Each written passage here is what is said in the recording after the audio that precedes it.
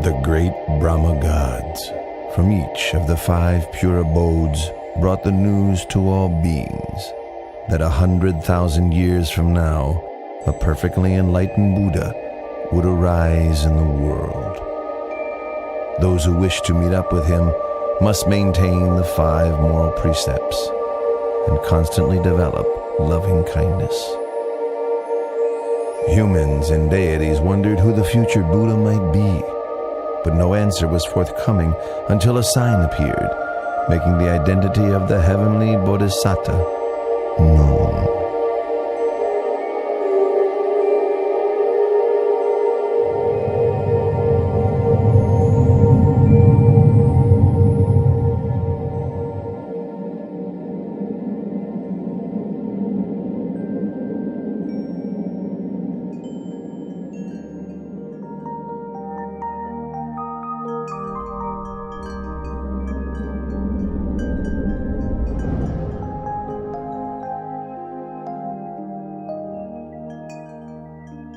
The deities and Brahmas met together for the sake of inquiring who the enlightened one would be.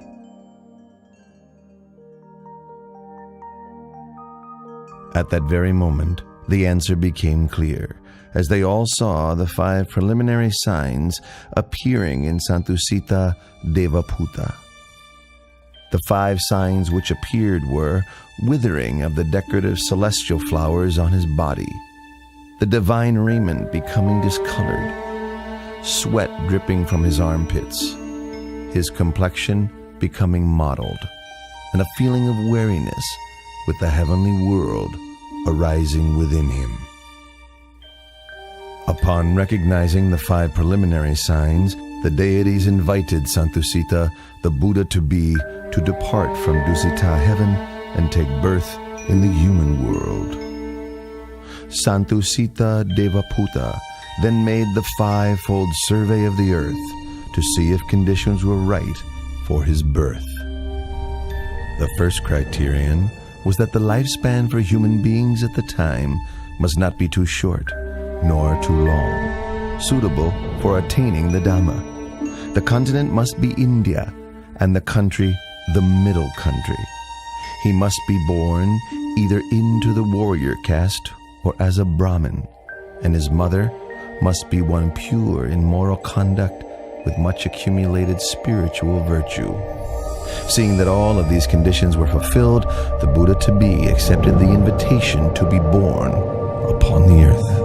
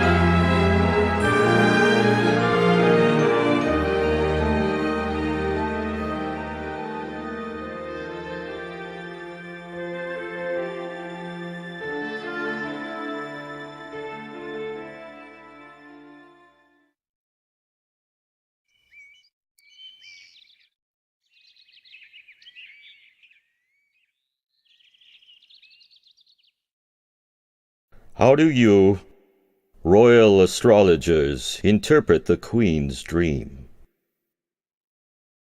Your wife, the Queen's dream, indicates that you are to have a son. He will possess tremendous merit, great power and might. He will be peerless.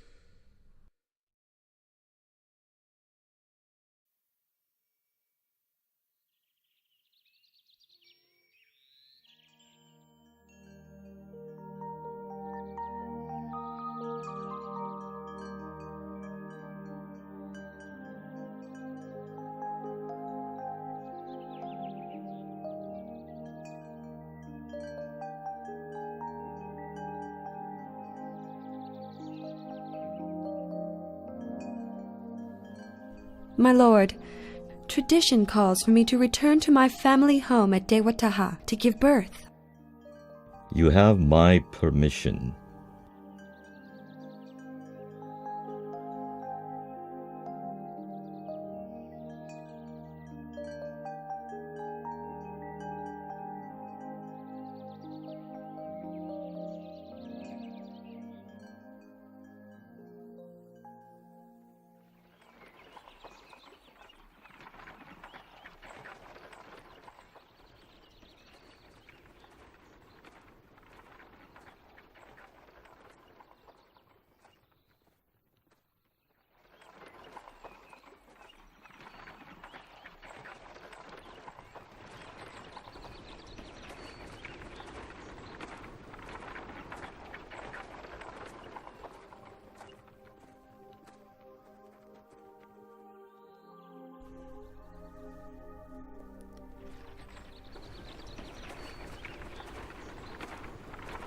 Counselors, let's stop and rest here.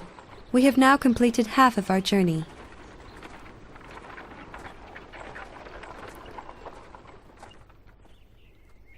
The forest park of Lumpini is so beautiful and shady. We've been traveling half the day. You must all be tired. Let's rest for a while. Your Highness, if that is your wish, then please rest beneath that solid tree over there.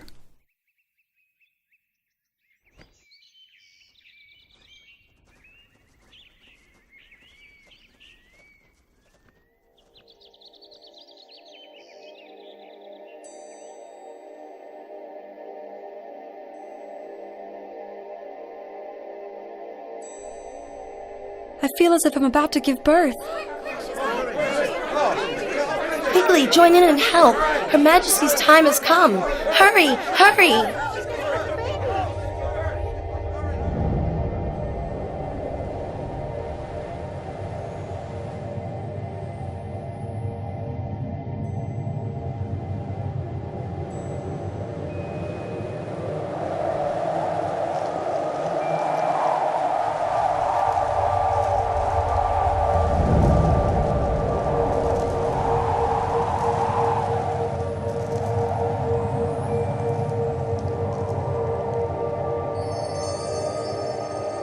As soon as the Bodhisattva was delivered from his mother's womb, and before he could drop to the ground, 4 great Brahma gods from the 5 pure abodes spread a net of gold to receive his body.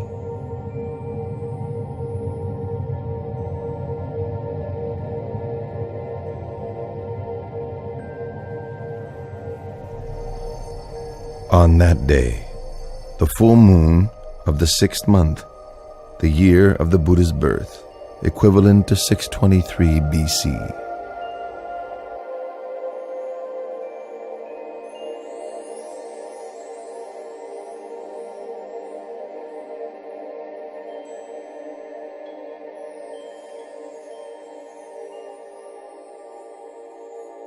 I am supreme in the world, foremost in the world, most excellent in the world. This is my last birth. There will be no more birth for me. Sadhu.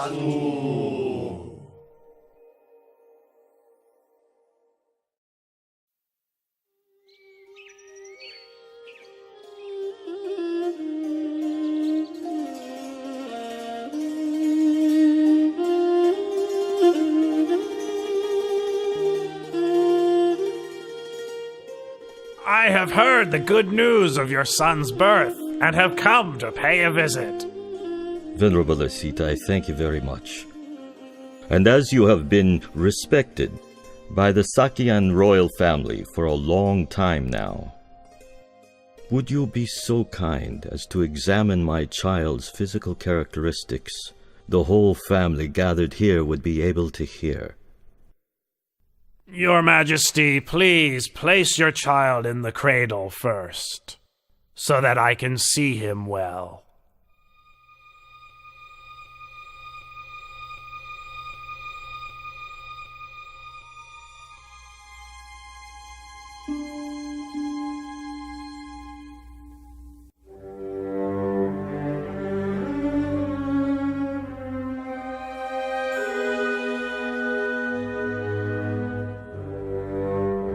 This royal child exhibits all the characteristics of a great being laid down in the ancient texts. I have never seen any being with the signs expressed to such perfection.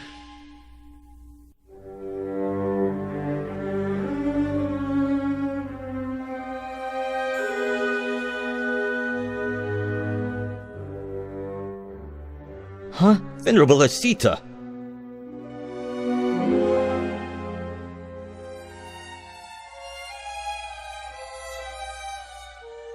I have examined the characteristics of your newborn son. I predict that when your son has grown up, should he lead the household life, he will become a wheel-turning monarch, a great king of the world.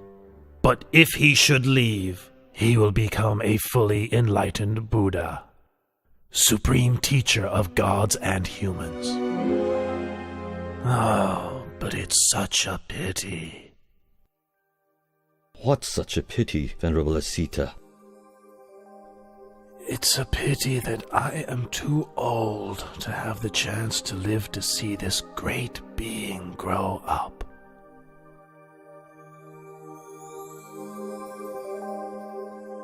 In the future, my son will be a great being with more power and might than any other in the world.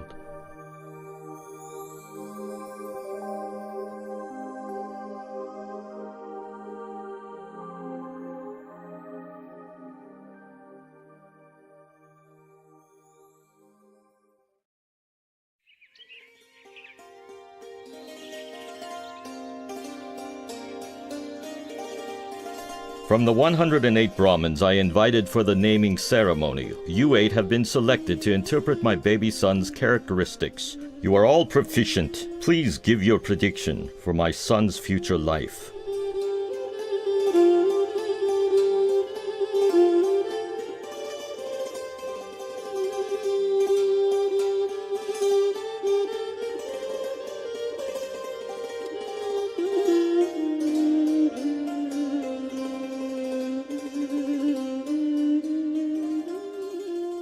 Your Majesty, having examined your son's characteristics, I predict that, should he inherit your throne, he will become a great wheel-turning monarch with an empire that spreads far in every direction. But should he go forth as a monk, he'll become the perfectly enlightened Buddha, the unequaled supreme teacher and guide to the world.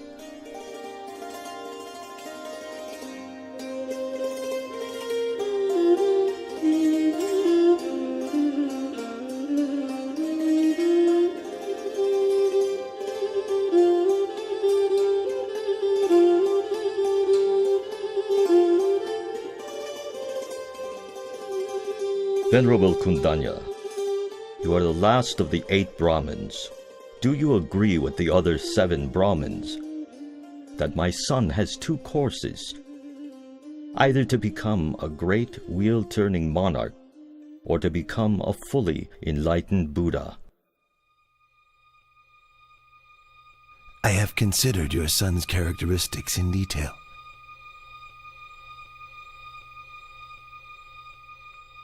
And can see only one path for him. He will certainly not live as a householder, but will go forth as a monk. Then he will become enlightened as the Lord Buddha. This is beyond doubt, Your Majesty. You predict my son will reject the household life. What would cause him to make such a decision?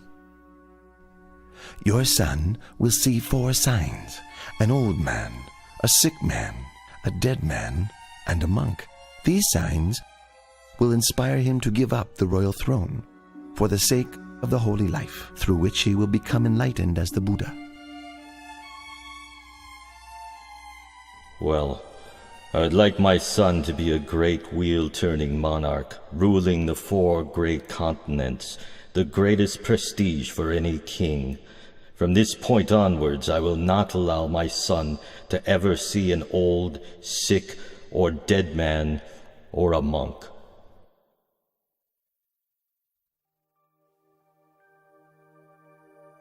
Having predicted the prince's future life, the 8 Brahmins gave him the auspicious name Siddhartha, meaning he who will succeed in that which he desires. Having returned to their homes, each of the Brahmins instructed their sons that when the time comes for the new prince to leave the household life, they should go forth and follow him.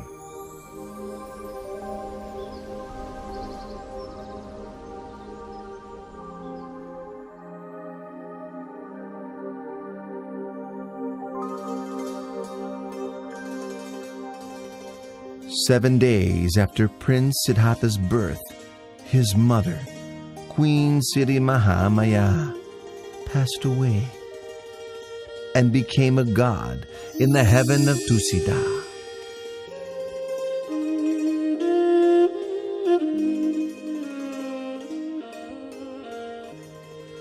So King Suddhodana had Queen Siri Mahamaya's younger sister Mahapachapati raise Prince Siddhartha. Later, the king took Mahapachapati as his new queen. King Suddhodana and Queen Mahapachapati had a son and a daughter together, but the queen still loved and cared for Prince Siddhartha as if he were her own son.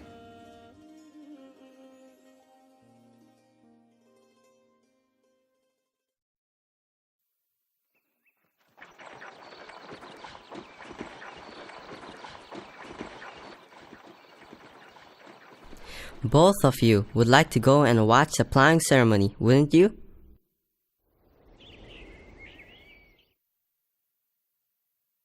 Today my father has had the city decorated in preparation for a great ceremony. It only takes place once a year. Go and watch. I will simply sit here. You needn't worry about me. With your permission, we'll go and watch for a while. As soon as the ceremony is finished, we'll be right back, Your Highness.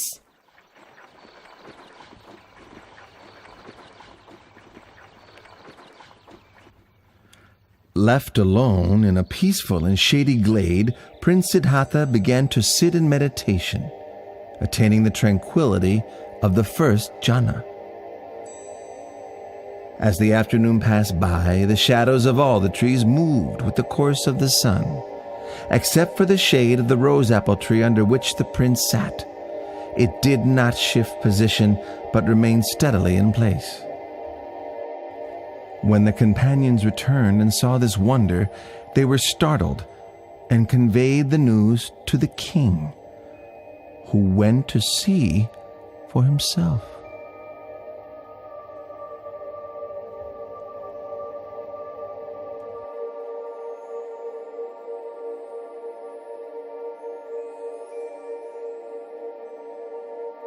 When my son was newly born, Asita the hermit came to look at him, and to my surprise he bowed at my son's feet.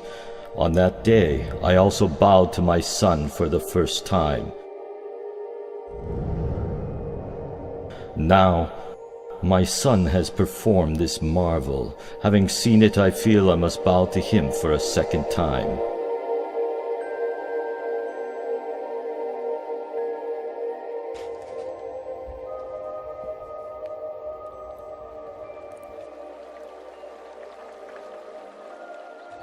When Prince Siddhartha was 7 years old, King Suddhodana had 3 ponds dug in the grounds of the palace, so that the prince could enjoy himself playing with his friends. Upon seeing that the prince had grown sufficiently to begin his education, King Suddhodana sent him to study with the renowned teacher Visavamitra. Prince Siddhartha trained in 18 arts and sciences until he was adept. He was his teacher's top student, and before too long he had learnt all that his master could teach.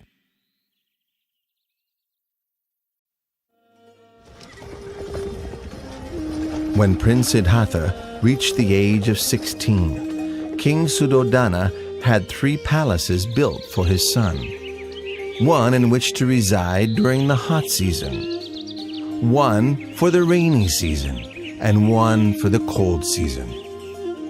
The king, wishing to prevent his son from leaving the household life, consulted with his ministers and obtained the hand of Princess Yasodhara for him in marriage.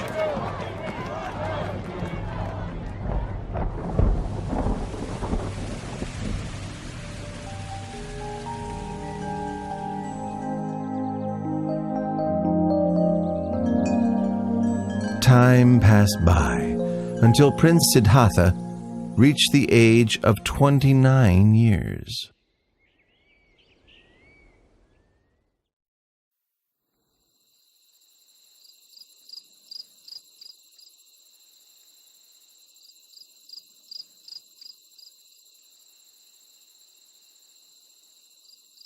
Siddhartha, there is nothing worth seeing outside of the royal palace. Since I was a child, I've not once set foot outside the great walls of this palace. I'd like to see what's outside. There's no place out there as beautiful or pleasant as right here inside our royal palace. That may be true, but I'd still like to go and see for myself. Please give me permission to go outside, Father. Well, if you really want to, I won't frustrate you, my son. I'll have a royal chariot prepared. Tomorrow morning, you may go outside. Thank you very much, Father.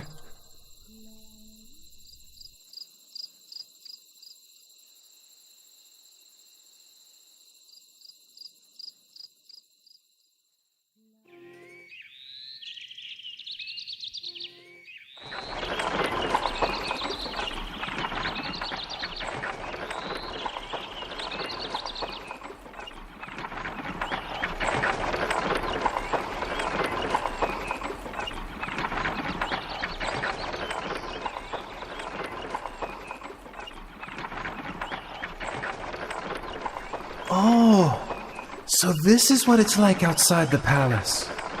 Why did my father say there's nothing worth seeing and wish for me not to go out?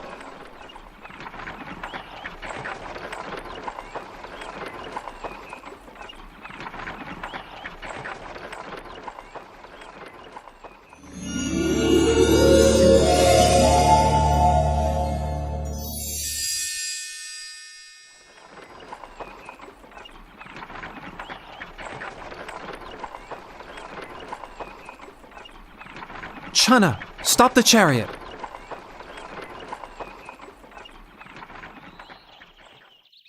What is it, Your Highness? Look at that man over there. Why is his skin so wrinkled? And why is he having trouble walking? Oh, that's an old man, Your Highness. An old man? Everyone who lives for long enough will come to be like that man, Your Highness. Everyone must come to a state like that?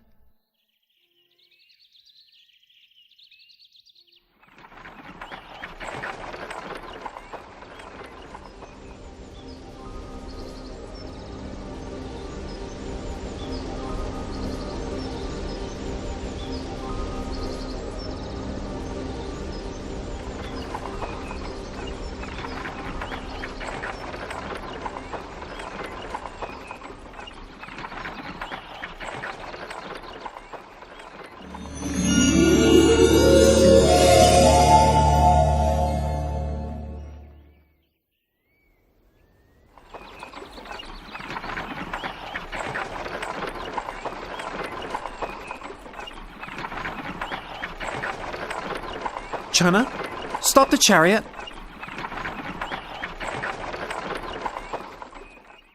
What is it, Your Highness? Why is that man sitting and shivering over there? He is sick, Your Highness. He is sick? Sickness is a natural part of life. We must all experience sickness, every one of us.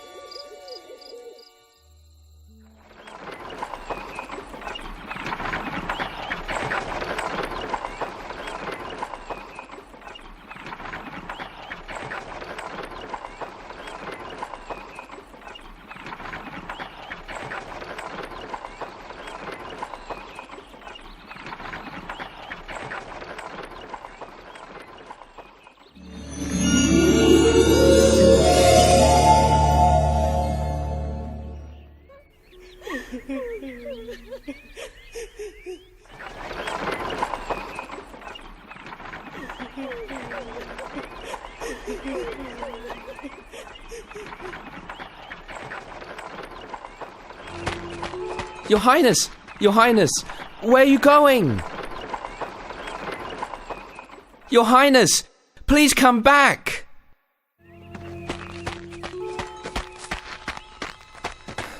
Please get back on the chariot, Your Highness.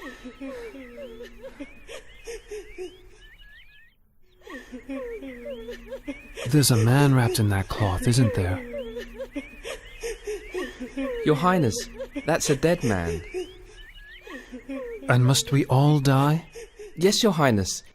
There isn't anyone that can escape death. Even me? Yes, Your Highness. Even you are subject to death.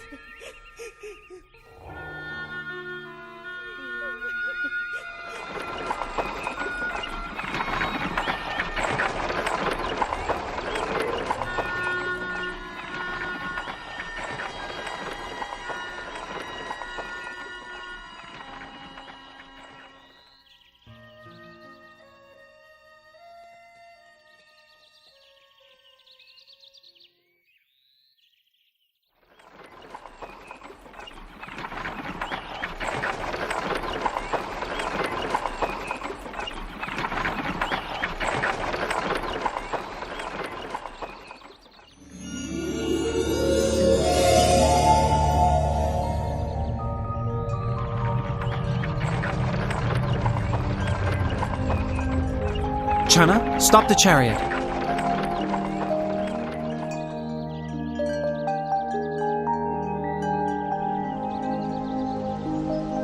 That is a monk, Your Highness.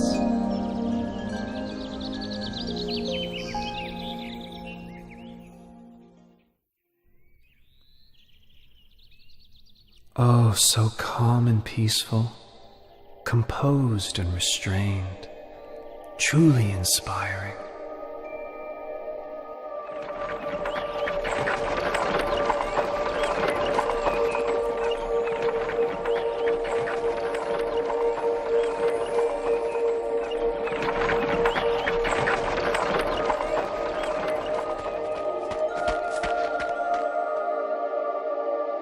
Your Highness, your wife has just given birth to a son. My dear child, I've just begun seeking for a path beyond suffering, and now you are born, like a snare for my heart. I will give you the name Rahula, which means fetter.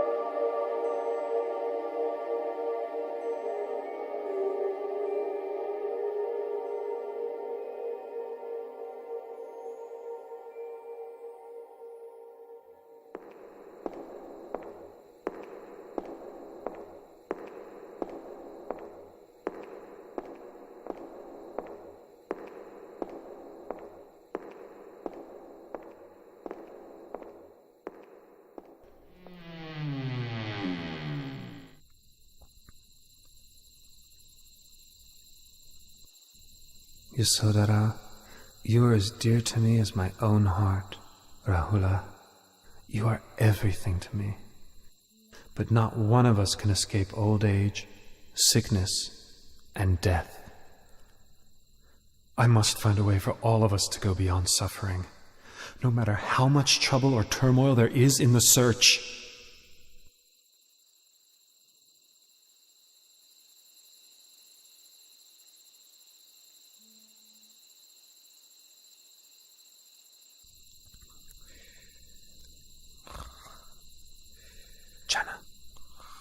Chana. Chana, wake up. Chana, wake up. What is it? Chana, go quickly and prepare my horse, Kantaka. Don't let anybody see you. Meet me in front of the palace gate. Hurry. Yes, Your Highness.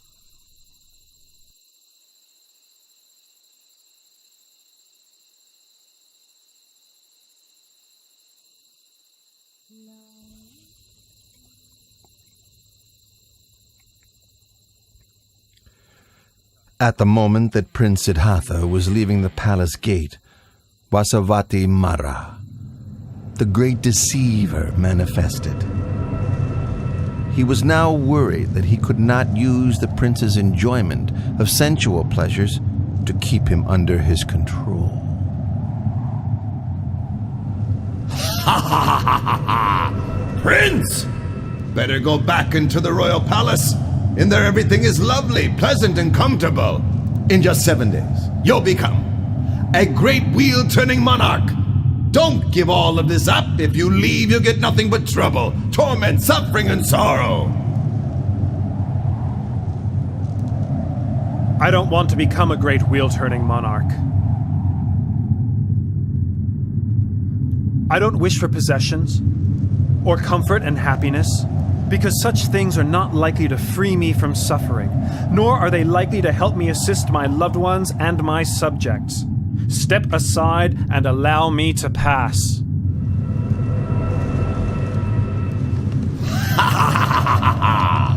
Do you think you can escape from my power? I'll be here waiting for you, you see, for a chance to overwhelm you with greed, hatred, and delusion. I'll follow you like your shadow. Let's see who will win this battle. Ha ha ha ha ha!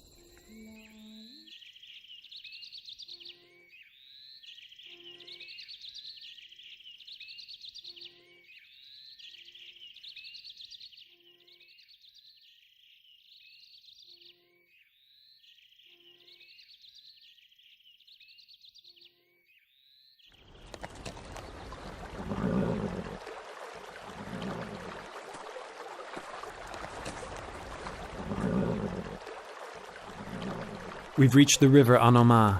Stop right here, Channa.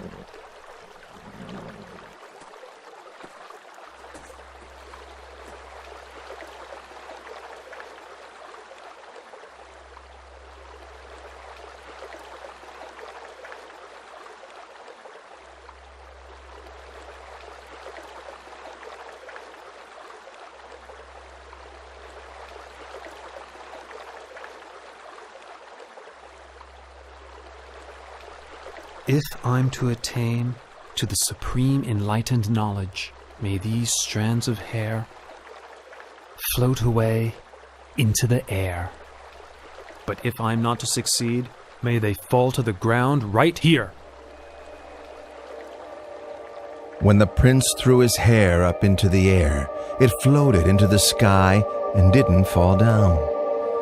Indra, the king of the gods, caught it in a crystal casket, which he then enshrined in the Kulamani shrine in the Tavatimsa heaven.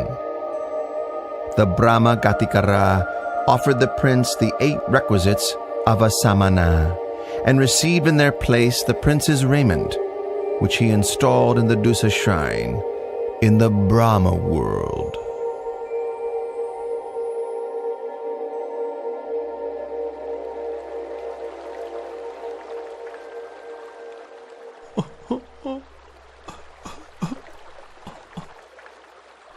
Don't be sad and upset, Channa. I'm doing this in order to seek the way out of suffering for all beings. You must go back and inform my father that I will not return to the royal palace until I have attained direct knowledge of the end of suffering.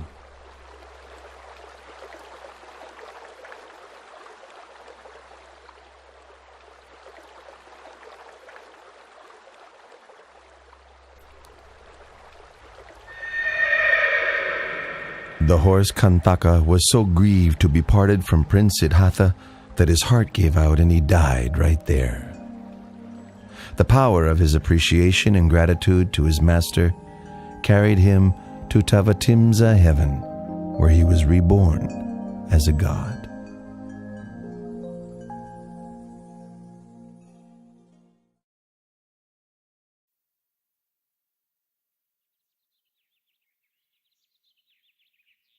Having left Channa behind, the renunciant prince walked on to a mango grove, where he stopped and resided, eating no food for a period of 7 days.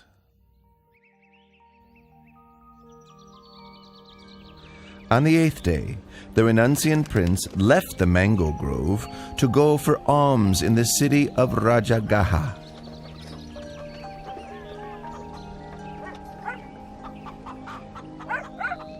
All the townspeople could see that this monk was different from other renunciants because of his radiant complexion and an effably calm demeanor.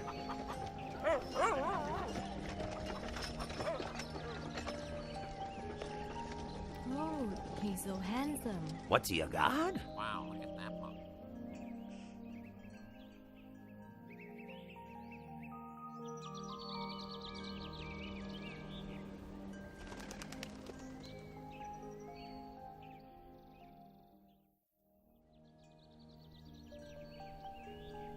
Wow, he's handsome, he's beautiful.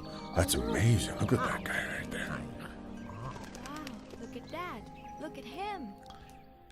Delighted, the people spoke to one another, praising the monk's splendor, saying that it was as if a god had descended from heaven for humans to see. Once the renunciant had received a suitable amount of alms food, he returned to his place of rest. Sitting, the prince contemplated the motley food offerings within his alms bowl, all mixed together. It was an unappetizing sight. In the past, I would partake of only the most refined and delicious foods. Now leading the holy life for the sake of seeking truth, can there be any point in being fussy over what I eat? This nourishment is merely a necessity for sustaining life. King Bimbisara of Rajagaha sent his men on the trail of this samana, whom the townspeople regarded as splendid, like a god. He then went to see the renunciant prince for himself. When King Bimbisara saw the dignified, peaceful demeanor of the young monk, he felt greatly inspired.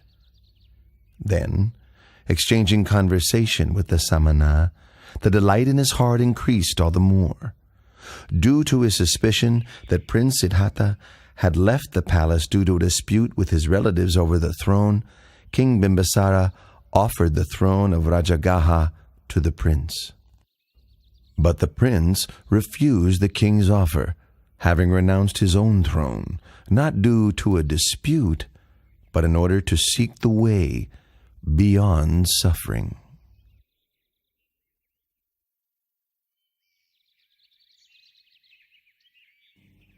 With such firm intention, I'm sure you'll attain the supreme enlightenment. Once you have done so, may I request that you come and teach the Dhamma to myself and to the citizens of Rajagaha.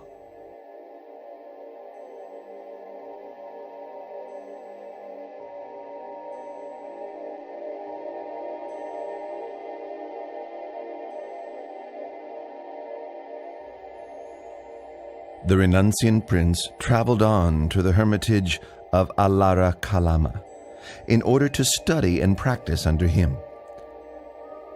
In a short time, he had learned all that his master could teach, and so then he traveled on to seek Udaka Ramaputta at his hermitage.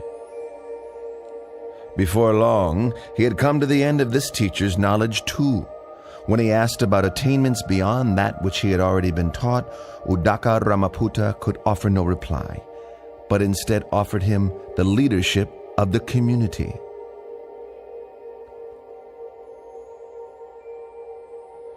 But when the Bodhisattva saw that what he had learned was not the way out of suffering he was seeking, he took his leave and moved on in order to continue his search for higher truth.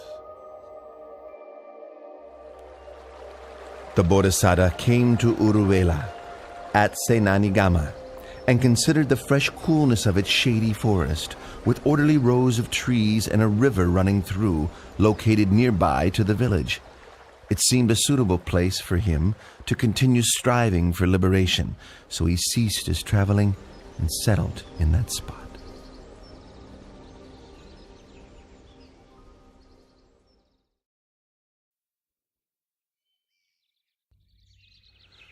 The Brahmin Gondanya was very pleased to hear the news that Prince Siddhartha had gone forth, and hurried to seek out the sons of each of the 7 other Brahmins with whom he had divined the identity of the Bodhisattva according to his physical characteristics when he was just born. He managed to gather and persuade only 4 of these sons, and then together the 5 Brahmins left the household life and set off in search of the great renunciant. The 5 Brahmins now gone forth were Gondanya, Vapa, Badiya, Mahanama, and Asaji. This group of 5 together were known as the Pankavaggiya. The Pankavaggiya followed after the Bodhisattva through various places until they found him practicing ardently in the place where he had settled. They settled there with him, attending to his needs, with the hope that when he attained enlightenment, he would teach the Dhamma to them.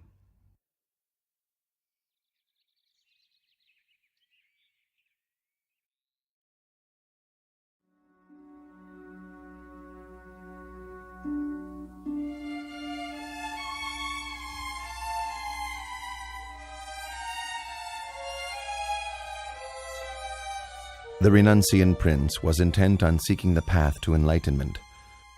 So he took up 3 of the extreme ascetic practices that were favored by the practitioners of those days. For the first period, he pressed his teeth against his teeth and his tongue against his palate, so firmly that sweat ran from his whole body. The pain was as severe as if someone were gripping his throat tightly, strangling him.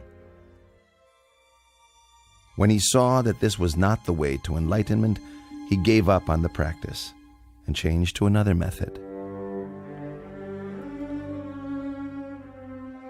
For the second period, he restricted his in and out breaths, stifling them until both his ears rung loudly, his head ached, and his stomach racked with pain, his body as if on fire.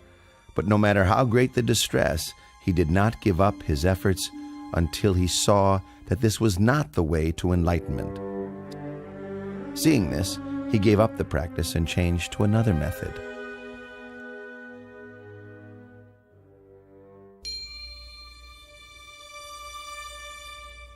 For the third period, he fasted until he was emaciated, wrinkled, his complexion discolored, his bones and sinews extruding.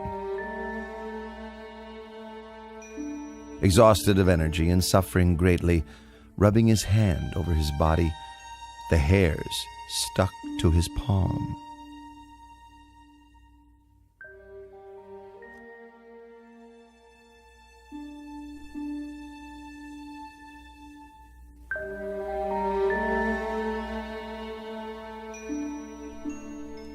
I've carried out the extreme ascetic practices, pushing the body to limits which no other could exceed. Why have I not yet attained enlightenment? Or perhaps this path is not the way to liberation. The Bodhisattva is worrying and wondering about the path to realization. What's the best way to help him?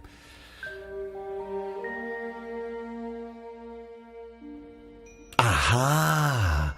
This is the way.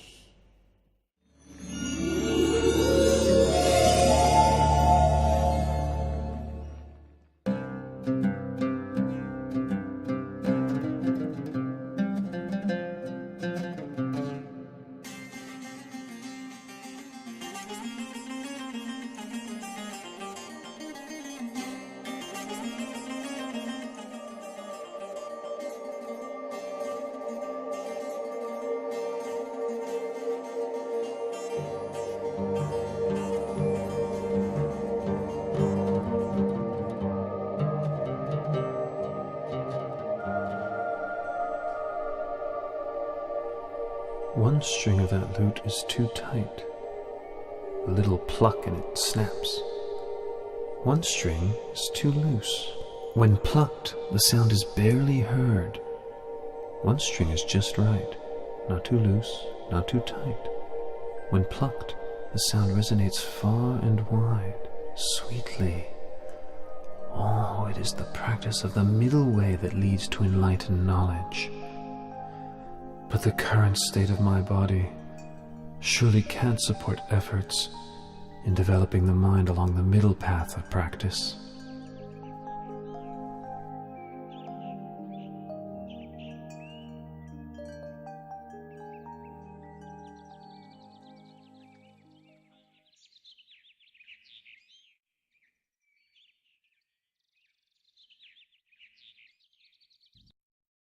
Prince Siddhartha, whom we had held in esteem as a bodhisattva, bound for success, even after practicing strictly for 6 years, using all his effort, is still unable to achieve enlightenment.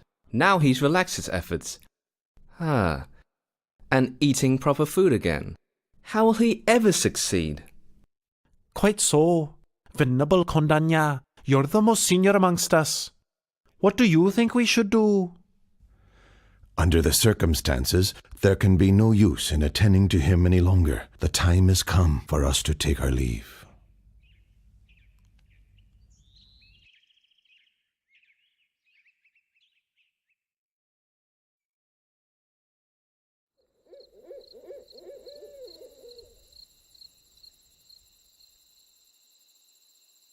On the night of the 14th waxing moon of the 6th lunar month, as dawn was approaching, and the Bodhisattva close to waking, 5 auspicious signs appeared in his dreams.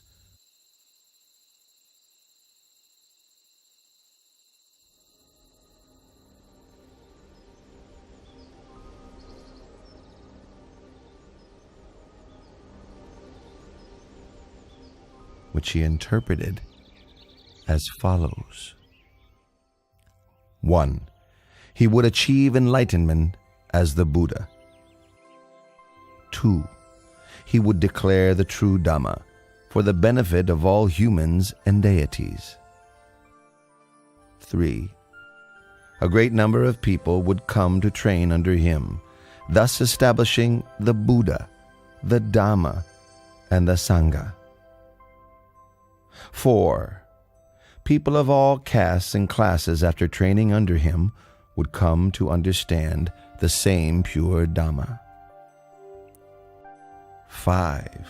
People from all over the world would bring offerings to him to express their faith and trust, but his heart would remain unstained by even the slightest attachment to such wealth.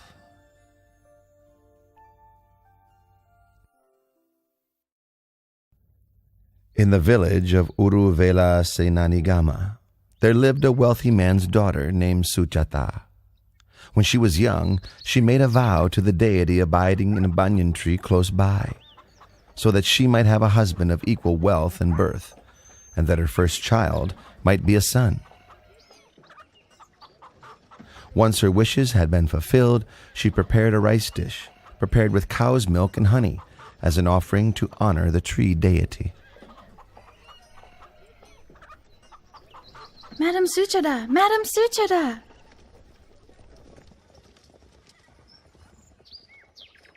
What's the matter, Puna? Why are you rushing in such an excited way?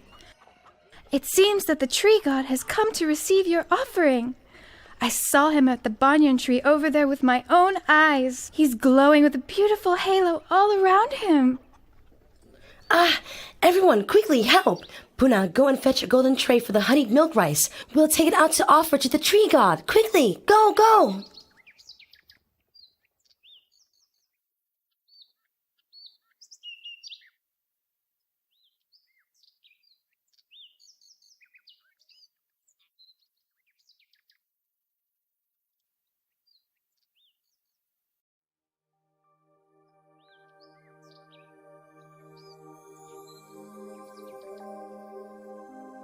All of my wishes have been so graciously granted.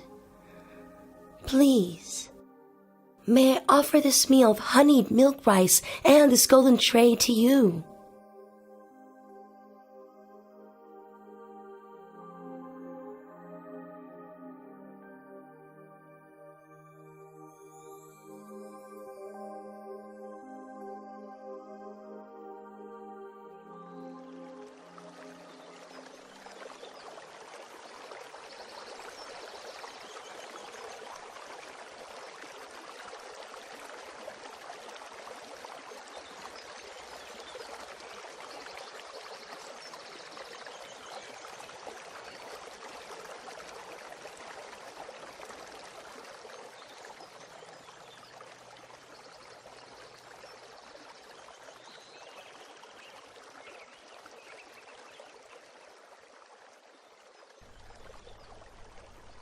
I offer this prayer. If I am to succeed in realizing perfectly enlightened knowledge, may this golden tray float up the river against the current. But if I am not to achieve my goal, may this tray float downstream with the current.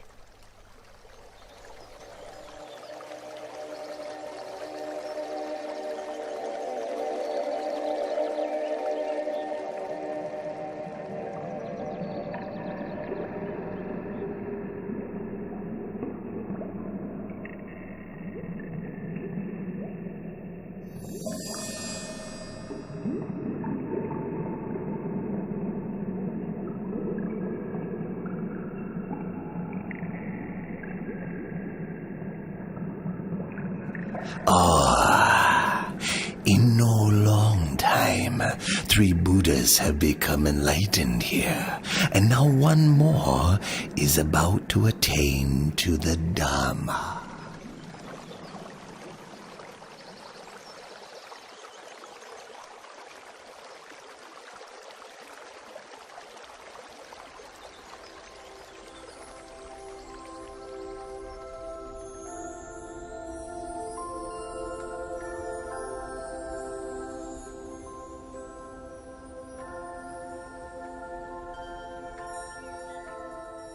I'm a Brahmin called Sautya, sir.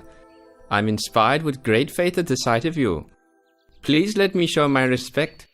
May I offer you 8 handfuls of blade grass?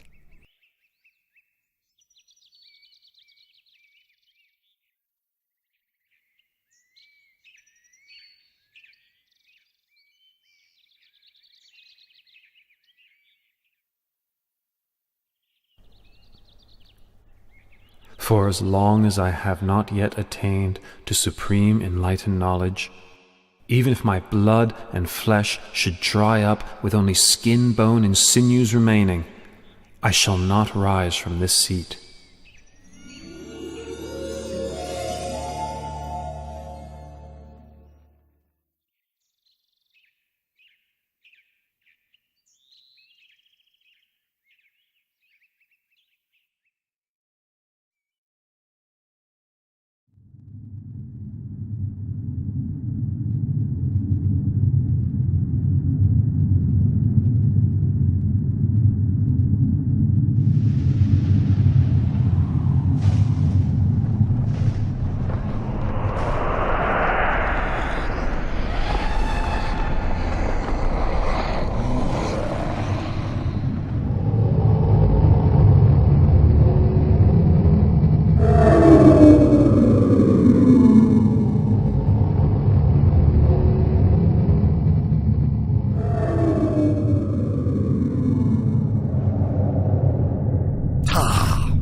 I've been following Prince Siddhartha's every step, so as to stop him from achieving enlightenment. If I let him go ahead with this, he'll slip out of my grasp for sure. I must cut him off now. I must destroy him. Ha ha ha ha ha.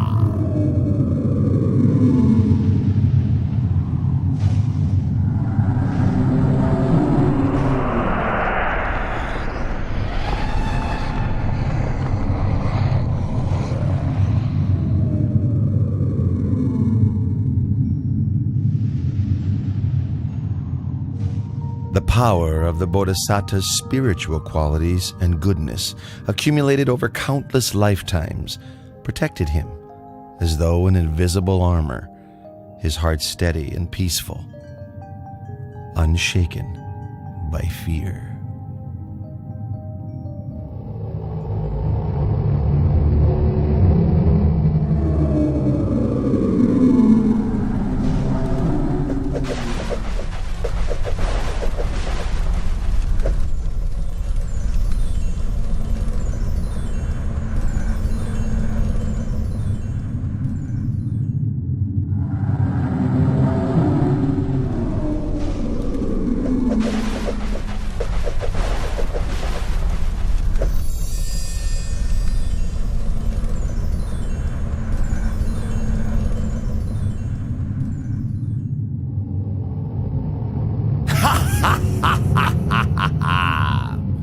Prince Siddhartha, do you think you can escape from Vasavati Mara's control?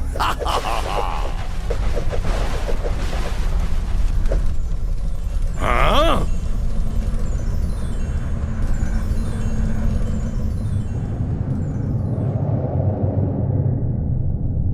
My powerful weapons cannot harm the prince.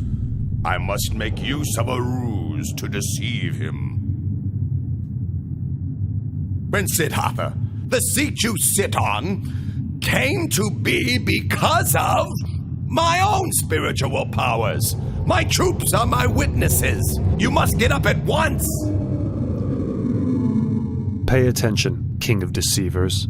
This seat comes to me as the fruit of my good actions, accumulated through all of my efforts in the past. Then who will bear witness to your ownership of this seat? I will bear witness.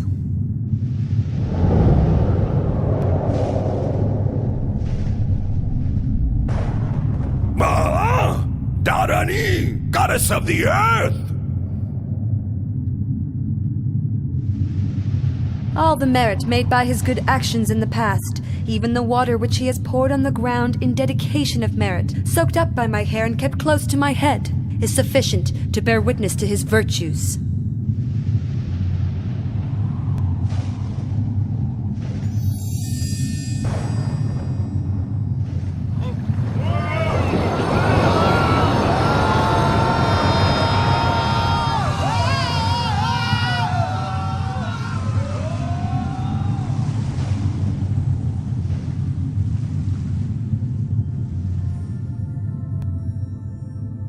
After his victory over Mara and his host of deceivers, the Bodhisattva's mind was firm, focused, and concentrated.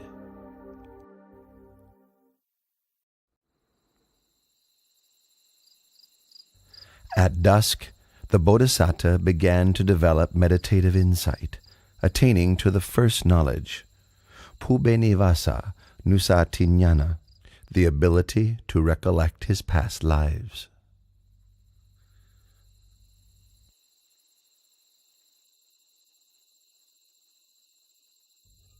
In the silence of the late night, he attained the second knowledge, Kutu Papa Tanyana, knowledge of the passing away and rebirth of beings according to the results of their actions.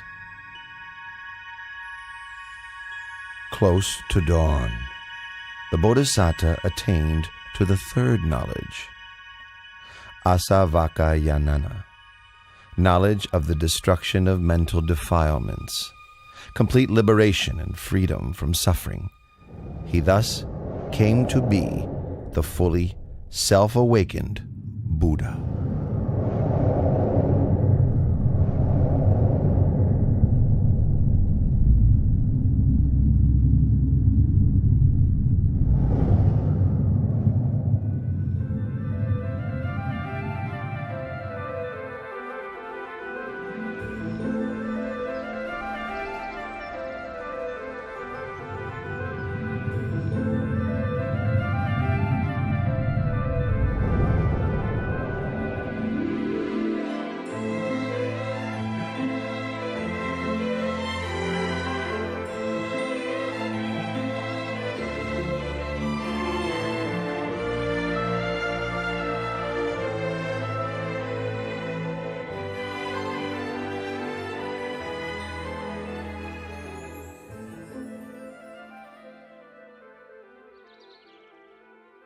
Craving. With you I've been born again and again, but now you are revealed, and your power redundant.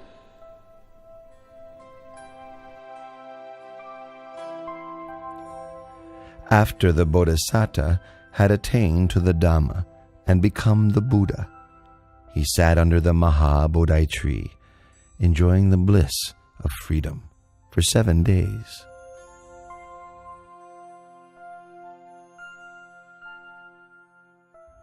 Then he went and stood in the open, gazing back at the Maha Bodhi tree and recollecting its virtues. He stood there and gazed, without blinking, for 7 days.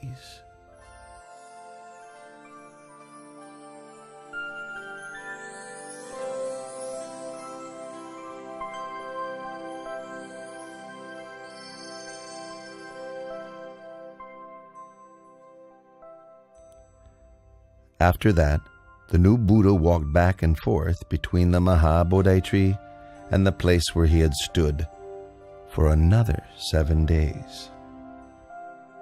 Having walked meditation for 7 days, for the 4th week he sat meditation in a crystal shelter prepared for him by heavenly beings.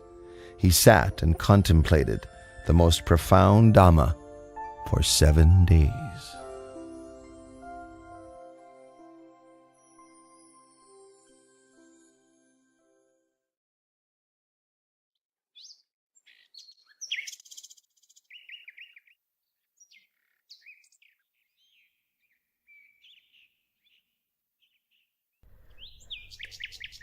Sisters Raka, Arati, that's the recluse Gautama who attained the Dhamma. That's right, Sister Tanha. That's him for sure. Our father, Lord Mara, together with all his troops, could not defeat this one and was humiliated. It's up to us to find a way to take revenge. Tanha, Raka, in this world, I've never met a man whose heart could resist the 3 of us. We who embody infatuation and desire. Arati, you're right. We will use our femininity to ensnare the recluse Gautama in the bonds of sensuality and entangle him for countless time.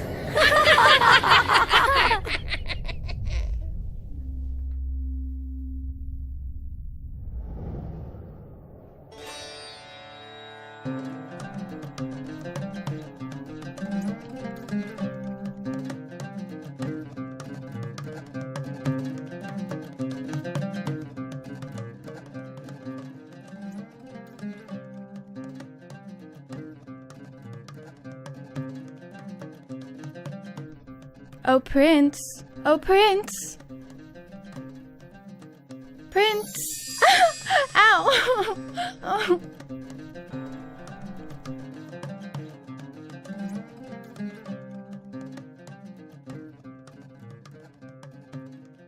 Daughters of Mara, go back.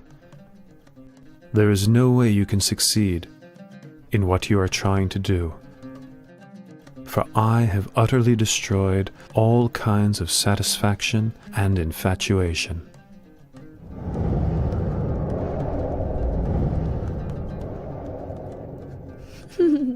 My name is Tanha, and this is Rakan Arti.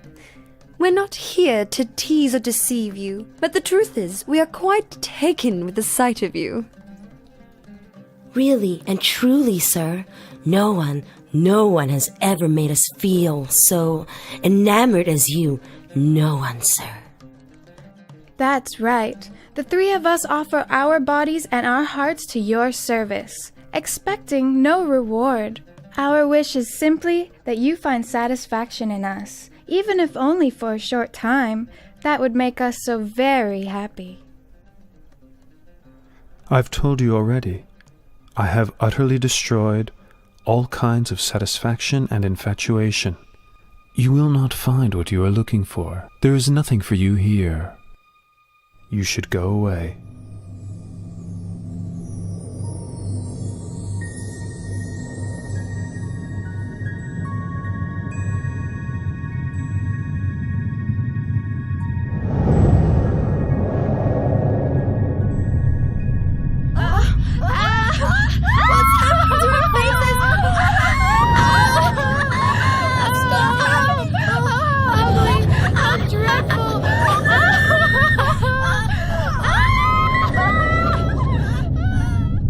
From this moment on, no one will ever again be able to wield power over the Samanakotama, the Enlightened One.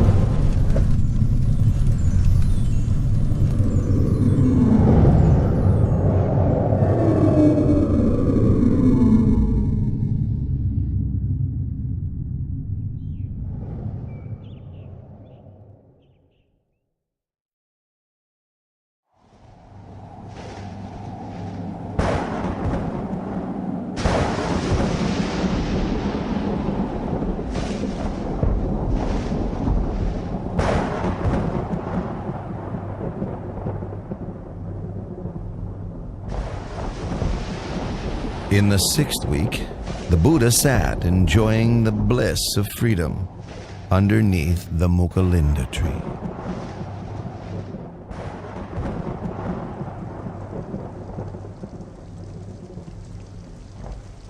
As he sat, the rain fell constantly.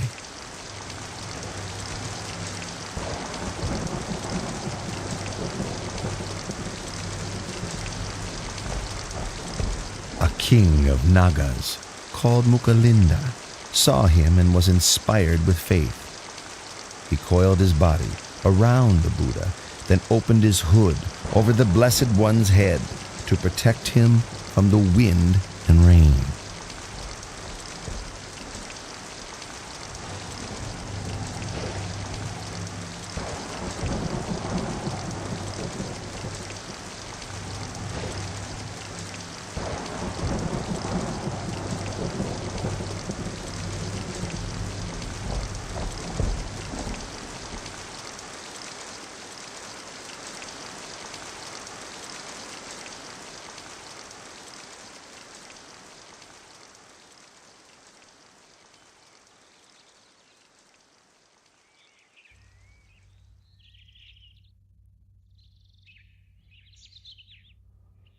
When the wind and rain subsided, he uncoiled from the Buddha and changed his body into the form of a young man, bowing and paying respects to the Buddha.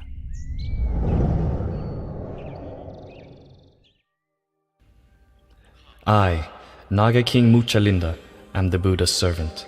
I pay homage to the Blessed One.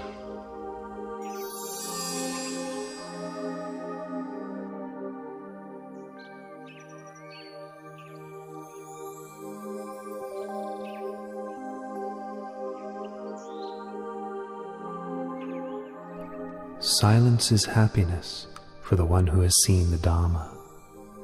Delight in the peace of seclusion, harmlessness to all beings, freedom from lust, and overcoming sensuality.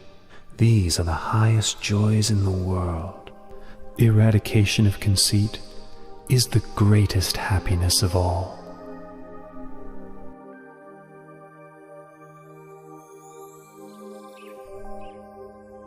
In the 7th week after his enlightenment, the Buddha sat and enjoyed the bliss of freedom under the tree called Rajayatana for another 7 days.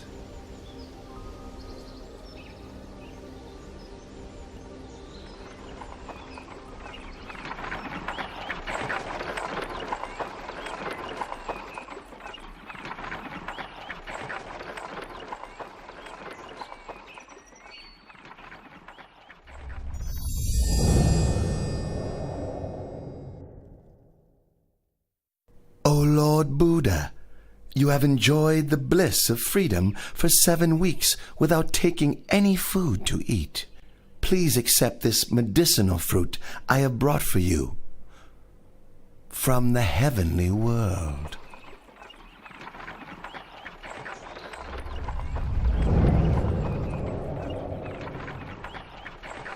Those 2 merchant brothers made merit with me in the past. I should take this opportunity to help them meet the Buddha.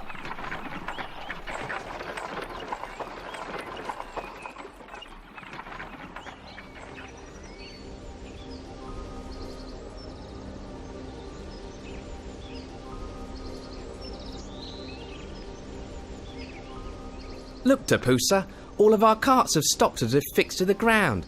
No matter how much our men work the bullocks to make them pull, the carts still won't budge. They just won't move. It's strange. Why would the... What? You 2 merchants, do you know that the just now enlightened, perfectly awakened Buddha is now sitting under the Rajayatana tree over there? You'd better go and pay your respects to him, then offer him the baked and ground grain meal you're carrying with you. It will be a cause for your benefit and happiness for a long time.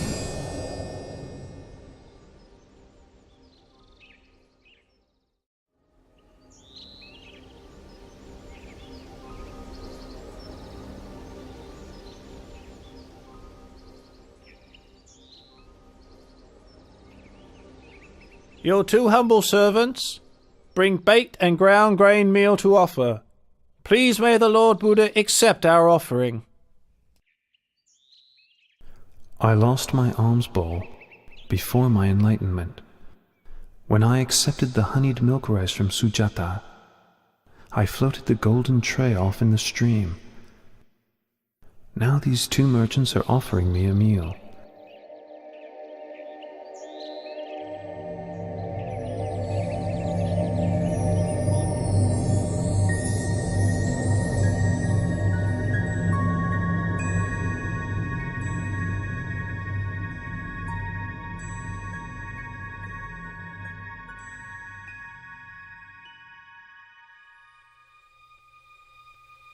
A recluse should not have more than 1 alms bowl.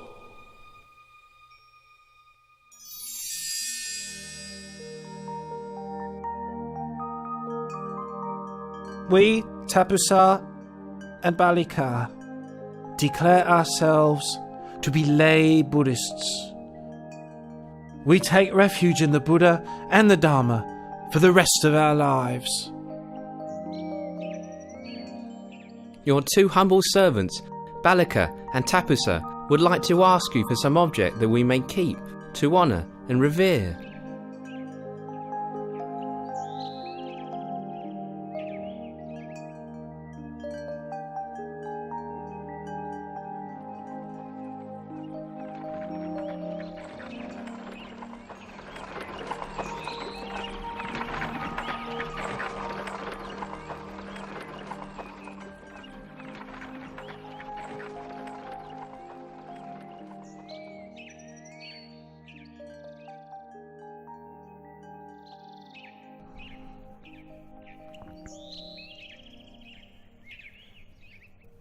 I have attained the Dharma, which is profound and subtle. It is difficult for ordinary people to understand and practice.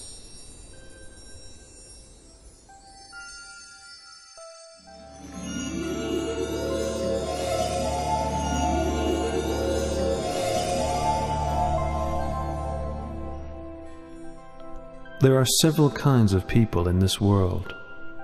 The quick-witted, upon hearing my teachings, know and understand them quickly, just like a lotus flower above the surface of the water that blossoms as soon as it receives the sun's rays.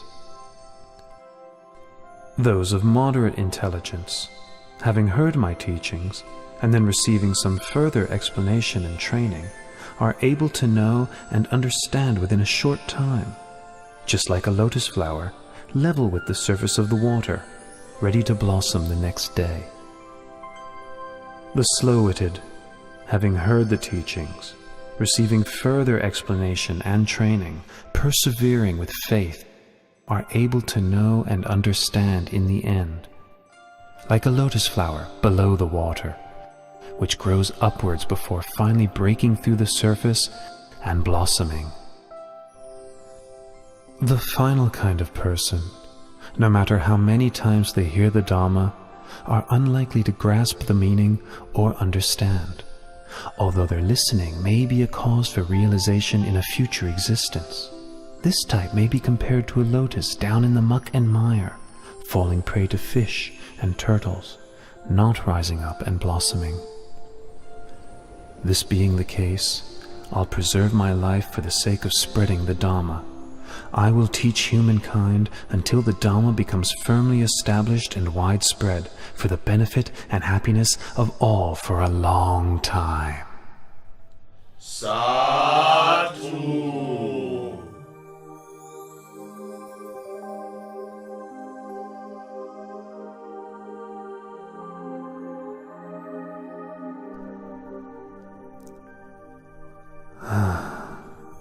It's a pity that Alara the hermit passed away 7 days ago, and Udaka the hermit passed away just yesterday.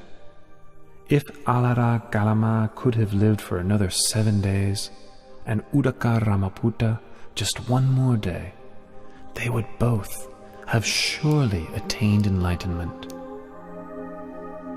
The Buddha had known through superhuman knowledge of the passing away of Alara Kalama and Udaka Ramaputta. Then he remembered the Pankavaggiya, the 5 monks who had attended him while he was practicing extreme asceticism. Each of the 5 had well-developed faculties. If they could hear the teaching, they would surely soon attain to the Dhamma.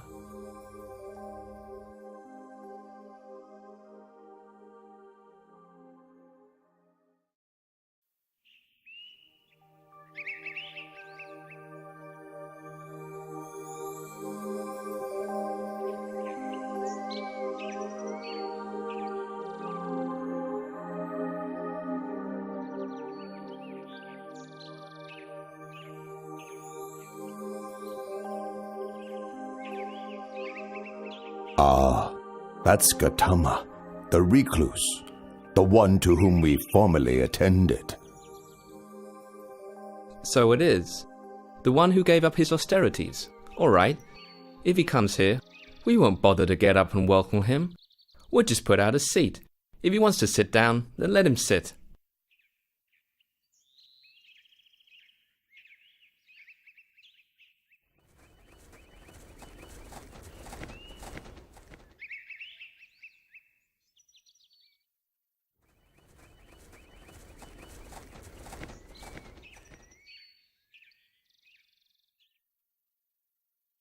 Look, we're so glad to meet with him again that we've forgotten our agreement to show no interest.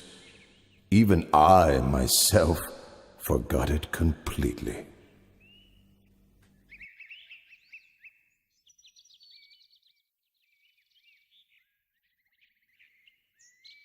Recluse Gautama, what leads you to visit us here in this forest? Do not address me in that way. I have now, Attain to the Dharma. Pay attention to my words. If you follow my instructions, before very long, you will realize the Dharma. While practicing austerities for a long time, you did not become enlightened. So how could you? How could you have attained liberation after giving up your efforts and causing us to abandon you? Throughout all of that time, did I ever say anything like this to you all? No, it's true. You have never said anything like this to us before.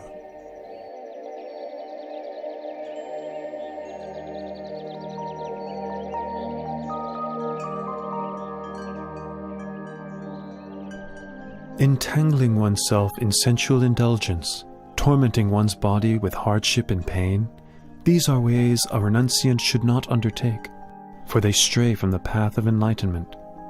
The middle way, that is, the noble eightfold path, is the practice that leads to Nibbana.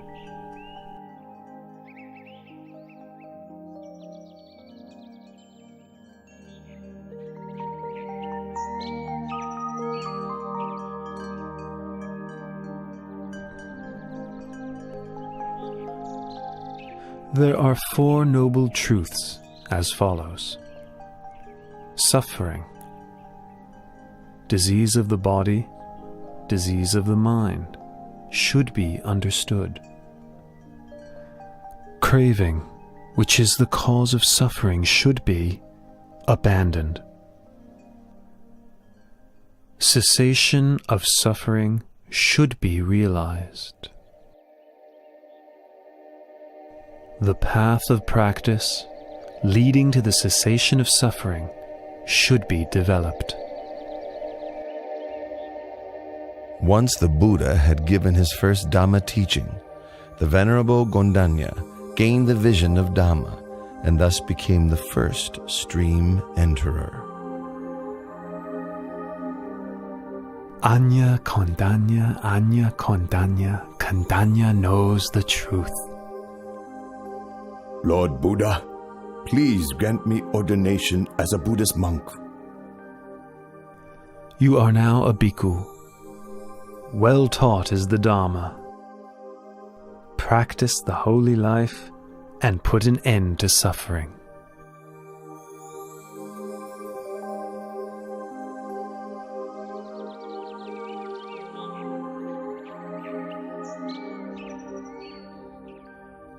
The Buddha gave ordination to Venerable Vapa on the first day of the waning moon, Venerable Badiya on the second day, Venerable Mahanama on the third, and Venerable Assachi on the fourth. On the fifth day of the waning moon of the 8th lunar month, the Buddha gave the teaching known as the Anattalakkhana Sutta. The 5 groups that we take as a self are as follows: body, feeling, pleasant, unpleasant, and neutral, perception and memory, mental formations, sense consciousness, awareness of mental impressions. These 5 aggregates are not me, not him or her, not mine, not his or hers, not myself, not his or herself. All these things are impermanent and insubstantial. It is their nature to arise, persist for a while, and then pass away. After listening to the teaching, each of the Pankavaggiya attained to arahantship.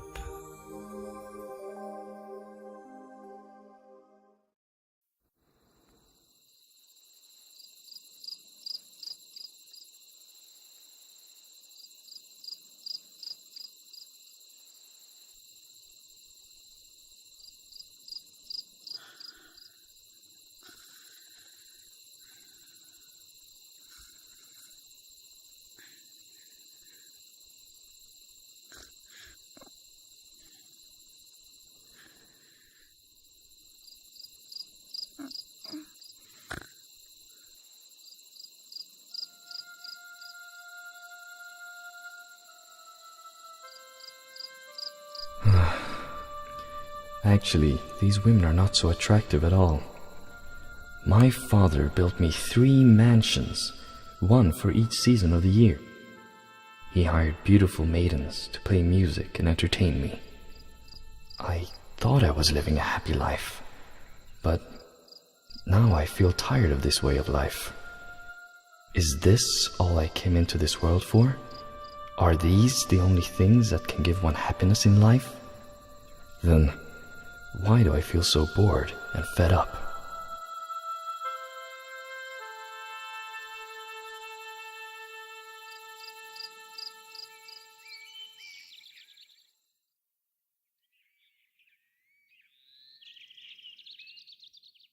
How troubled I feel. How frustrated. How troubled I feel. How frustrated. It is not troubling here. It is not frustrating. Come this way, Yasa, and I will teach you the Dharma.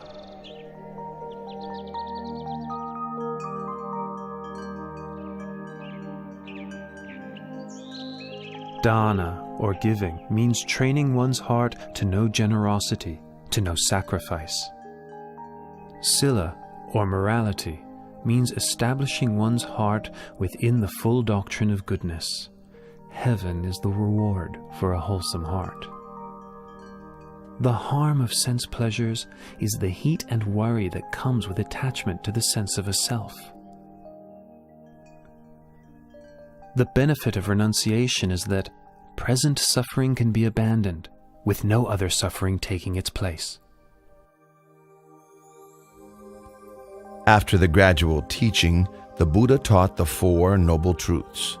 Once he had given this teaching, Yasa attained to the fruition of stream entry.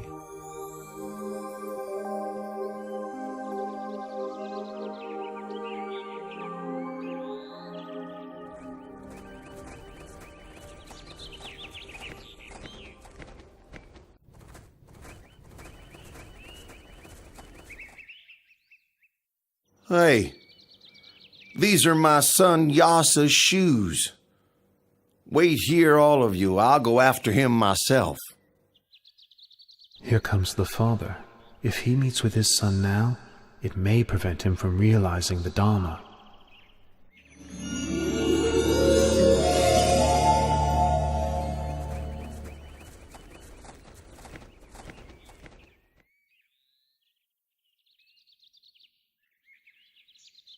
You sitting there, have you seen a young man named Yasa? He's my son. Please take a seat first, and I will teach you the Dharma.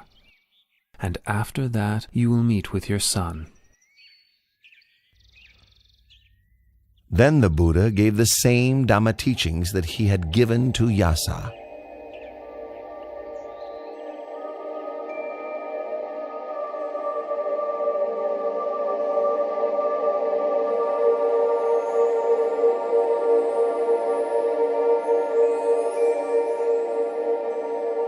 Oh, the Buddha has helped gain the vision of Dhamma.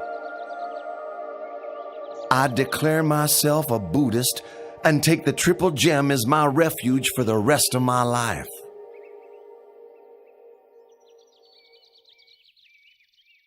Yasa, hurry back home. Your mother doesn't stop crying out of worry for you. Let's go back now, my son.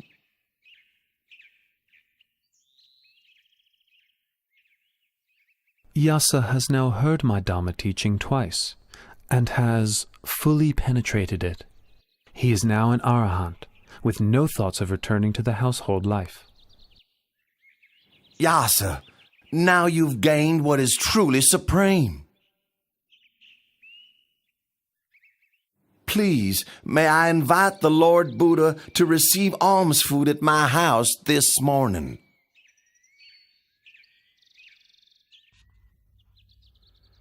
Once the wealthy man had left, Yasa requested ordination as a bhikkhu.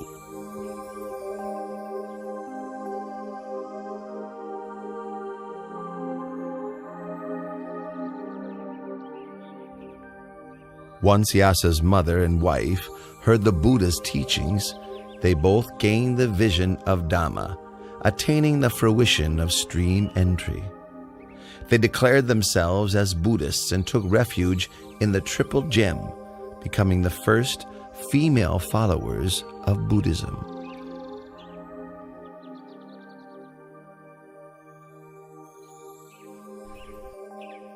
Vimala, Subahu, Punaji, and Gavampati. You were my close friends during the time when I was a layman. Now I've gone forth and do not concern myself with worldly pursuits. For what reasons are you all here? We heard you'd gone forth, and were sure you must have had good reasons to do so. And so we came to see you. Well, if that's the case, I will take you to meet the Lord Buddha, the one who has shown me the light. I will request the Lord Buddha to give you instructions as well. Follow me. Listen, all of you. Once you know the unwholesome and the roots of the unwholesome, know the wholesome and its roots, know decay and death as well as their causes, know the cessation of decay and death, the path leading to the cessation of decay and death.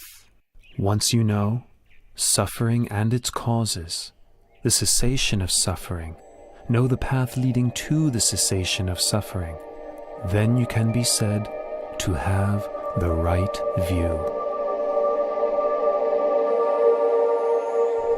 The 50 of you are all friends from my home region. If you need help with something, I will do whatever I can to help you. When we heard that you had ordained as a monk, we felt inspired, and it made us want to ordain as well. Very good. I will take you to meet the Lord Buddha, but you must make the request for ordination yourselves. Listen, all of you. A bhikkhu in this Dhamma Vinaya is taught not to grasp at any state. Hearing this, he understands with wisdom. Understanding with wisdom, he attends to knowing all states as they arise, knowing feelings as they arise, pleasant feelings, unpleasant feelings, neither pleasant nor unpleasant feelings. He considers the impermanent nature of feelings. He observes the arising, persistence, and passing away of feelings. Seeing impermanence, he grows weary of feelings, weary and disinterested. He is able to let go. Meditating on letting go, not grasping or clinging to feelings, leads him to contemplation and realization of cessation.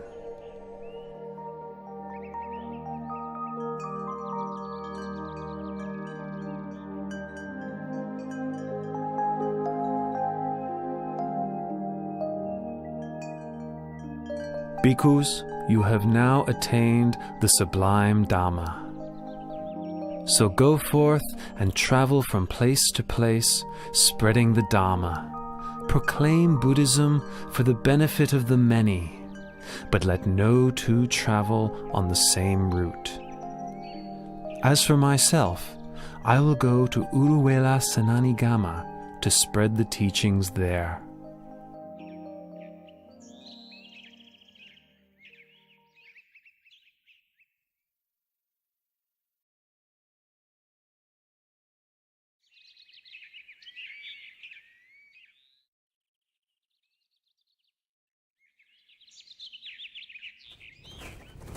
Because of that one courtesan, the 30 of us have had to go through all this trouble, forcing our way through the forest into this cotton plantation. That's right. She stole our clothes and our jewelry. If we catch up with her, then... Whoa, wait. Look, there's an ascetic sitting under that tree over there. Let's ask him if he saw her pass by.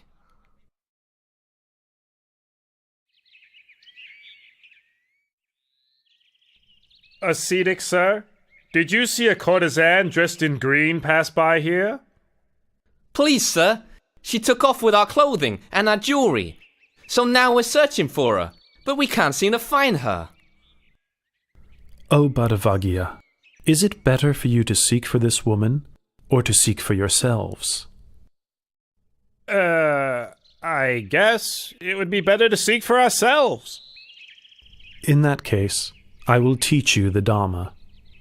The wise person rids himself of infatuation and preoccupation with the 5 sensual pleasures. He sees that life is short, and to be distracted by such pleasures is like being snagged and bound up, just as a fish is caught by a hook. Having taken the bait, it's a cause for much suffering and struggle thereafter.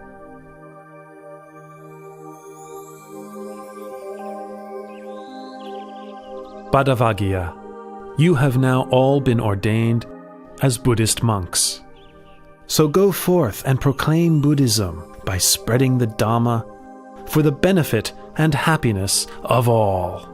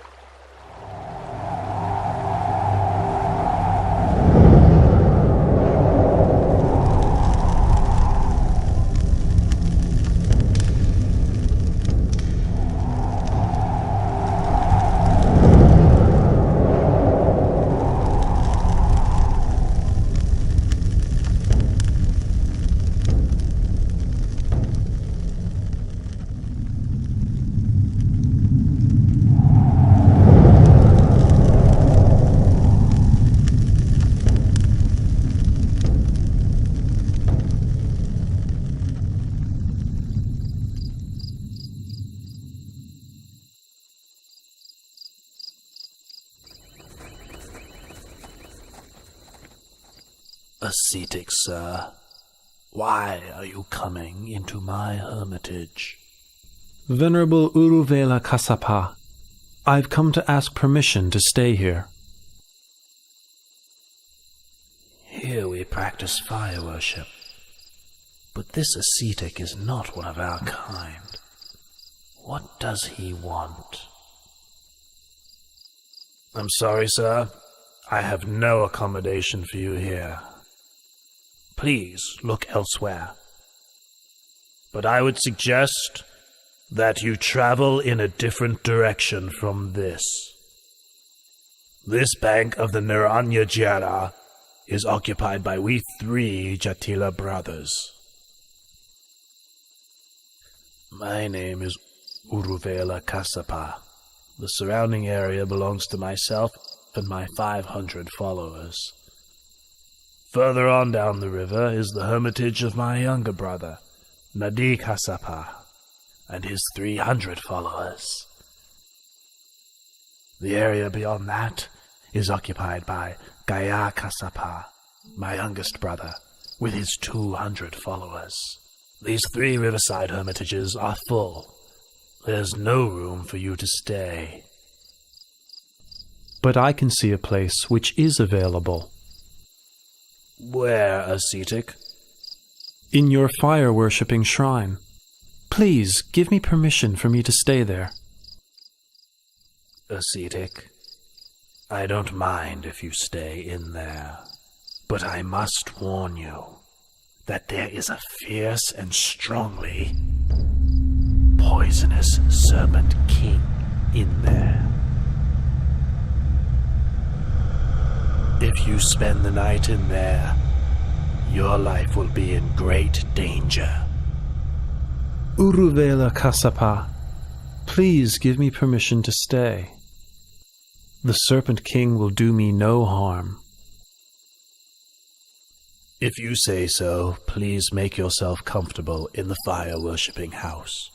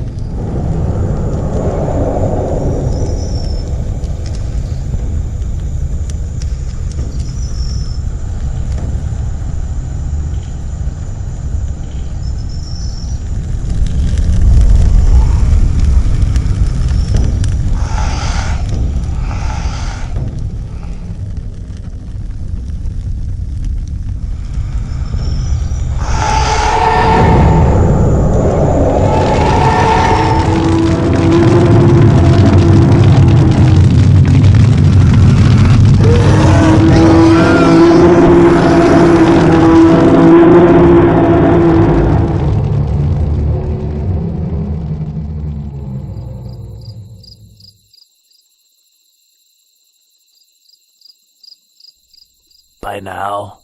The recluse must have been burned up by the fire of the Serpent King.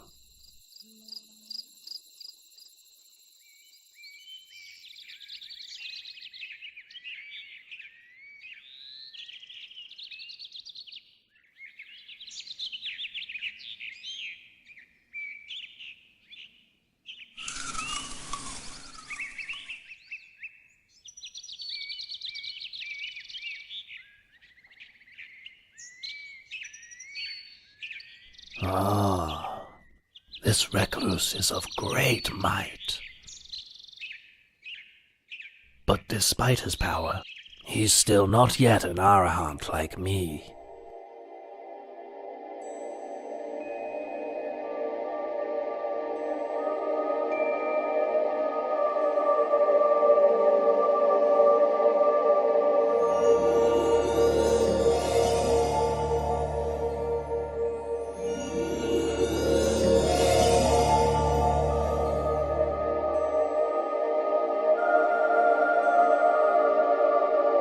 This ascetic is indeed of great might.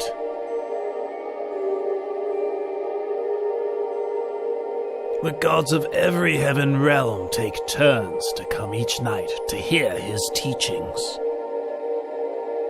But despite his power, he is still not yet an arahant as I am.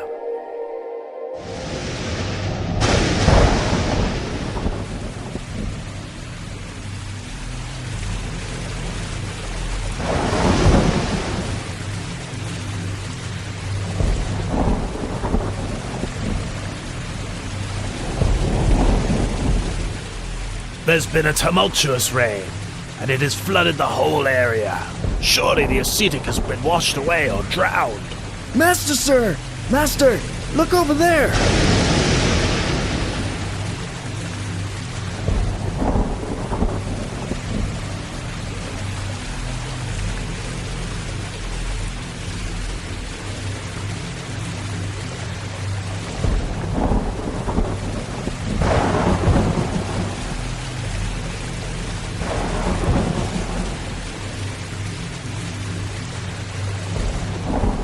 This ascetic has so much power. But despite all of this, he's still not yet an arahant as I am.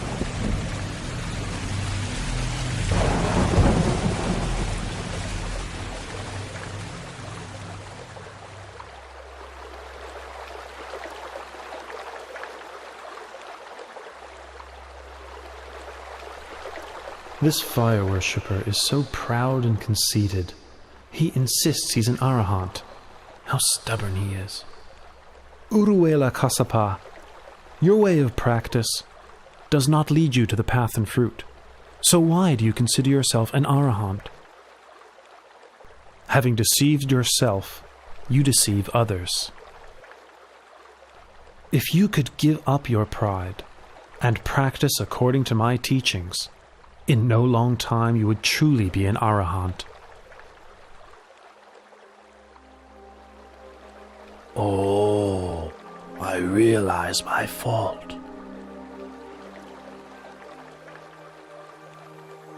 Please may the Buddha allow me to take ordination and teach me the Dharma.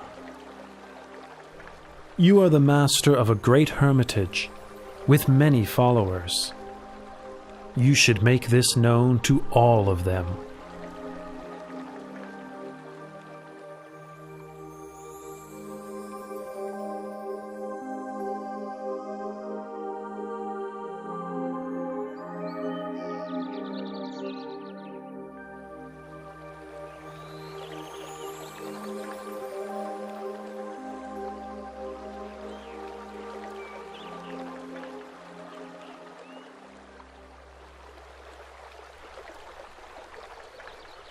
Hey, these robes and fire-worshipping implements must have washed down the river from where my two elder brothers live.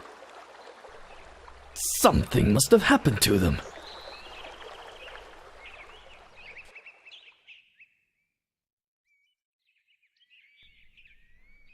Brother Urvela, Brother Nati!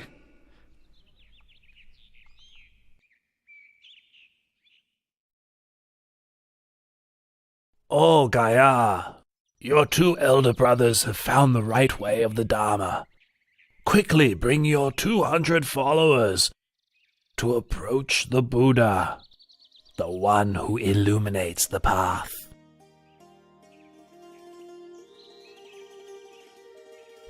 O bhikkhus, all things are burning. Contact with the eyes, ears, nose, tongue, body, and mind are burning. Feelings, mental formations, and consciousness, whether pleasant, painful, or neither pleasant nor painful, are burning. Burning with lust, hatred, and delusion. Burning with birth, aging, and death. Burning with sorrow, lamentation, pain, grief, and despair. The well-taught noble disciple, seeing this, becomes weary of thoughts and feelings. Being weary, he releases his clinging. Releasing his clinging, his heart is freed.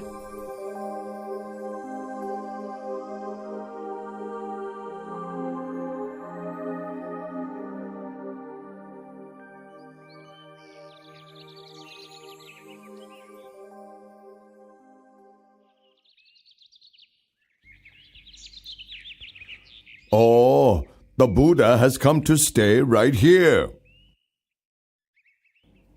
When I was a young prince, I made 5 wishes. 1. May I be crowned king of the Magadha state. 2. May the Buddha come to my land. 3.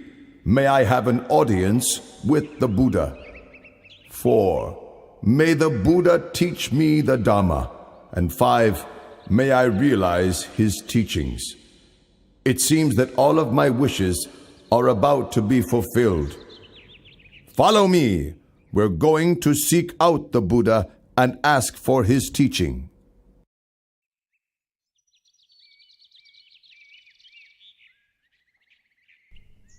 Dana, or giving, has forgiveness as its highest form. If one develops giving along with forgiveness, one becomes gentle and restrained, and one's heart becomes cool. This is because one has to let go of one's attachment to material things and to one's sense of self.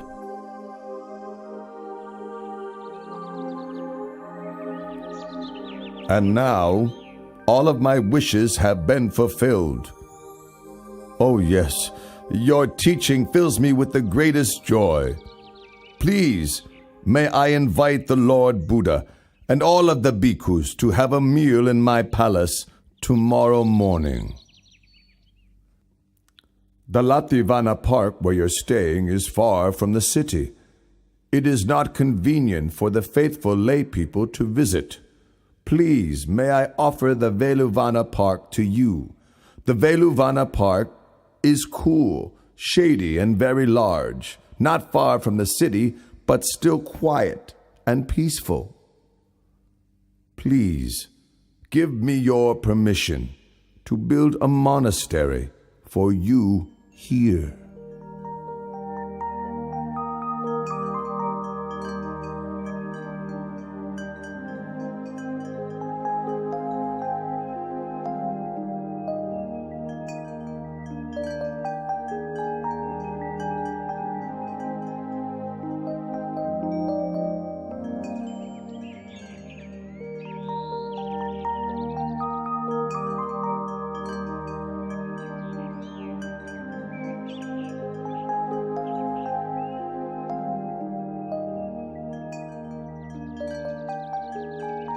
Oh, this is the great Velvana Monastery. A solid foundation for Buddhism has now been laid. Since I, Asaji, left the Buddha at the Deer Park in Isapatana in order to go and spread his teachings, I've not met with him at all.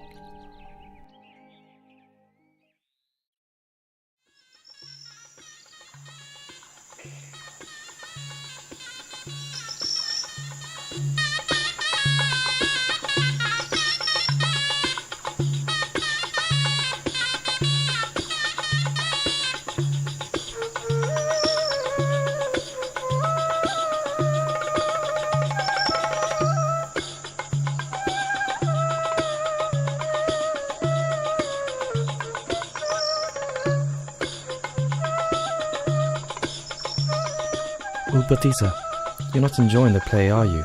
You seem completely indifferent and uninterested. Ask yourself the same question, Kalita. You seem quite unimpressed yourself.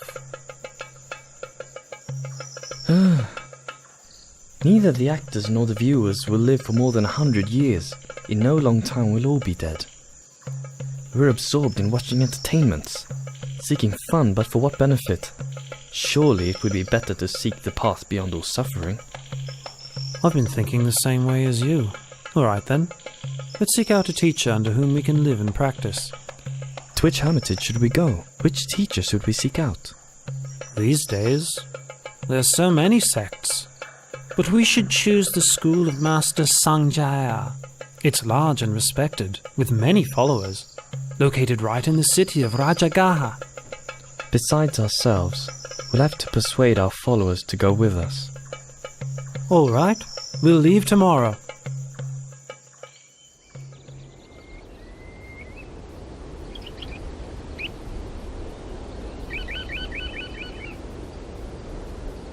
The two of us have trained under Master Sanjaya until he has nothing more to teach us.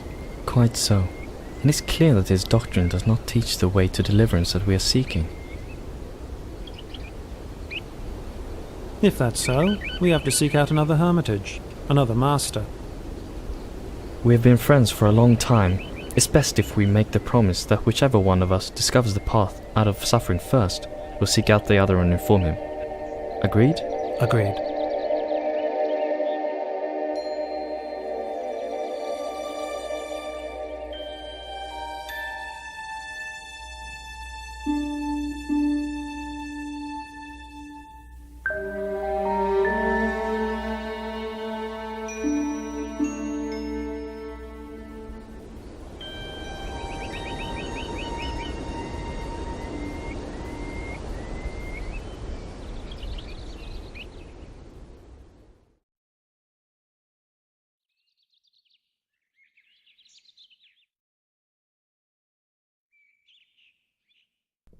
This renunciant walks with such inspiring mindfulness and composure. I've never seen any recluse like him before. I must take this opportunity to prepare him a seat and attend to his needs. Then, when he has eaten, I will politely ask him where he comes from. Venerable Sir, my name is Upatisa, but some people call me Sariputta after my mother's name, Sari. Please, may I be permitted to ask you, where did you ordain? Who's your teacher? Whose teachings or words do you follow? My name is Venerable Asaji. My master is the Lord Buddha, from the Sakyan clan. I'm his disciple and follow his teachings. And what exactly did your master teach you? I've just been ordained, and thus cannot give you all of the profound teachings, but I can give you a brief version. Whatever dharmas arise due to causes, the great teacher explains those causes and the ending of those dharmas.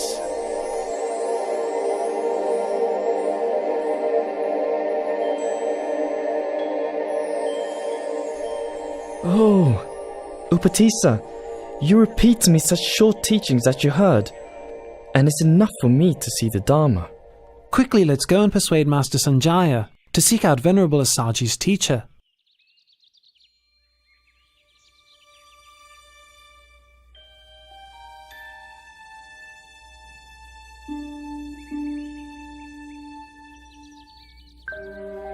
In this world, of which do you think there is more? Intelligent people or foolish people? More foolish people, Master. Such being the case, let those intelligent people go to study under Samana Gautama. I'll stay here for the sake of the foolish.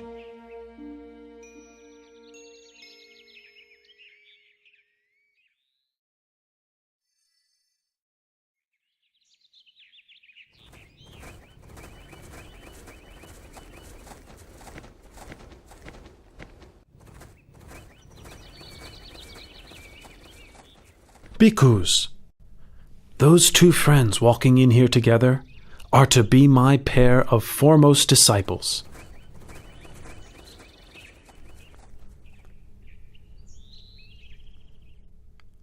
The one well established in morality develops ever-present awareness of objects as they arise in the mind.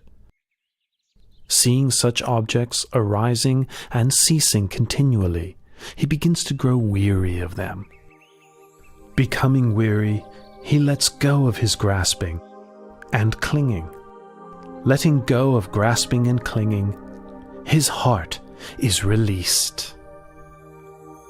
Having heard the Buddha's teaching, all of the two friends' followers attained arahantship. But Upatissa and Kolita themselves, with their great accumulation of spiritual qualities and wisdom, were disposed to a slower but more profound realization of the Dhamma, and therefore did not yet become fully enlightened. The two of you are now ordained as monks. I give you the names which will be an honor to your mothers as follows: Venerable Sariputta and Venerable Moggallana.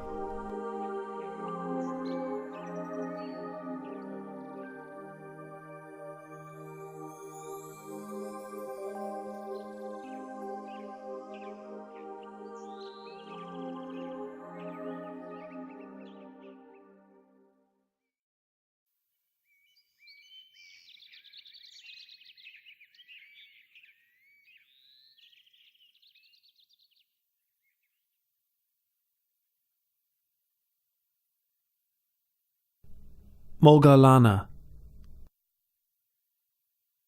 Employ the methods for overcoming drowsiness that I taught you.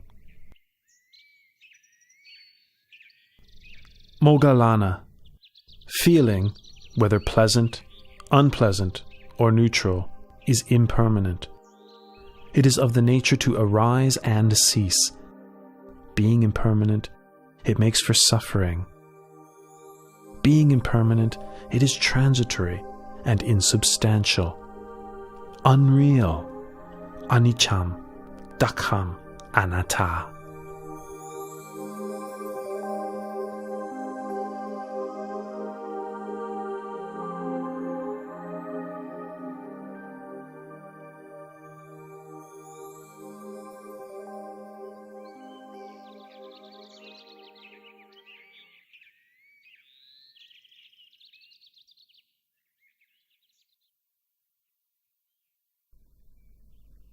Venerable Buddha, sir, I take the view that all things are disagreeable to me. I do not delight in anything. That being the case, you should not delight in your view, should you? Dighanaka. Some people have the view that all things are disagreeable to them. Some have the view that all things are agreeable to them. And others have the view that some things are agreeable and some things disagreeable to them. Each of these views are based on grasping and clinging to the notion of a self. Remaining attached, one continues to grasp at feelings as they arise. Whoever should reflect on such feelings as impermanent phenomena, conditionally arising, existing, and passing away, will come to grow weary of conditioned phenomena. This weariness leads to the fading of lust. With the fading of lust comes freedom from attachment. When the heart is freed from attachment, one knows the heart has been freed.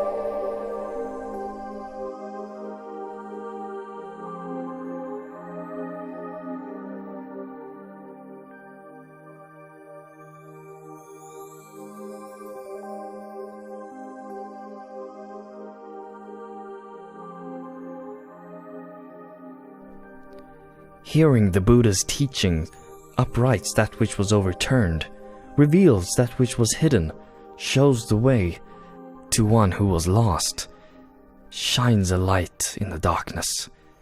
I take the Buddha, Dhamma, and Sangha as refuge for the rest of my life.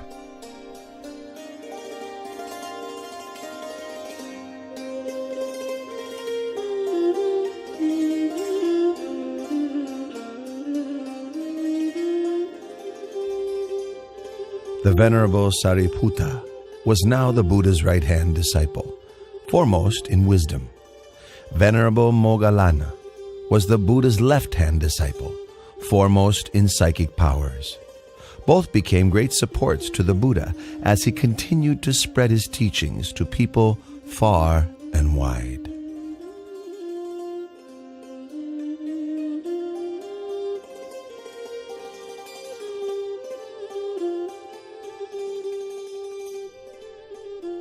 Oh, Venerable Assaji, today has brought such a wonder. Yes, indeed. Many of the Buddha's faithful disciples, hearing that the Lord Buddha was staying at Velvovana Monastery, traveled separately to meet him and pay their respects. This one great meeting was the occasion for 4 great marvels. Chaturanga Sanipata means that 4 marvels occurred together on the same day. 1. On that day, 1,250 disciples of the Buddha came together without having made any prior arrangement. 2. Each of those disciples had been ordained by the Buddha himself. 3. Each of those disciples was attained to arahantship. 4. The meeting took place on the full moon of the 3rd lunar month, which is named Magha. Today is the day of the Chaturanga Sanipata. I'll deliver the Ovada Patimokkha to the bhikkhus. To refrain from all evil, to do good to one's utmost, and to purify one's mind. This practice is the fundamental principle of Buddhism.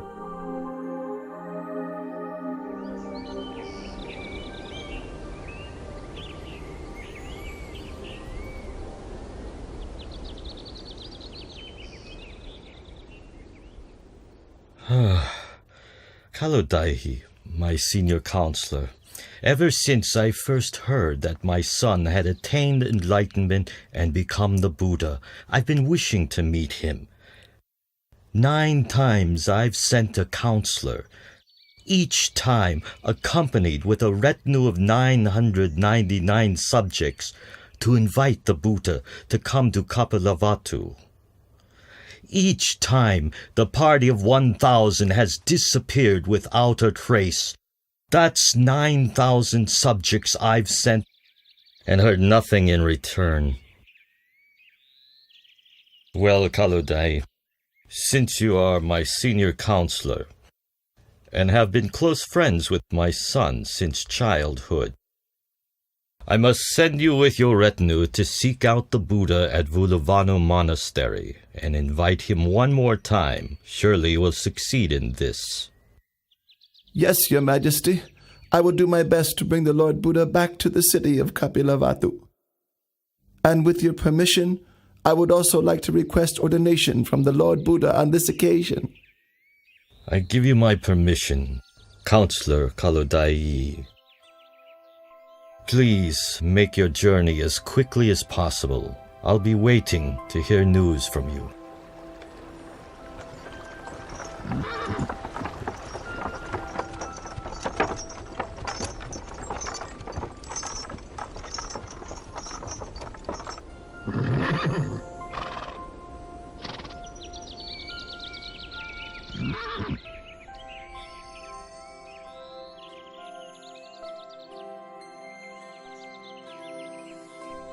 Each of you should diligently train yourselves thus. I will not grasp at the internal sense fields of the eyes, ears, nose, tongue, body, and mind. I will not grasp at the external sense fields of form, sound, smell, taste, bodily contact, and mental objects. I will not grasp at contact between the internal and external sense fields. I will not grasp at feelings. I will not cling to the 5 aggregates of the body: feeling, perception, thoughts, and consciousness. I will not cling to this world or the next, when I cease clinging to all that I've seen, heard, known, felt, sought, and imagined, all feelings of attachment to these will also cease. Listen, all of you. A person's heart may be purified through consistently applied efforts in practice, through wisdom, through Dharma, and through morality, not by means of one's class, family, or property. Lord Buddha, summer begins tomorrow. All the farmers have harvested their crops. The path to the city of Kapilavatthu is open and suitable for travel. Your father has a strong wish to meet with you and your disciples. Please, out of compassion, travel to the city of Kapilavatthu and teach Dharma to your father. Please teach Dharma to your relatives there. I accept your invitation. Kalu Dai. Please inform the bhikkhus so that they can prepare themselves for travel. The road from Rajagaha to Kapilavatthu is 60 leagues. The Lord Buddha, along with 20,000 disciples, will travel 1 league per day. In 60 days, they will arrive at Kapilavatthu city.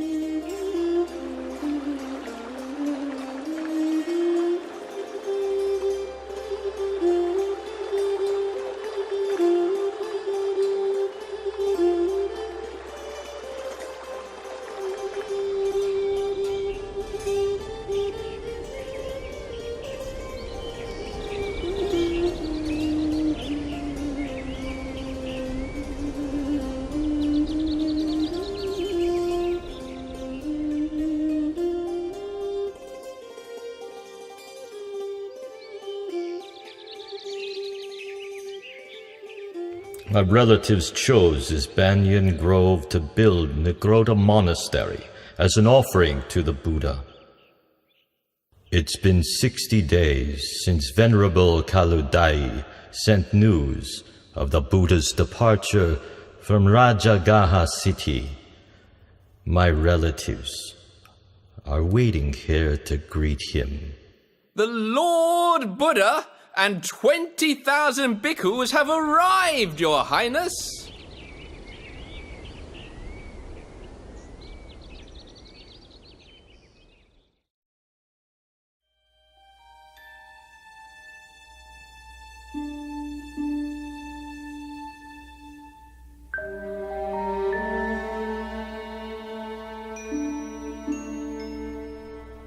The Lord Buddha's relatives are clinging to the view that the Buddha is junior to them because he is younger in age. They've positioned their young princes in front of themselves so that they won't have to pay their respects.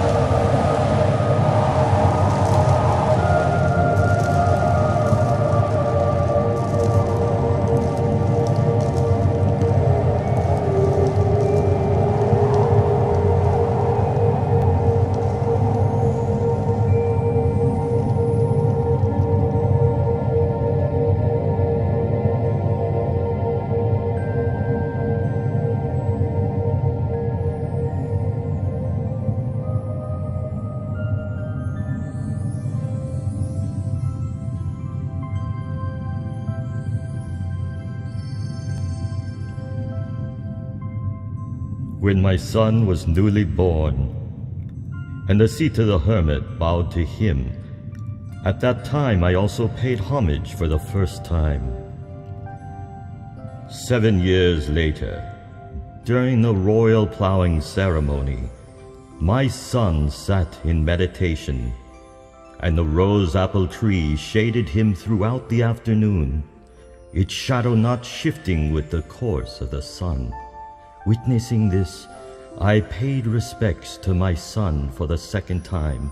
Now on this occasion, a truly wonderful marvel has appeared. May I take this opportunity to express my veneration for the third time.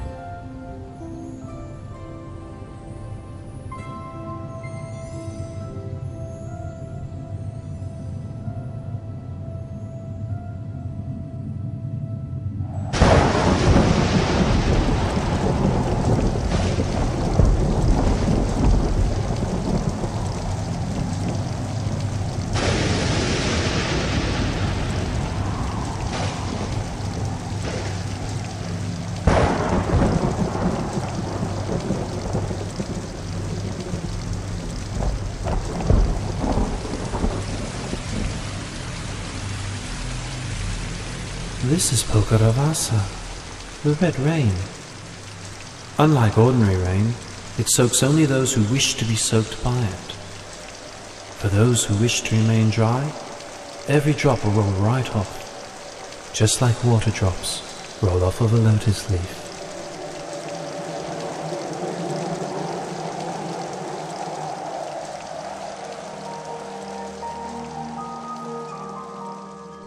My father and relatives, this is not the first time this red rain has fallen upon such an assembly of relations. In the past, when I was born as Vesantara, Pokaravasa also rained down on a congregation of myself and my relatives. Listen, all of you. Whoever upholds morality will have happiness in this world and the next. Whoever upholds morality will be blessed with riches and good fortune. Whoever upholds morality has an unobstructed path to nirvana. Therefore, may you all uphold the purity of morality.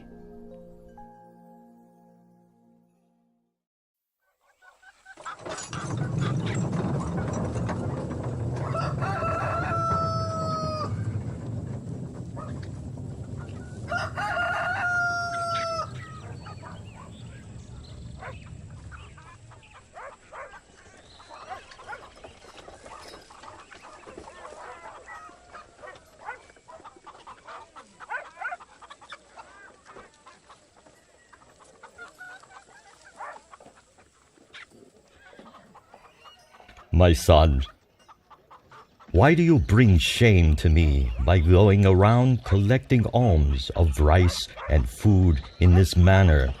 You are of royal lineage, an heir to my throne.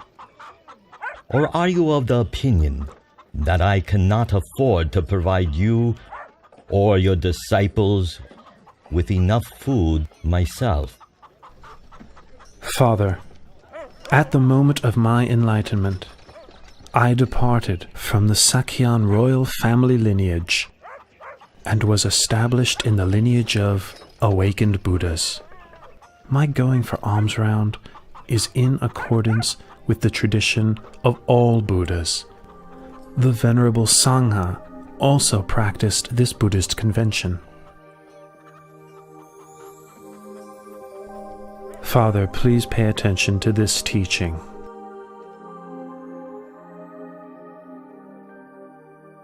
When a person clings to and indulges in form, feeling, perception, mental formations, and sense consciousness, that person is bound by the snare of Mara and burdened with the whole mass of suffering. When such a person doesn't cling or indulge in these, that person is freed from the snare of Mara and released from the whole mass of suffering.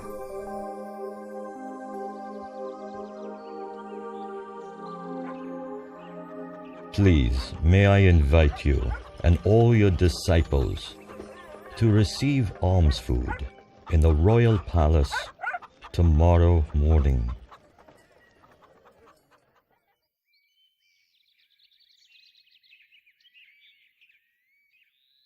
In the 3 days since your arrival in the palace, myself and Queen Mahabhajapati have listened to your teachings and developed in the Dharma more and more each day.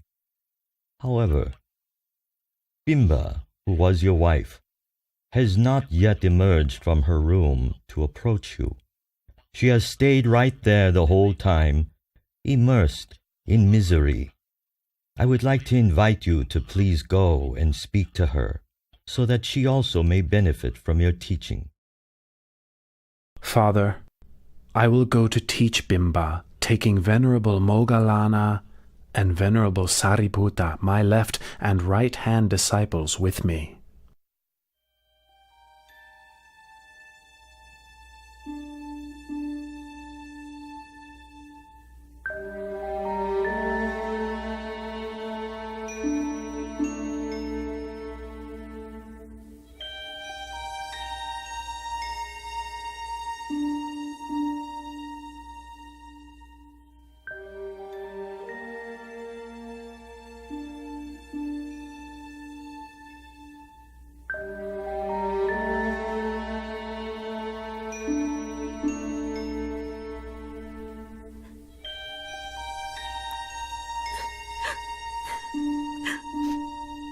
Why have you been so unkind to me, your wife?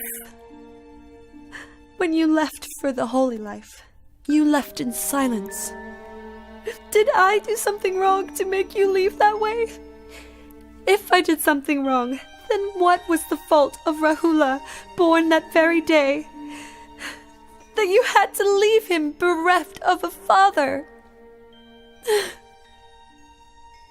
Bimba, don't be so melancholy. What I did was to help you and all beings, that you might have a chance to know the way out of suffering. Bimba, we were born in this world for making merit together, as we have for many lifetimes. Now is the time to reflect on those births and lifetimes according to the truth as follows. I am of the nature to age. I have not gone beyond aging. I am of the nature to sicken. I have not gone beyond sickness. I am of the nature to die. I have not gone beyond dying. All that is mine, beloved and pleasing, will become otherwise, will become separated from me. I am the owner of my karma,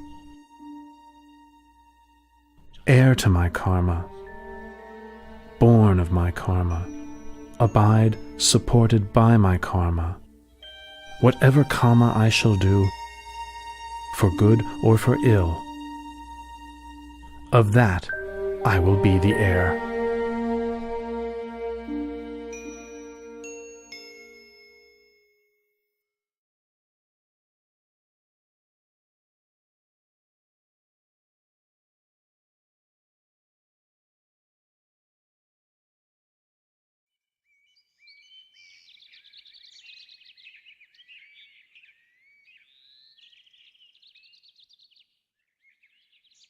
My mother tells me that you have great treasures, you have great wealth.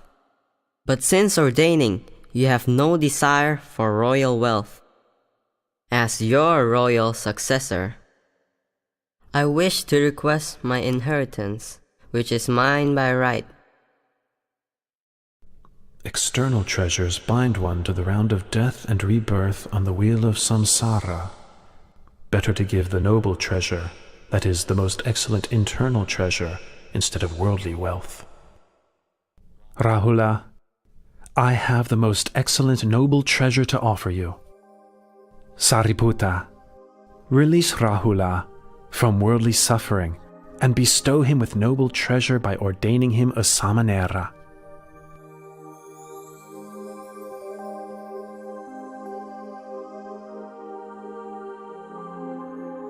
Rahula, from this point on, you are a Samanera Rahula.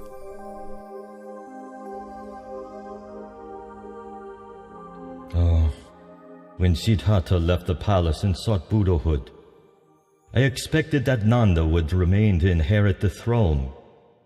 But then the Buddha took Nanda off to ordain. That left only my grandson, Rahula, who might succeed me. Then the Buddha ordained Rahula as well. If I don't do something, soon the whole Sakyan clan may go forth.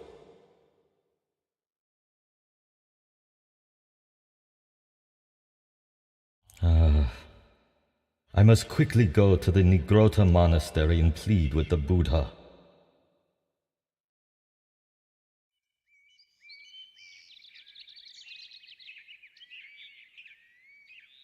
Please, Lord Buddha, from this point on, should any householder's son wish to ordain, in the Buddha's dispensation, if his parents don't give their consent, please don't give the ordination. Father, I agree to your request. Tomorrow I will leave, together with the Venerable Nanda, Samanera Rahula, and the Bhikkhu Sangha, for the Veluvana monastery in the city of Rajagaha.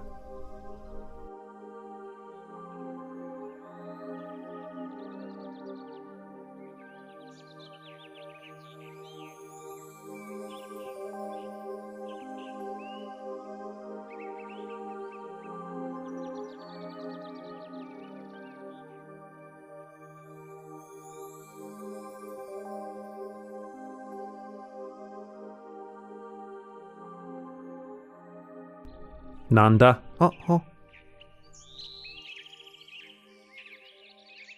Since you were first ordained, you have not been intent on the practice of Dhamma or the living of the holy life. All your thoughts are of returning to the household life. My heart is constantly yearning for my wife, Janapada Kalyani. There's not a moment spent when I don't think of her. Nanda, come with me, and I'll show you things that you've never seen before.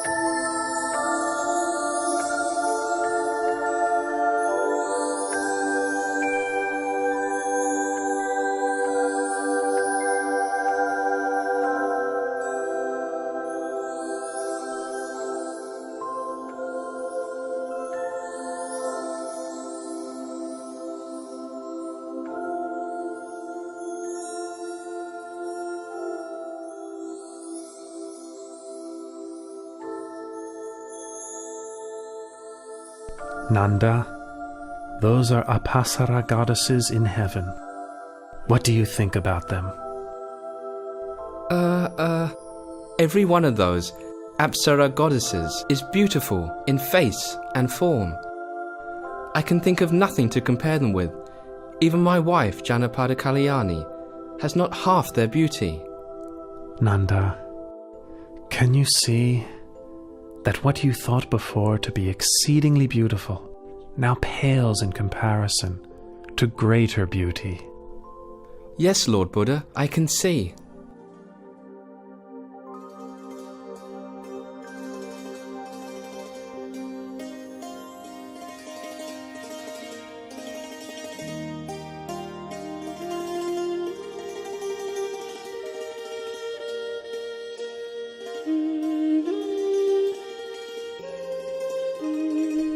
From this point on, I'll make up my mind to practice the Dharma. I'll live the holy life without letting my heart be obsessed with Janapada Kalyani ever again. I've now seen for myself that there are countless goddesses in heaven, many times more beautiful than her.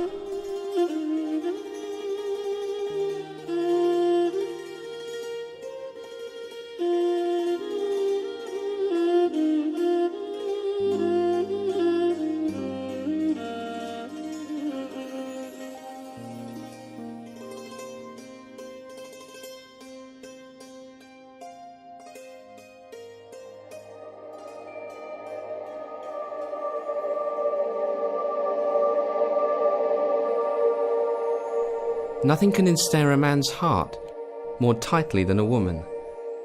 Nothing can ensnare a woman's heart more tightly than a man.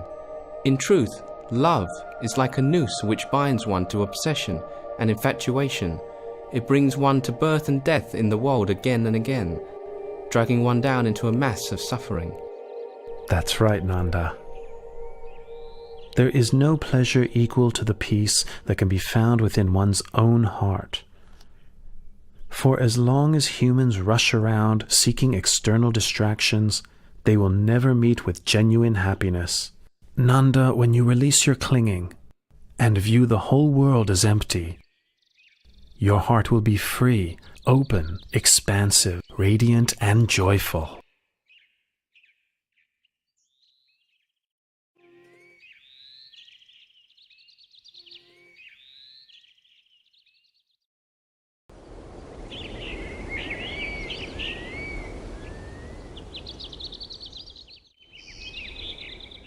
Uttara, why did you send someone to ask for such a large sum of money from your father? I am your husband. I would have given it to you myself. There was no need to bother your father. Dear husband, since our marriage, I have had little opportunity to make merit. I wanted the money to buy food to offer to the Lord Buddha and his disciples. I asked my father for the money because he shares my faith in the Lord Buddha. It's not, you see, that I have no wish to accept your money, good husband. In that case, let it be as you wish. My intention is to prepare the food myself and invite the Lord Buddha and his disciples to receive food in our house for 15 days. In that case, let it be as you wish.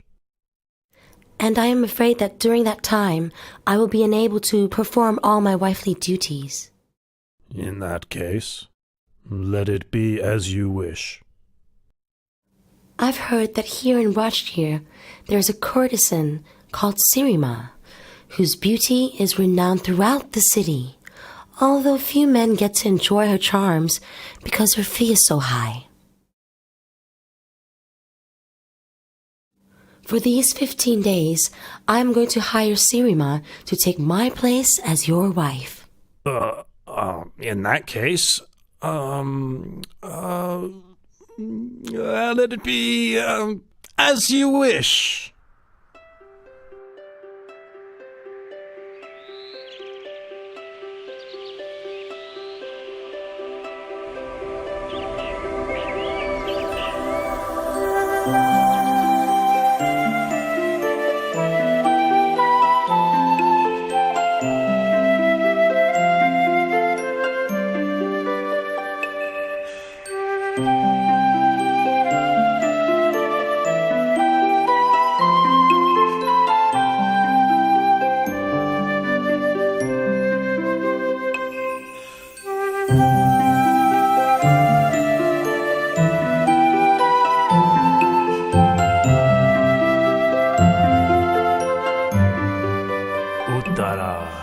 Are you exhausted? Oh, dear husband, Miss Sirima.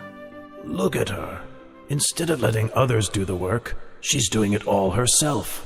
Her face is dirty, her clothes are all soiled. She should be relaxing in a way fitting of her station, and instead she's finding ways of tiring herself out. Look at him, how heedless and indulgent he is. He thinks he's so rich that he has no need to make merit? Ah, how very foolish he is.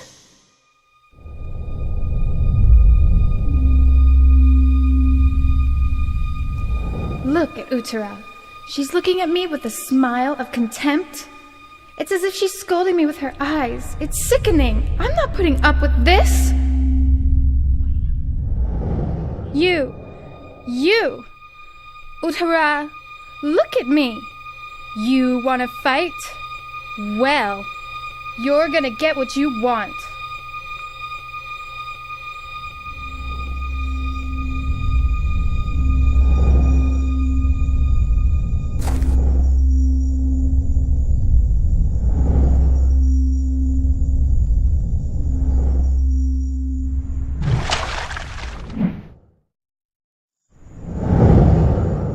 Sirima, I owe you a debt of gratitude because you agreed to take over my place as wife temporarily, allowing me to fulfill my wish to make merit. No matter how you treat me, I will not become angry or vindictive.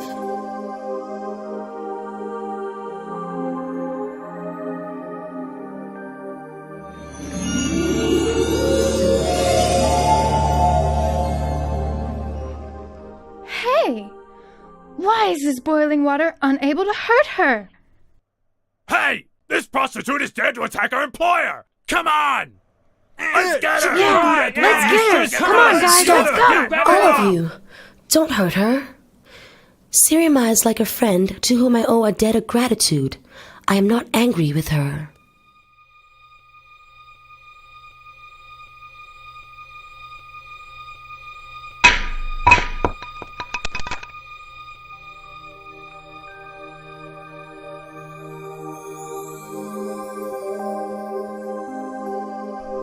Uttara, I am a courtesan who you employed.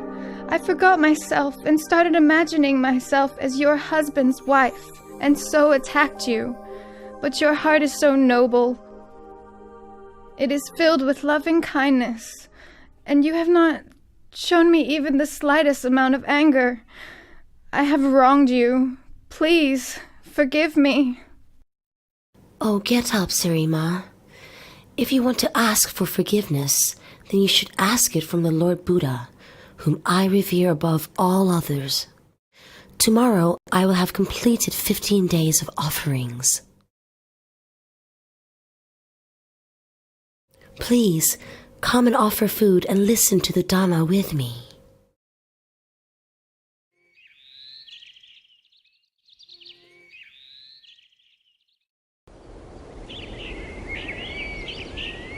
A person should overcome anger with non-anger, overcome evil with goodness, overcome stinginess with generosity, overcome careless speech with words of truth. Those engrossed in worldly enjoyments, indulging in sense pleasures, intoxicated by wealth, social standing, extravagance, praise, rank, prestige, and power, cannot see the noble beauty of truth.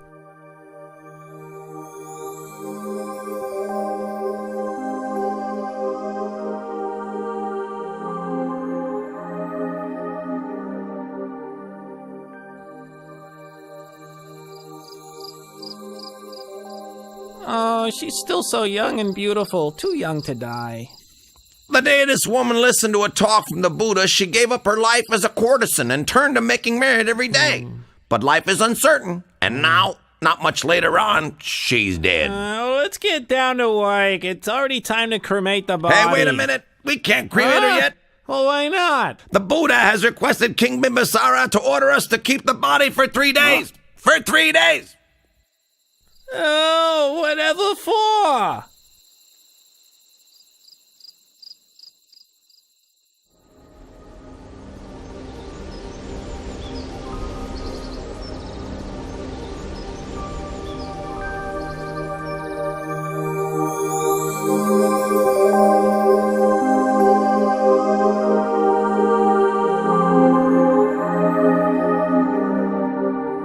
When Sirima led her life as a courtesan, all the men in Rajgir were infatuated with her. Everyone wanted to sleep with her. Now she is dead. I would like to sell her to the highest price. I will start at the price she charged for her body during her lifetime, 1,000 kahapanas. Who wants to start the bidding? Sirima's been dead for 3 days. Her corpse is starting to decay. Fluids are flowing out of her body. The smell of the corpse fills the whole cemetery. Somebody would have to be crazy to buy the body. Hey! King Bimbisara is reducing the price to 900 kahapanas. 800! Ha ha! 800 kapanas for a rotten 700! Half the original price, and still no one is making a move! 100 kahapanas. If nobody is going to buy this corpse, then I will give it away for free.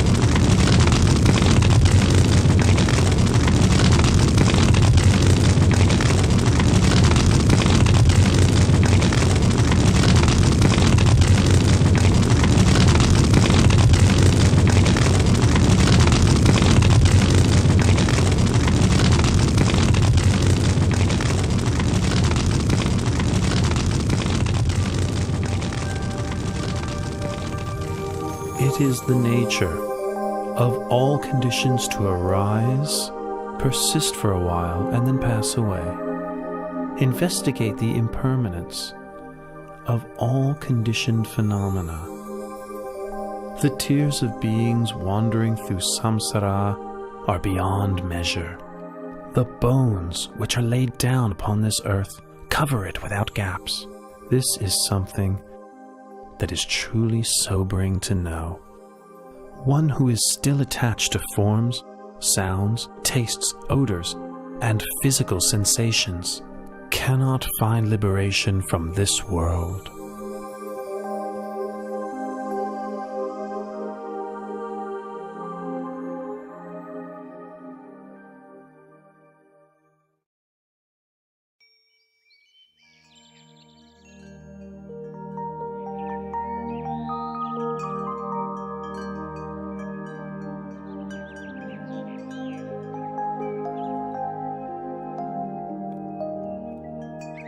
Sometime later, the Buddha went to stay in the Anupiya mango grove, the place where he had stayed overnight when he first went forth.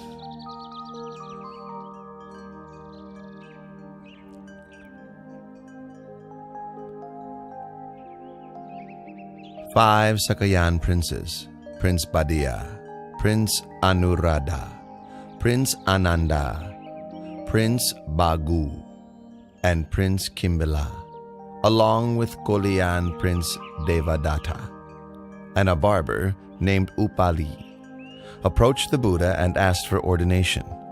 The Buddha ordained Upali the barber first, followed by each of the 6 princes respectively.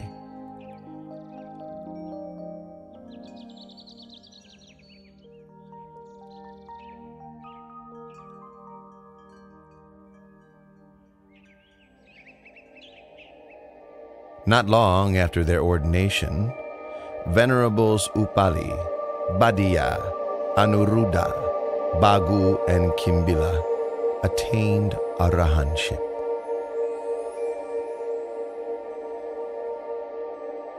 Venerable Ananda, receiving instruction from Venerable Punamantaniputa, attained the fruition of stream entry.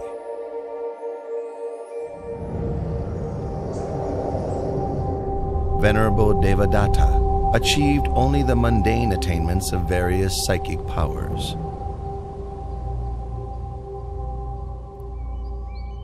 Later, the Sangha requested of Venerable Ananda that he act as the Buddha's personal attendant. Venerable Ananda, the Sangha is in agreement that you would be suitable for the position of the Buddha's attendant. What are your feelings toward this?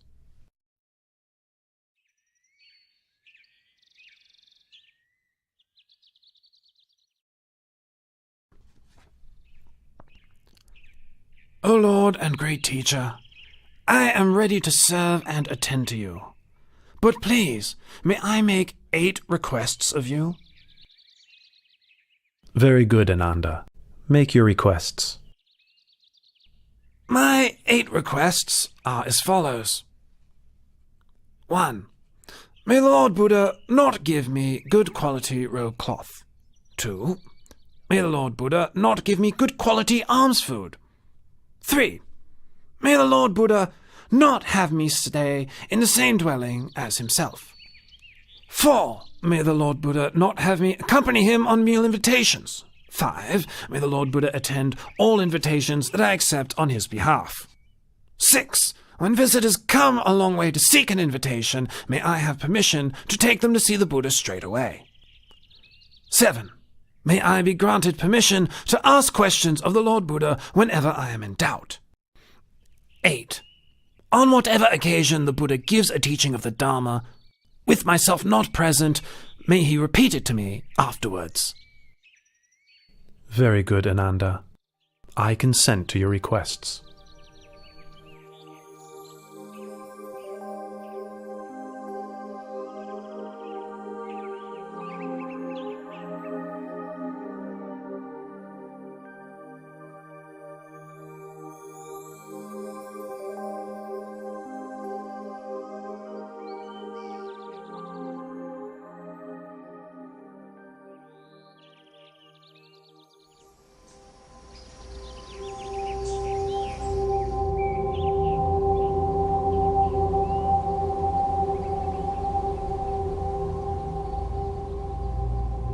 I am from the royal clan. Why are the laity respectful and devoted to other monks, and not to me? Ah, Prince Ajatasattu, son of King Bimbisara of Rajagaha. He is still young, doesn't yet know right from wrong. I'll display my supernatural powers and gain the devotion of the young prince. Then whatever I may wish for, he'll find a way to get it for me. Ha ha ha ha ha!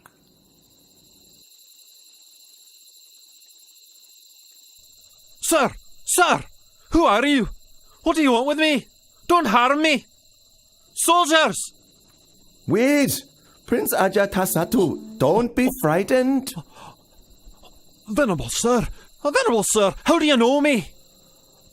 Oh, Prince, look at me!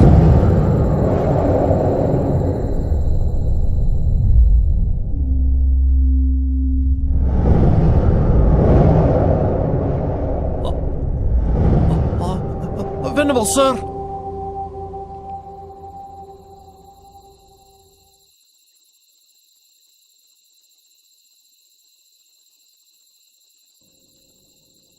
My name is Venerable Devadatta.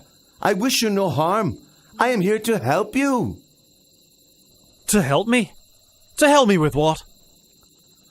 You will know when that time comes. Farewell for now. Just a moment.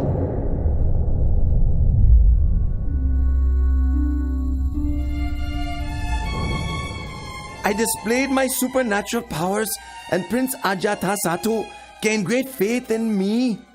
Now, whatever I may wish for, he gives to me. What a suitable leader I would be for the Sangha.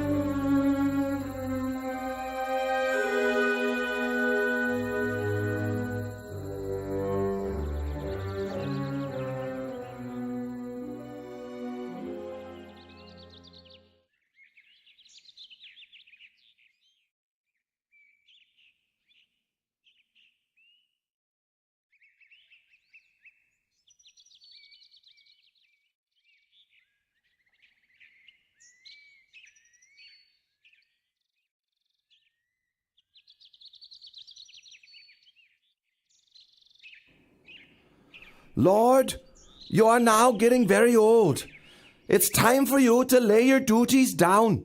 I request the burden of leading the Sangha. Please make the matter known to all the bhikkhus. From now on, I'll take over your teaching responsibilities.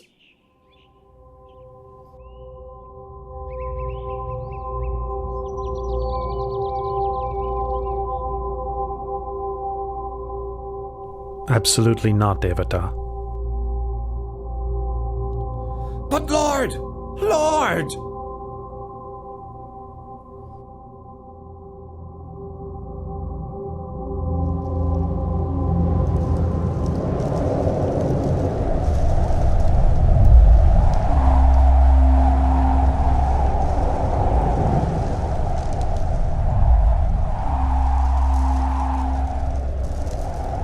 The Buddha humiliated me in front of all the monks. Then he enacted the Pakasaniya Kama, preventing the other monks from speaking to me or meeting with me.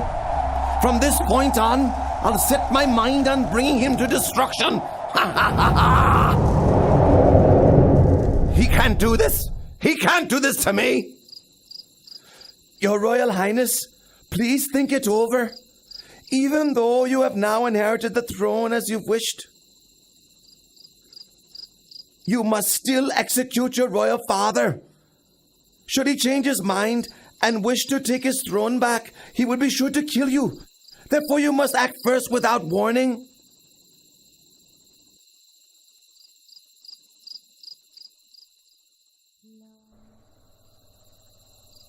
That can be arranged. I'll keep him imprisoned until his life comes to an end. It's your decision, Your Royal Highness.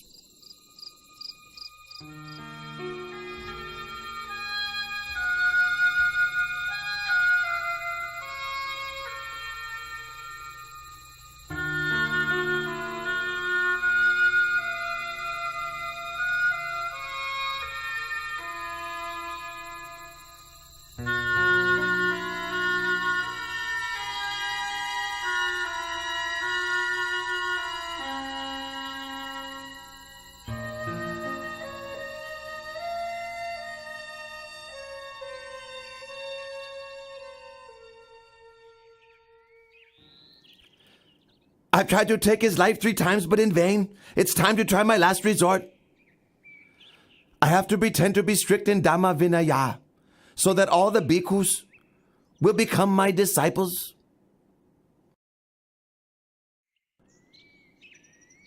In order that the bhikkhus in the Buddha's dispensation may inspire greater faith of the lay people, may I request that the Buddha approve the following 5 rules to establish strict practice guidelines for all monks. Number 1. A bhikkhu must live only in the forest, not in a town or village. Number 2, a bhikkhu must live only on food given on alms round. Meal invitations are not to be accepted. Number 3, a bhikkhu must wear only rag robes. He must not accept an offering of new robes. Number 4, a bhikkhu must live only at the foot of a tree, not in a man-made construction. Number 5, a bhikkhu must not eat any kind of meat. Should any bhikkhu break any of these rules, he must face punishment. What does the Lord think about these rules? Devata, I deny my permission. This Dhamma Vinaya is not slack in its rules. What you are asking for would create inconvenience for all bhikkhus in terms of maintaining their livelihood. Let all these observances be voluntary. As for the rule against eating meat, I allow meat which is pure in 3 aspects: not seen, heard, or suspected, to have been killed specifically for the sake of oneself. My bhikkhus, who do you think is superior? My rules are stricter, aren't they? Whoever agrees should come and live with me. Devata, don't do this. Breaking up the Bhikkhu Sangha is a very heavy, evil karma. From this day on, I am no longer your disciple. I'll be carrying out formal acts of the community only with my own monks. Whoever agrees, follow me.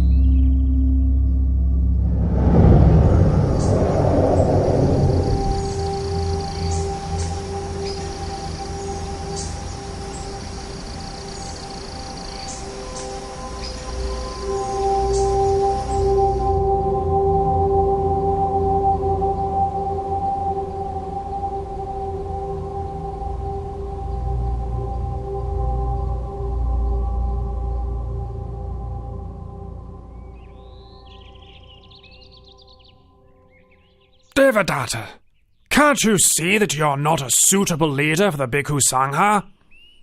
Gokalika, what are you saying? What am I saying? What am I saying? Just now, Buddha's left and right-hand disciples, Venerables Moggallana and Sariputta, came to give teachings and instruction to your disciples. Having listened, almost all of your disciples followed the two Venerables back to Jetavana Monastery. Only a few of your most foolish and ignorant followers remain. Gokalika, it's impossible! It's impossible! Impossible! Impossible! Is that all the strict forest monk can say? Gokalika, you! You are a fake. You are wearing the yellow robe only for the sake of gain and honor.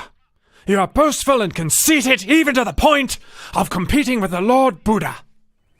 I have no wish to stay with you any longer. Gokalika! Come back here now! Gokalika!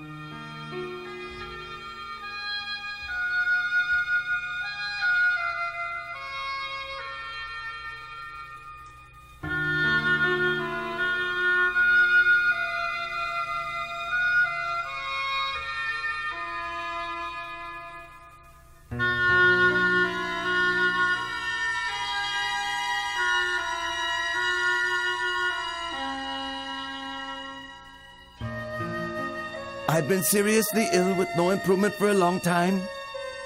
It must be because of my offensive and injurious behavior towards the Buddha. But in return, the Buddha has nothing but loving kindness toward me, expressing not even the slightest ill will or resentment. Now, coming to the end of my life, I'd like to seek out the Lord Buddha in order to ask for his forgiveness. Monks, be quick and take me to Jetavana Monastery.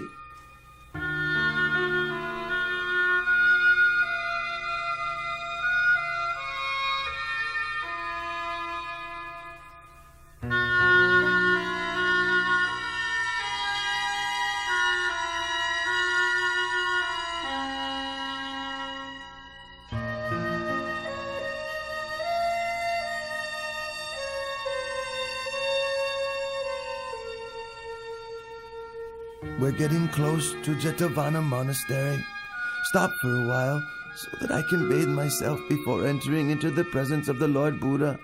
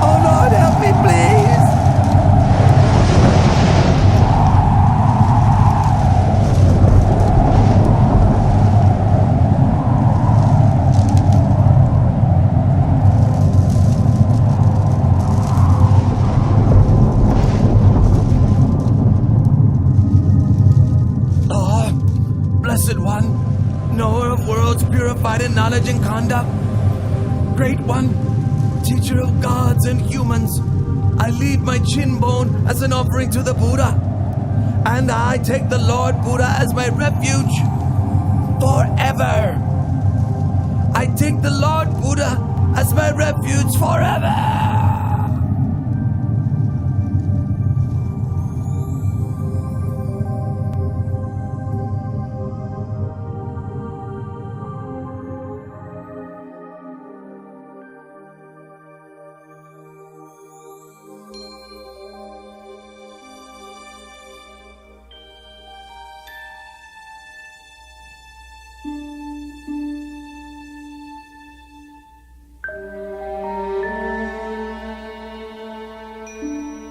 Venerable Devadatta has performed gravely serious evil karma.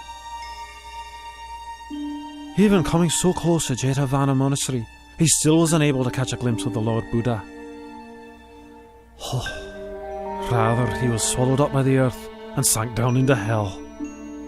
And I myself cooperated with him in committing a tremendous many evil deeds. I can't sleep at night. Dr. Shivaka, what should I do? Your humble servant thinks that your highness should go and approach the Lord Buddha in order to pay your respects and to ask for his forgiveness. You are right. Let us go together to pay our respects to the Buddha.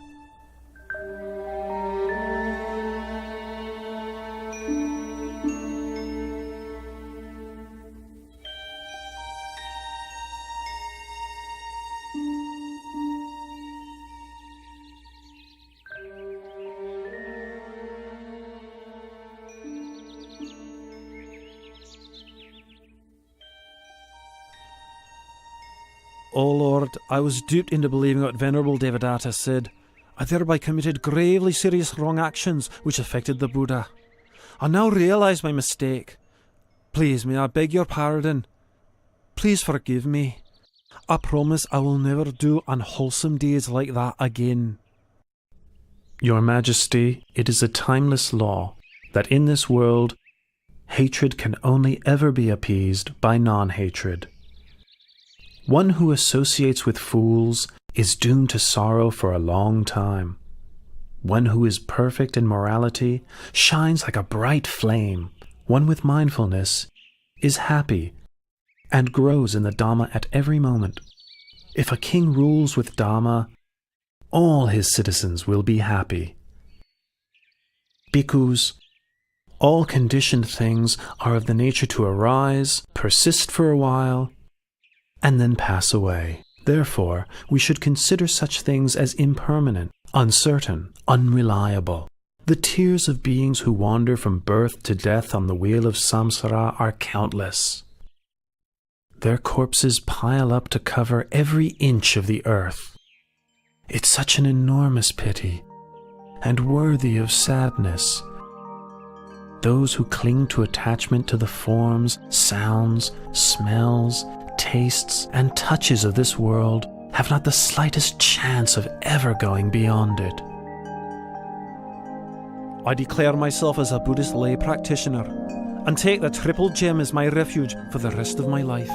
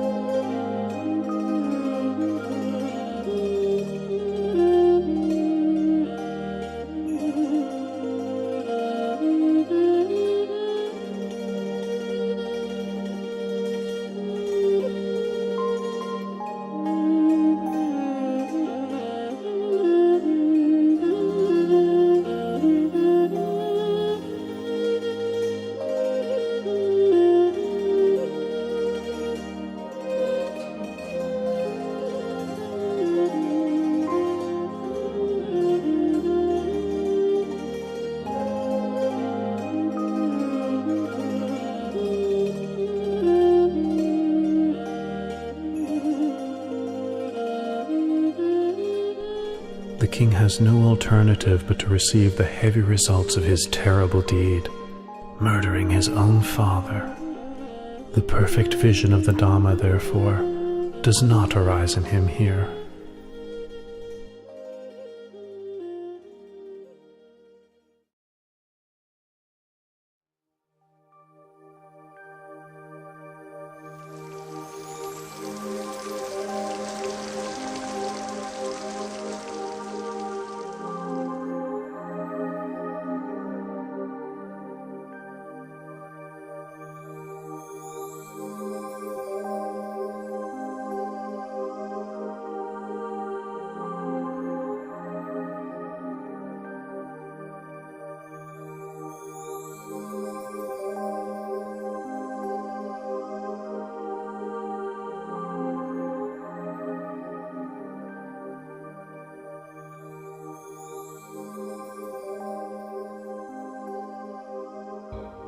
birth, aging, sickness, death.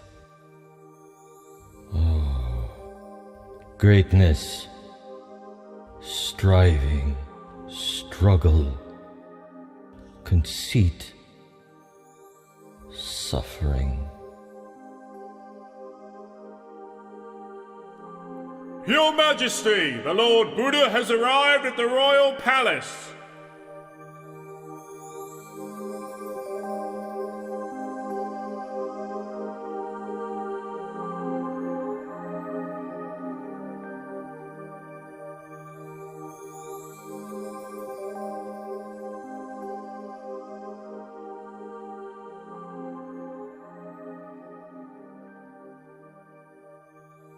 Oh Lord, I think my life is ending. I can't bear this suffering very much longer. O Father, please do not worry. All conditioned things arise according to their nature. Having come into being, they persist for a while. Having persisted, it is their nature to pass away. It is only suffering arising, existing and ceasing, nothing other than suffering. There's no woman, no man, no us, no them.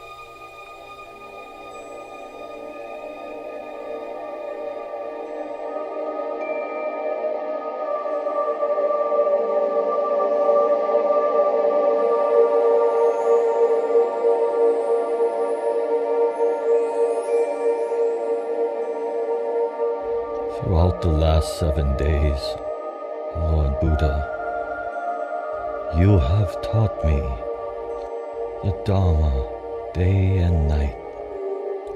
I have been liberated from the round of rebirth and attained to Nibbana. I have very little time remaining.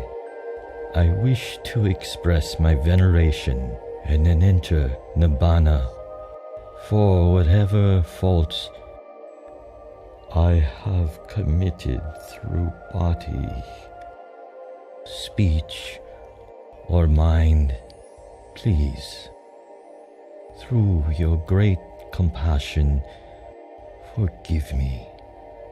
Now, I ask your permission to take my final leave and let me pass into Nibbana.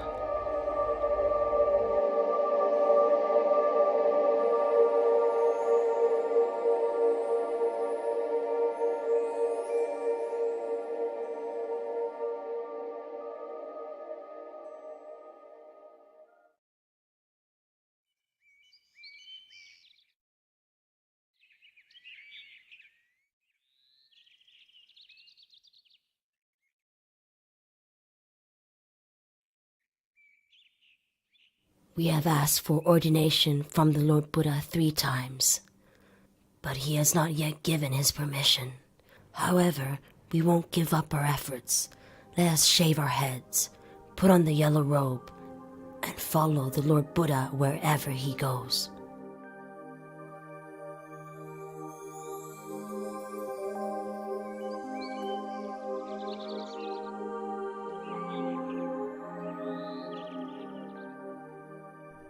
O Lord, if women were allowed to ordain in the Buddha's dispensation, could they attain to the level of arahantship?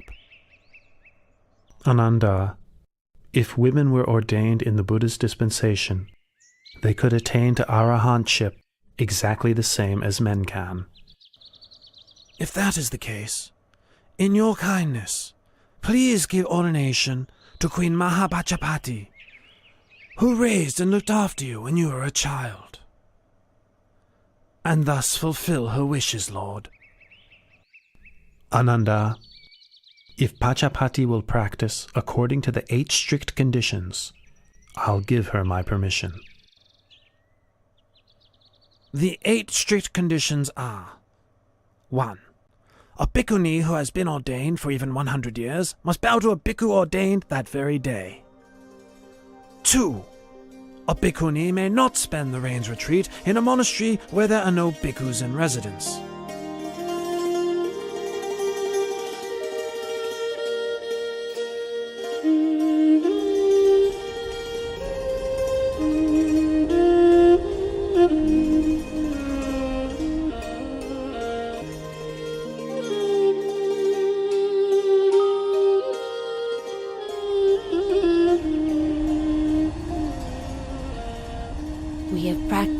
8 strict conditions for the period of 2 rains retreats.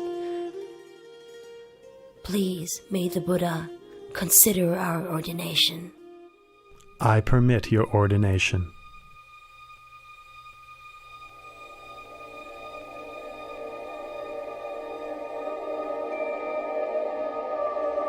After their ordination, Pajapati Bhikkhuni and the Sakayan Bhikkhunis practiced mental cultivation with great determination until each of them had attained to arahantship.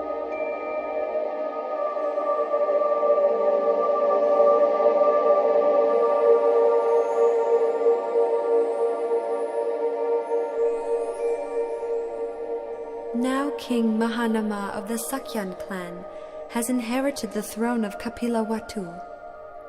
It goes to show how unstable and impermanent even kingship is in this world. Prince Siddhartha, my husband, relinquished the royal throne without a second thought when he went forth. My relatives, my son, and even Queen Mahapajapati Gotami have followed after him and ordained. That being the case, it is best for me also to relinquish material comforts and ordain in the Buddha's Dhamma Vinaya.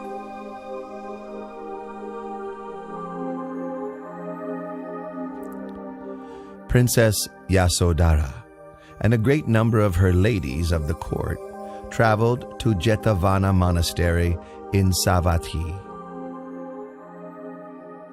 After practicing the 8 strict conditions for 2 rains retreats, Princess Yasodhara was ordained as a bhikkhuni.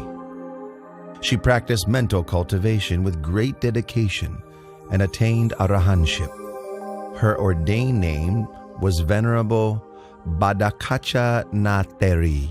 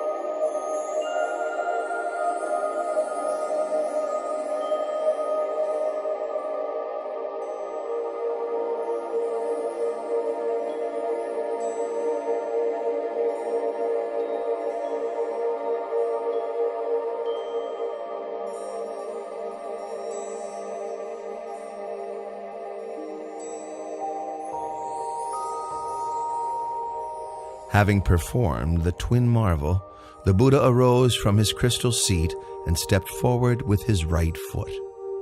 He placed it on the summit of Mount Yugandhara. Then he stepped forward with his left foot, placing it on the summit of Mount Sumeru, upon which Tavatimsa heaven is located.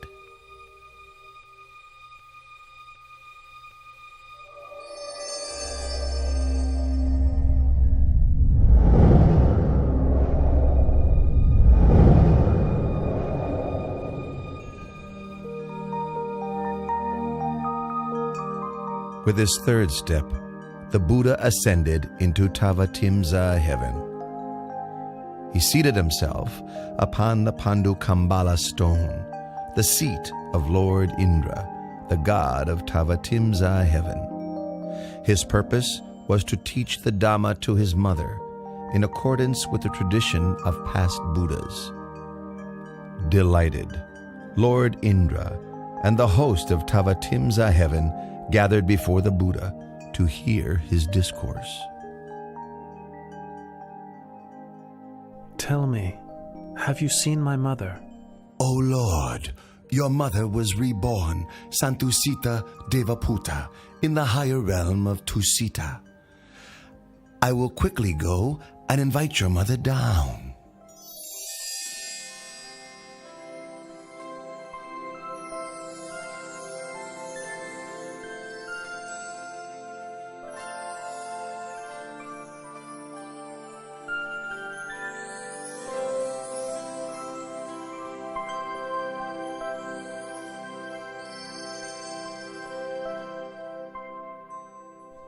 Mother, please come and sit close by.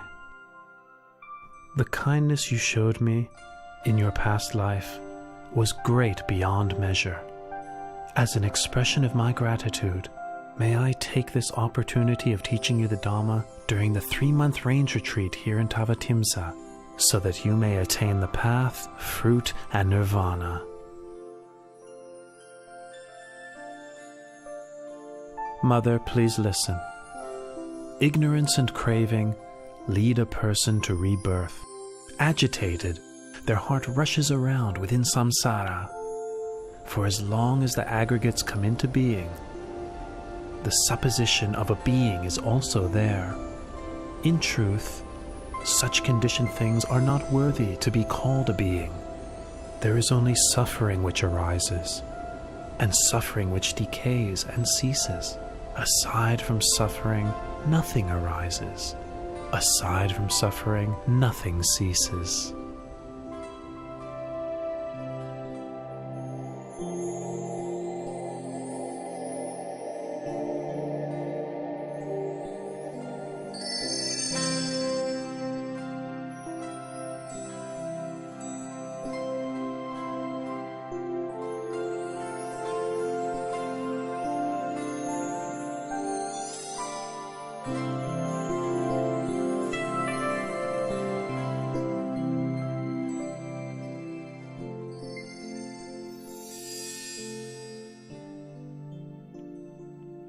Lord Buddha, you have ascended to Tavatimsa heaven and taught the Abhidhamma to your mother for the full 3 months' duration of the rain's retreat.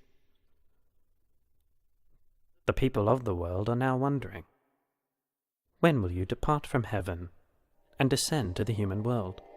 Moggallana, please let the people know that I will descend from heaven in 7 days' time, arriving at the gates of the city of Sankasa.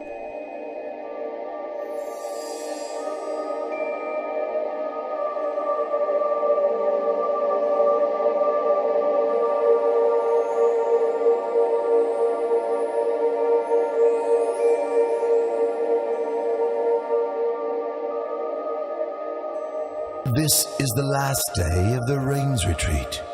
I will create 3 heavenly staircases for the Lord Buddha's descent from the heavenly world.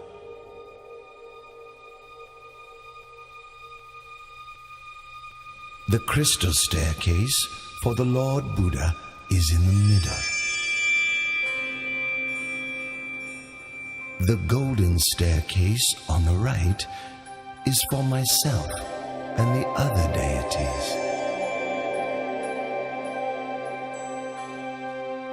The silver staircase on the left is for Sahampati Brahma and his host of Brahmas.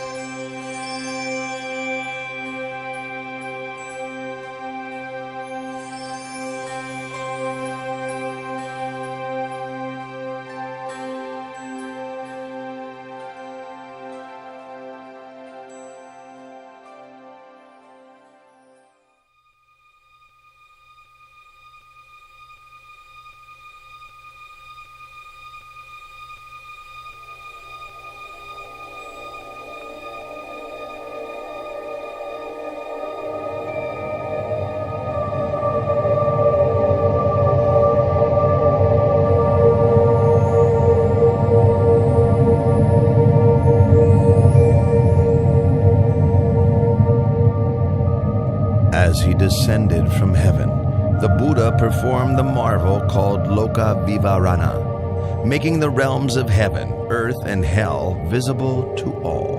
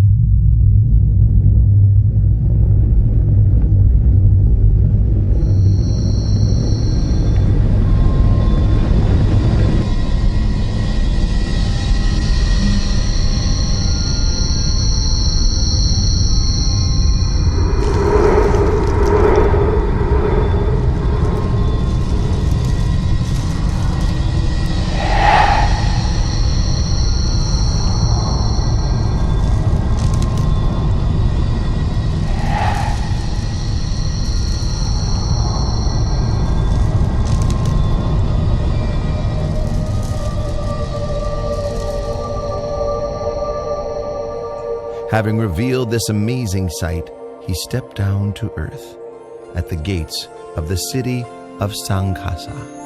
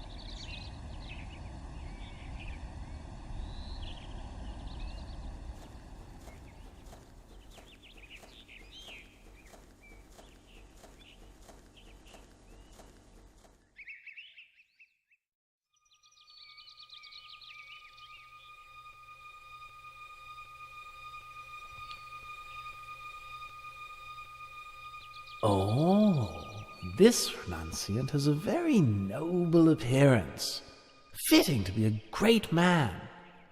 Here in Kuru, it's very hard to find a husband suitable for my daughter, Magandia, but today I found one. Venerable sir, my name is Magandia. I have a daughter who I would like to get married. But here in Kuru, I can find no suitable husband. And then I saw you today. I am very pleased by your appearance. Please accept my daughter as your wife. Oh, and don't worry that she's ugly or unattractive.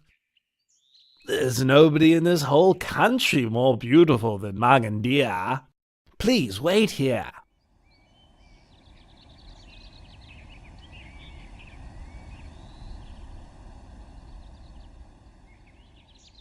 Oh, my dear child, Magandia.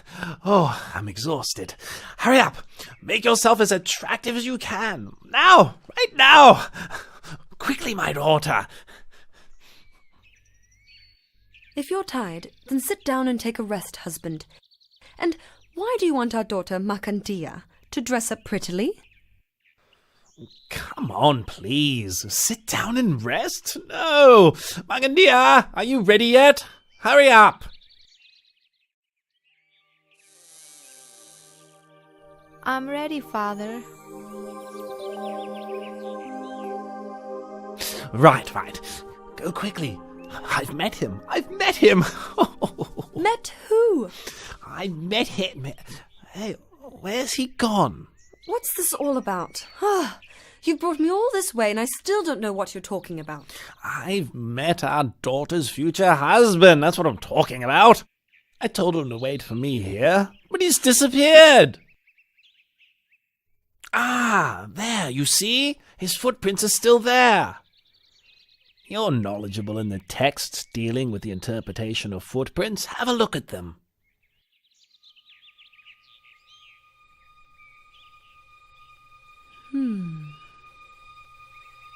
Two footprints that exactly match in this way are the footprints of a great being. They show that he is beyond craving, beyond anger, beyond delusion, without defilement. Such a one is not interested in household life. No defilement? What? Every man likes beautiful women. Let's see what happens when he sees our daughter. The main thing is to find where he's gone to.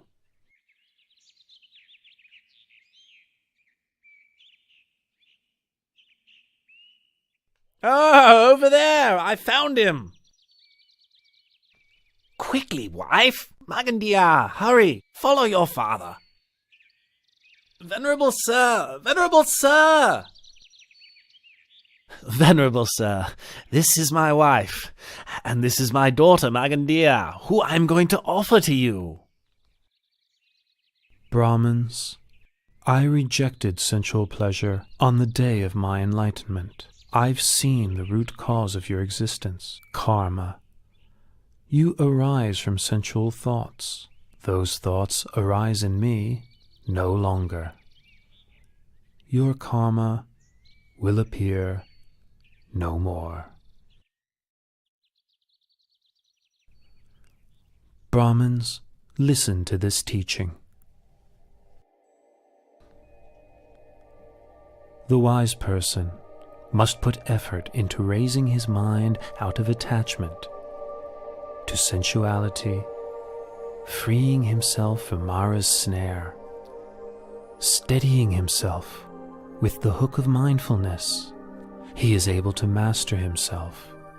He is able to have victory over himself.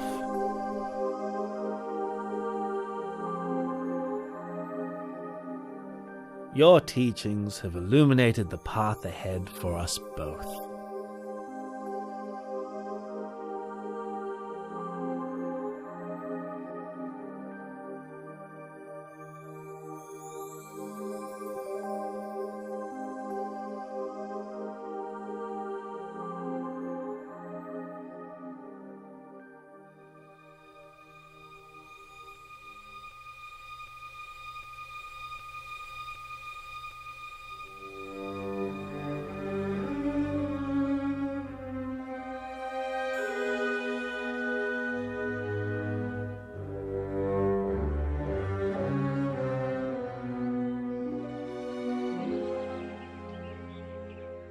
Lord, do not hold it against our daughter. Magandia is still very young. We ask permission to go to my younger brother, to give him all my wealth and ask him to take over as guardian of our daughter. As for my wife and me, we will ask permission to join the monastic order, so that we may, in time, realize enlightenment.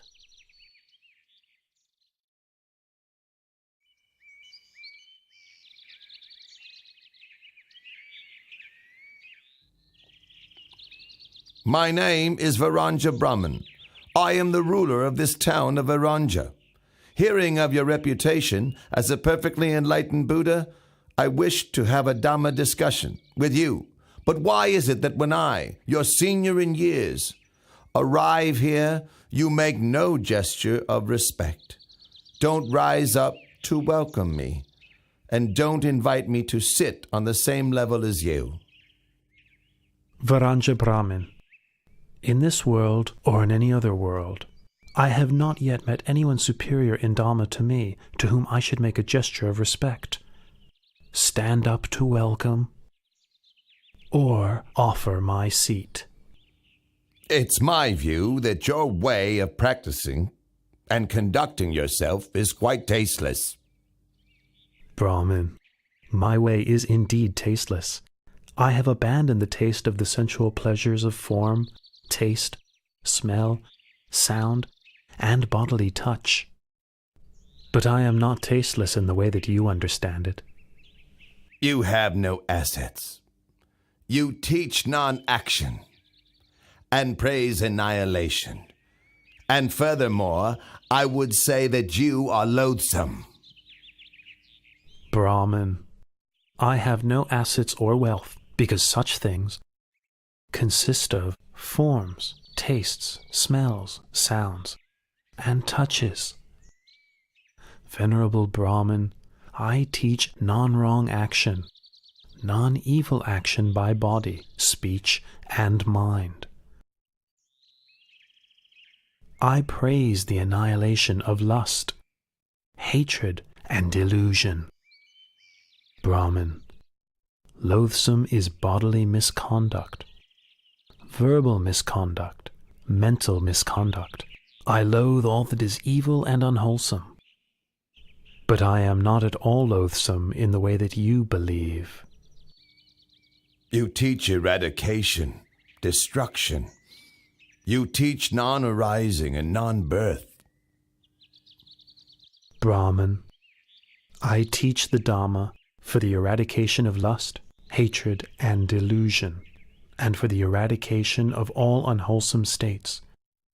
I teach the destruction of bodily misconduct, verbal misconduct, and mental misconduct, because these are things which are worthy of destruction. I have attained the state of non-arising and non-birth by abandoning the causes of birth and becoming. I speak only the truth in response to your comments. The truth is not as you understand it to be. Pay attention, Venerable Varanja Brahmin, and I will teach you the Dhamma. Sending your mind outside and seeking faults in others is a cause for suffering. Reflecting internally, developing awareness of one's own mind, is the path. Nirodha, the end of suffering, is its fruit.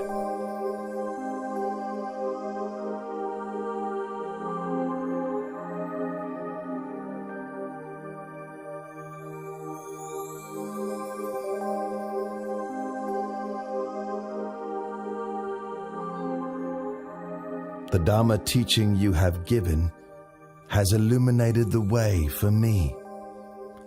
For the rest of my life, I take the triple gem as my refuge, and please may I invite you to spend the rains retreat here in order to teach the Dhamma to the citizens of Varanja.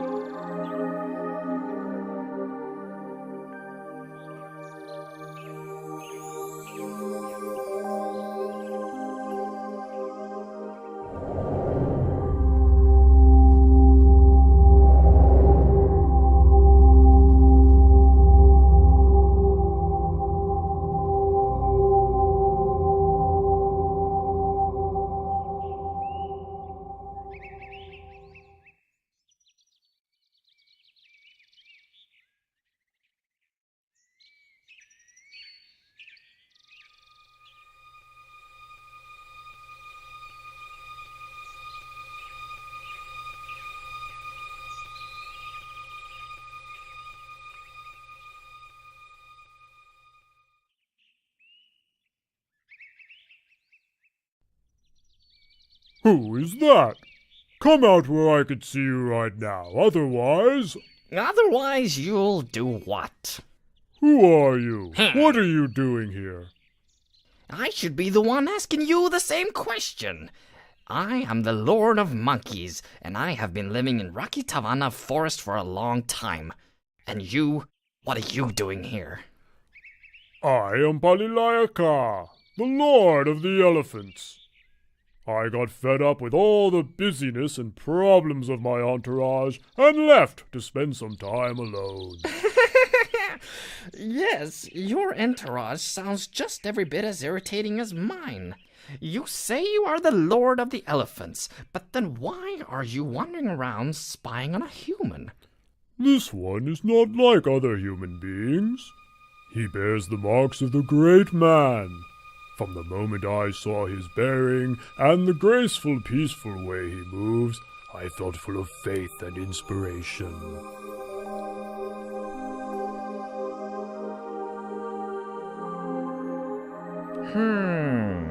Well, if that's the case, let's go and ask him some questions.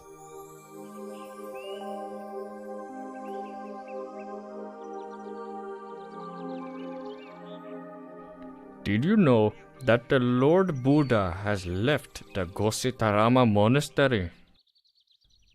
Well, he has probably gone to give teachings in another city. Not at all.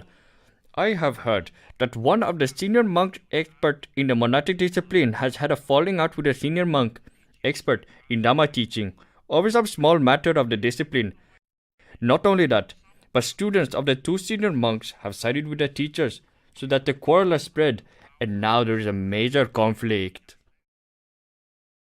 It got so bad that even when Lord Buddha himself admonished the monks and urged them to give up their conflict, they wouldn't listen. And so he left the monastery alone. That's terrible. Those monks are really stubborn and intractable. How long will it be before we will be able to hear the teachings from the Lord Buddha again? That's the point. The monks' dispute means that all the rest of us aren't able to listen to the Lord Buddha teach. The Lord Buddha must be fed up with the disobedient monks. From now on, we shouldn't make any more food offerings to them. Oh, good idea. Let's encourage all the other lay supporters to do the same.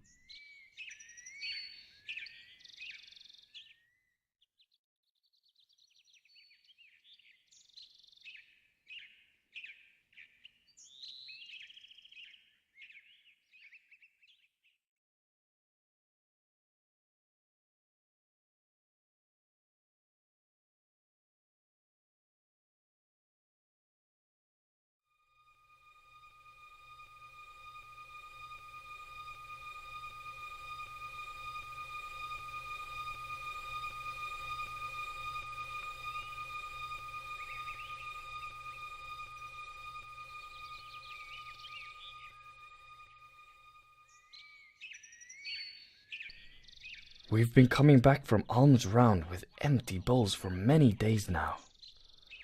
Nobody in Kosambi is filling our bowls with any food offerings anymore. If this continues, how will we survive? What will we eat? The lay people are unhappy that we are continually arguing and in conflict, and that by ignoring the Lord Buddha's admonition, we made him leave. And where has the Lord Buddha gone to reside now? Even though we've come to our senses, we have entered the rain's retreat period, and it's not possible to go off in search of him.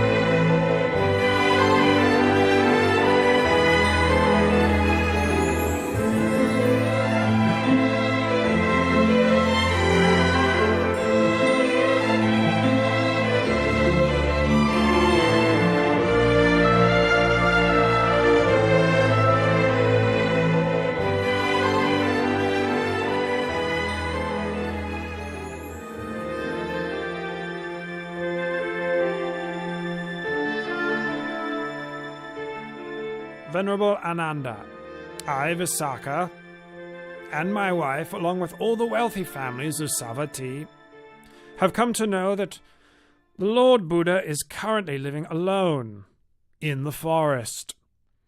And so we wish to send an invitation to him, requesting that he graciously come to reside here in our city of Jetavana. The people of this city will offer food to the Lord every day, in order that we may be able to listen to his teachings. Please, would you assist us in this? Do not worry, Anathapindika. I will see to it myself. The rains retreat has ended now, so I will take 500 monks with me to Rakitivana Forest to invite the Lord Buddha to come and reside here. You may put your minds at ease. Oh, it is our great good fortune to be able to pay respects to the Lord Buddha again and to listen to his teachings.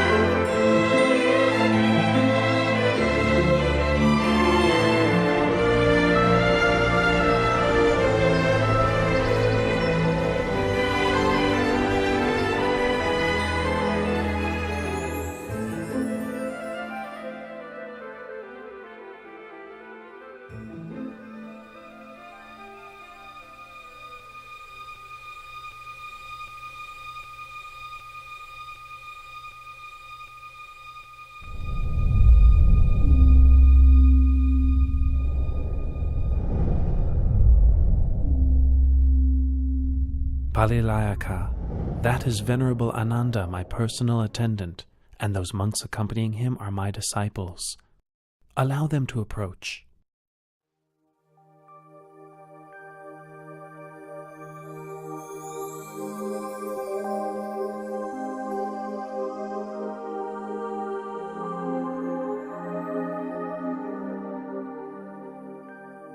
Lord of Elephants, Lord of Monkeys, allow me to kindly thank you for your service to me in looking after me in this forest. Now is the time for me to return to Jeta's Grove Monastery.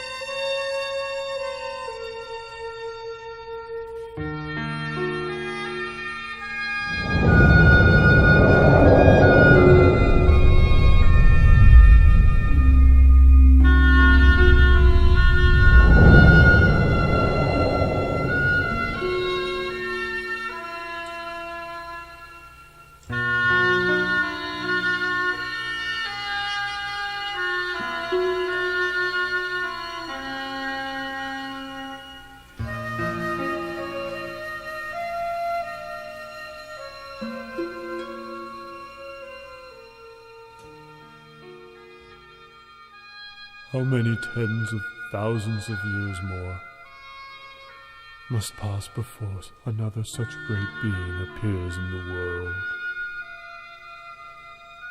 It has been our great fortune to have had the opportunity to serve the Lord at such close quarters. What a great shame The Lord has to leave after such a short time. It will be very unlikely that we will have such an opportunity again. We will probably never see the Lord again.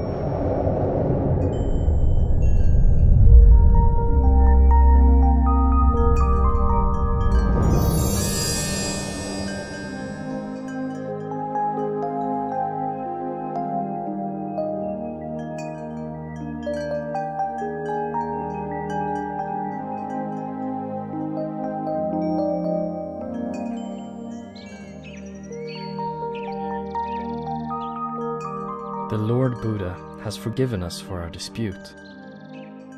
It was good that we saw our fault and swiftly made our way from Kosambi to pay our respects to the Lord Buddha in Jedda's Grove. You're right. The Lord is going to give us a Dharma talk. Pay attention. Know this, monks. This flourishing or decline of this teaching is not dependent on the actions of outsiders, but depends upon the fourfold assembly of monks and nuns, laymen and laywomen. Consider the fool whose acts of body, speech, and mind cause harm to self and others. You have all entered the Sangha and have been training in the well-expounded teachings that I have given to you. Be diligent in your efforts, so that you may realize the fruits of the training that you have not yet realized, that you have not as yet fully penetrated, so that you may become truly noble.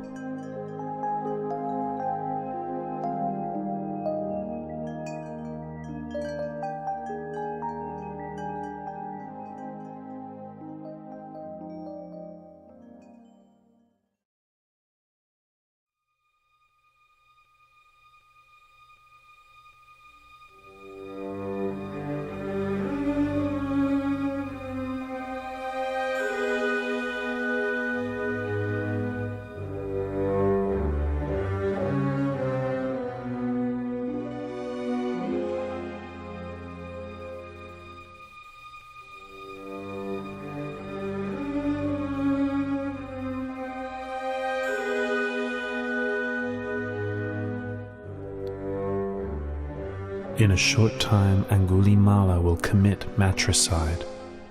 He will kill his own mother. This is a very heavy karma, which prevents one from attaining to the path, fruit, and nibbana. But this outlaw does not kill with malicious intent. He does so out of ignorance. This being the case, he should still be able to attain to the Dharma. I'll help him to escape from the deadly snare of his own foolish mistake.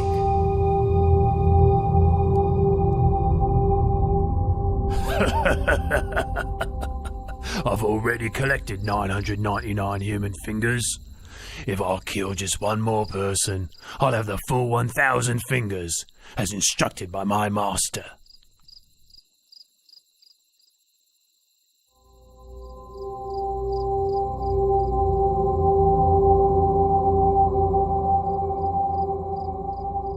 There is a recluse walking alone. He's about to meet his doom.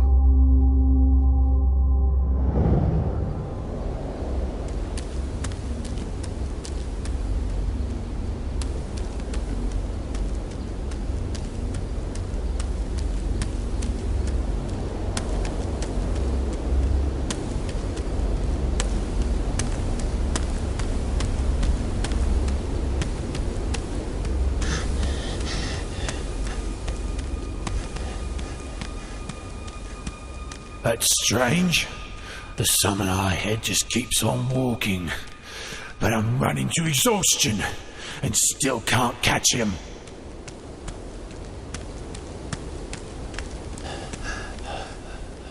Oh! Stop there, summoner! Summoner, stop there! I have stopped already. It is you who have not yet stopped. A holy man should speak only the truth.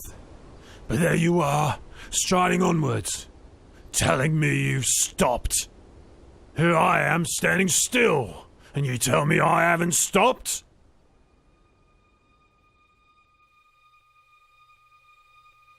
Ahimsaka, I have stopped. Stopped killing, stopped harming, stopped pursuing wrong livelihood, stopped all kinds of misconduct. It is you who have not yet stopped. Not stopped killing, not stopped harming, not stopped pursuing wrong livelihood, not given up misconduct. You are still grasping your sword. How can you say you've already stopped?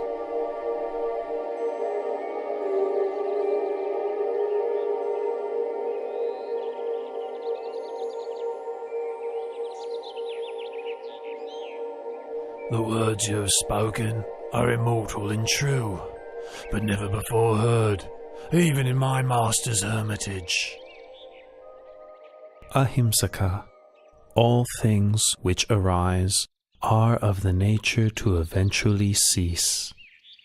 The sword which you were carrying has now been laid down. So let go of the mental defilement associated with your wrong actions. Should your heart dwell on those actions, it will soon become spoiled. Focus on recollecting your good actions. Your heart will become increasingly cheerful and radiant. Be industrious in making merit, maintaining morality, and brightening your mind in every single moment.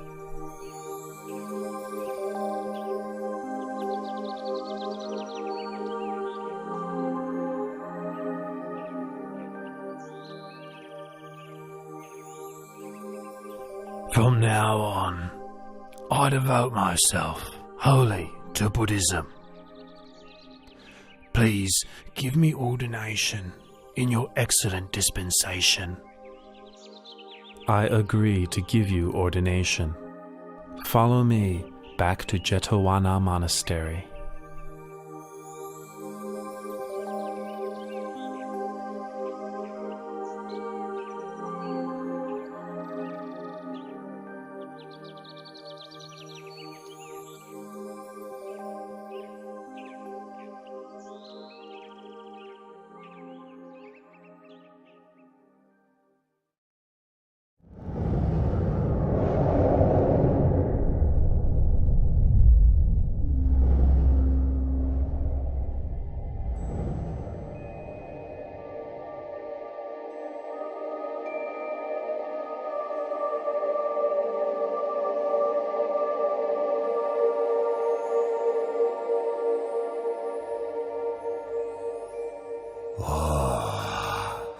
These poor human beings, thinking their good and evil deeds make any difference, when in fact all things are already fixed, dependent on my will.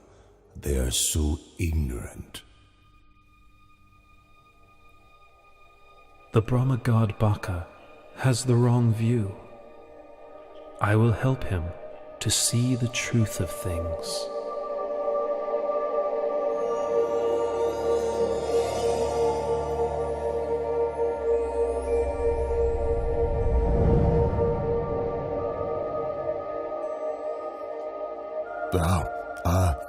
Lord Buddha, please sit down.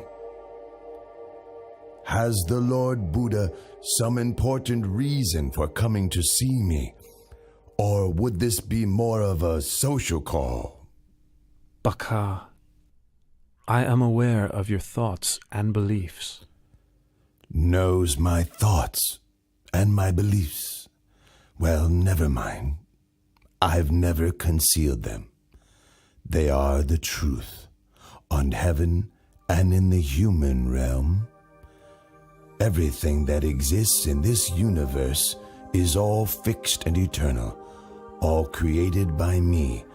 There is nothing on earth or in the sky, in the sun, in the moon, and the stars, of which I do not have omniscient knowledge. Nothing is hidden from me. Baka, are you sure that you are the creator and master of all things? Are you sure that you alone know all things, and that nothing is hidden from you? Absolutely. In that case, why don't you use your powers to create a magic body and hide in a place you believe nobody else can find? Then I will look for you. Ha ha ha ha! Yes, sure. I can do that. Try to find me if you can.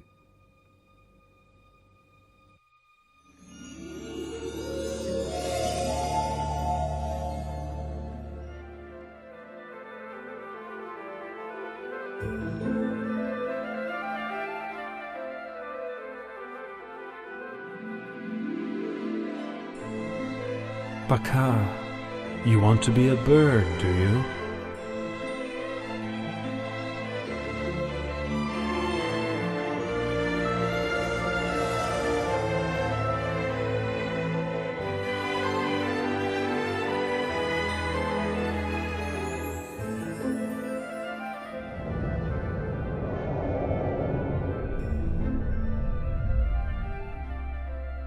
Baka, so you want to be a bee.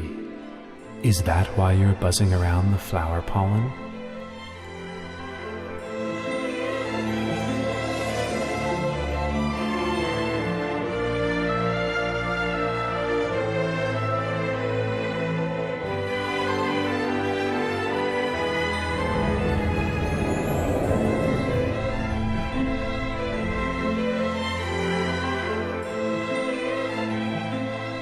Baka, do you not want to enjoy the happiness of the Brahma realm any longer? Is that why you have made yourself so fine and mixed yourself with the sand grains on the sea floor?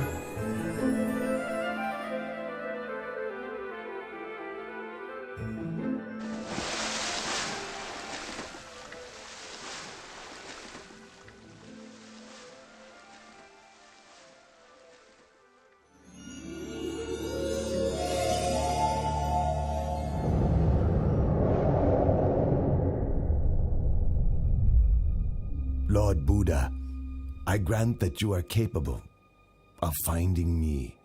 But now it's your turn.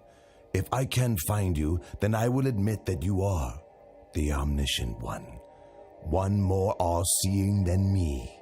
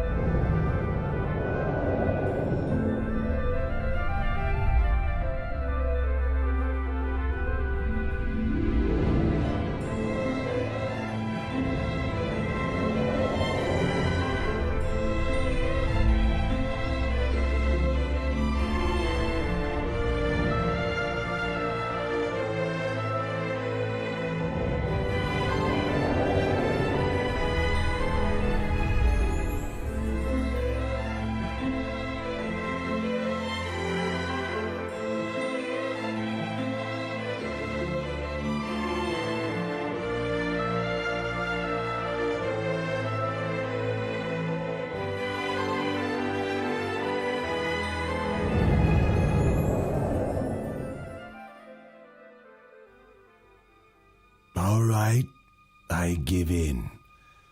Whatever world system, whatever universe you've concealed yourself in, please show yourself. Baka, I did not conceal myself in any world system or universe. All the time that you were searching for me, I was walking up and down above your head.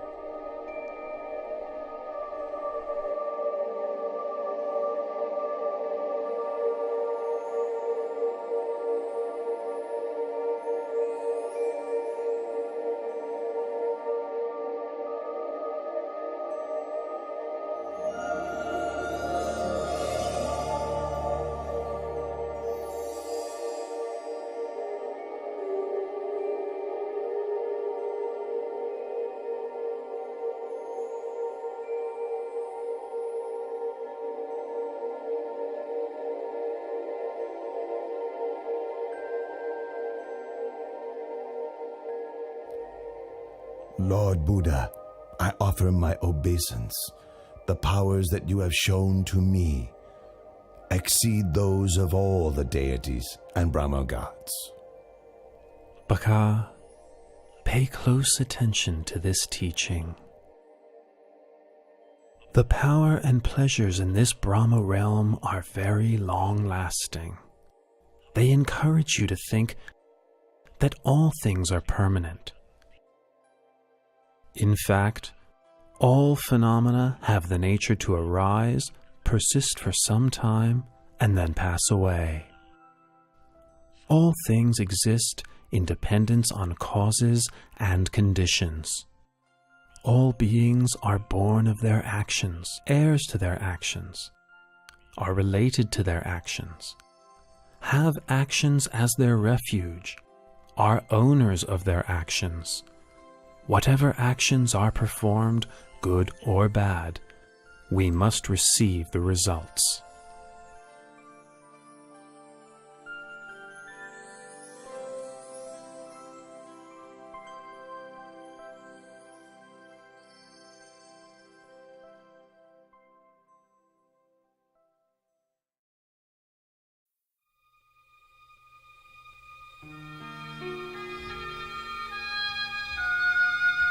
Lord Buddha, you are seriously ill. You are in tremendous pain. Yet, you maintain great composure. You withstand your discomfort with great patience, and tolerate your illness with determination. It fills me with great faith that the Lord Buddha will live a long life, with disciples and followers forever. Ananda, at this moment I have reached 80 years of age. My body is growing weak, like a dilapidated old wagon, held together with pieces of bamboo. It is not strong enough to last forever. But I am focusing my will to keep my body going and make this travel possible. You should be mindful to take care of yourself. In this universe, there is nothing that is more important than yourself.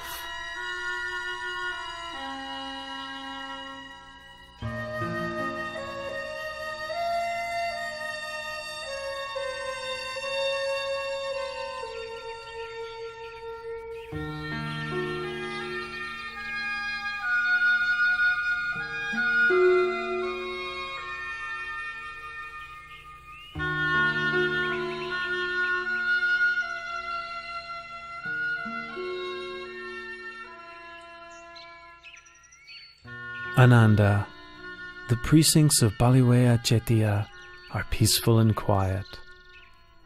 Should anyone develop the 4 methods for success and have the wish to extend his life for a very long period, he will surely succeed in what he wishes.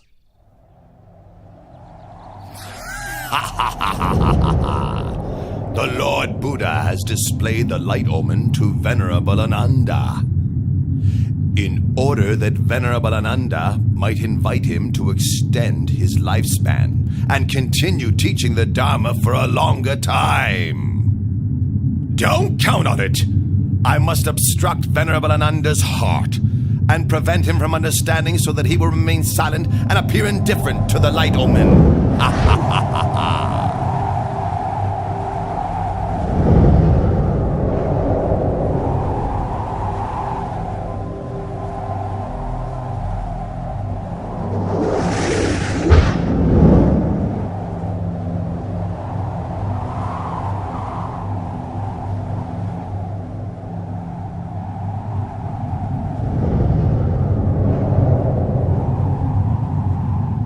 The Buddha has spoken to Venerable Ananda 3 times, and each time I've obstructed the message, leaving Venerable Ananda silent. Ha ha ha ha! Ananda, go and find a peaceful place and develop your meditation.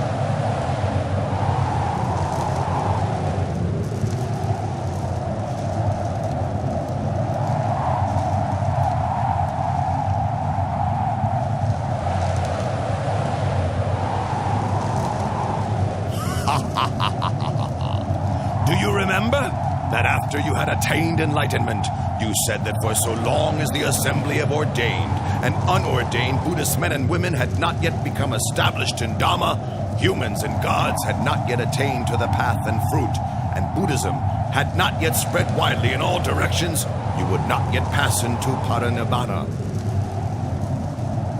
Well, now all your goals have been achieved. You may as well pass away this very day. Why trouble yourself further with benefiting sentient beings?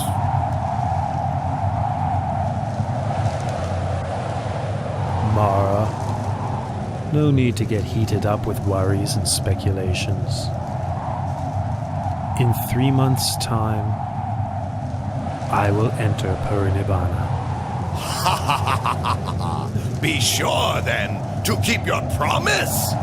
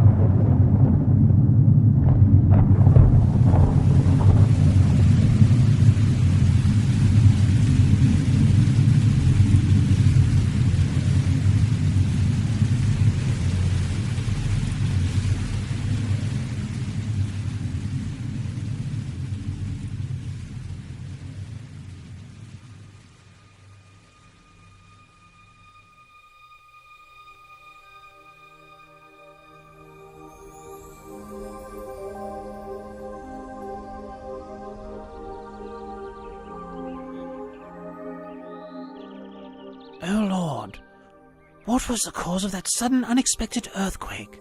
Please tell me. Ananda, there are 8 possible causes for such an earthquake.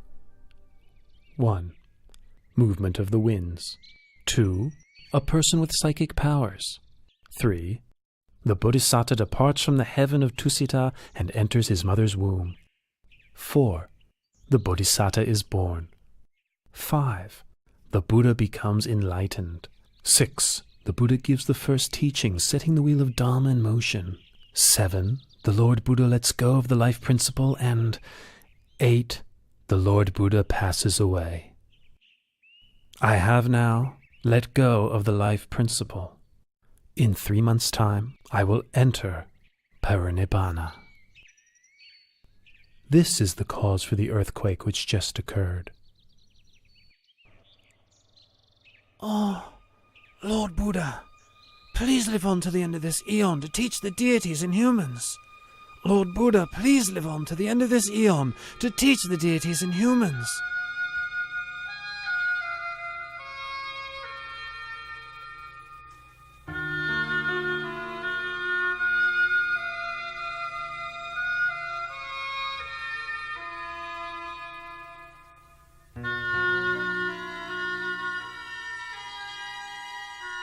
Ananda, why do you make this request of me 3 times? Oh Lord, you said that whoever develops the 4 methods for success, should he desire to extend his life for a long period of time, he would be able to do so. That's why I have just now pleaded with you 3 times. Ananda, I have displayed the light omen, giving you the chance to invite me to extend my life 16 times already. 10 times in the city of Ratchagaha, and 6 times in the city of Vesali. The 16th time was just now, in the precincts of Pawala Chetia. After which, I let go of the life principle. Had you made your invitation on any of these occasions, I would have turned it down only twice, and accepted the 3rd invitation. But now I have met with Mara, and resigned to dying. that which the Tathagata has let go of, has undone, abandoned. It is not suitable to ask that he take up such a thing again. Ananda, all conditioned things have impermanence as their very nature. Having arisen, they must eventually cease. Complete cessation is the fulfillment of happiness. Nothing can be compared with it.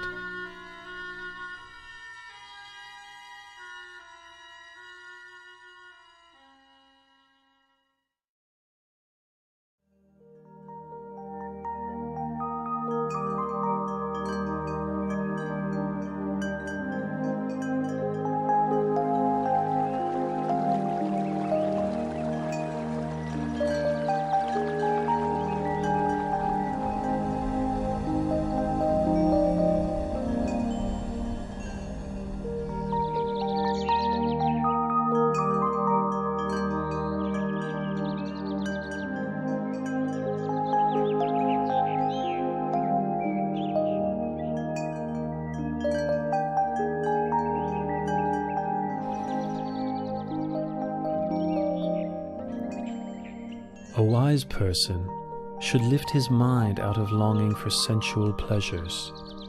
Give up this snare of Mara, using mindfulness for restraint. A wise person is able to control himself, able to attain victory over himself. Lord Buddha, in addition to coming to stay in my mango grove, you have also given me a Dhamma discourse. You have shown such kindness to me, Junda, the goldsmith's son. Tomorrow morning, please accept my invitation to receive alms food at my house.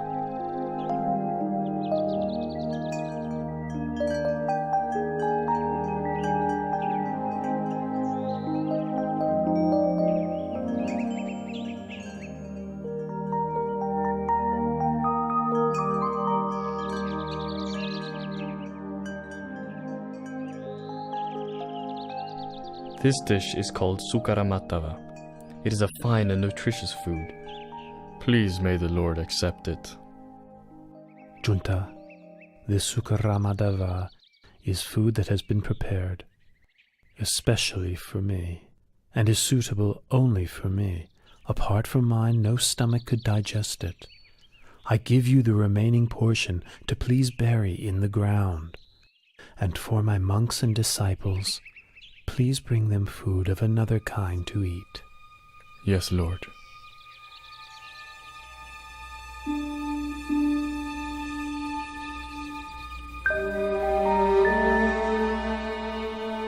Ananda, my disease is now getting worse again.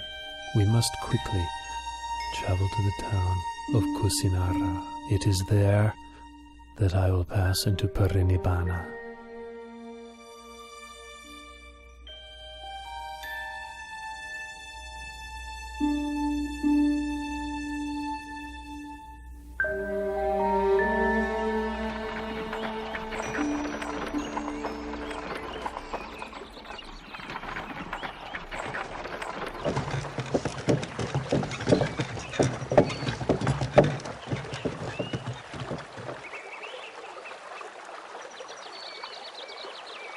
Ananda, let us stop and rest under this tree.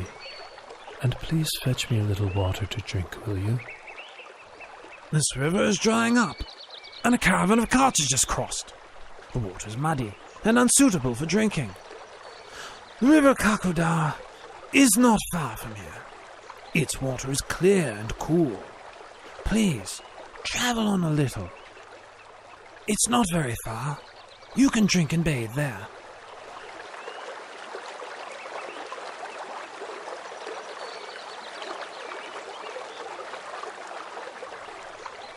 Even though I advised the Buddha that the water is muddy and murky, he still says he will drink it. Well, the Buddha must have his reasons. This is the first time the Buddha has stopped for a drink mid-journey. Previously, he has never requested water before reaching his destination.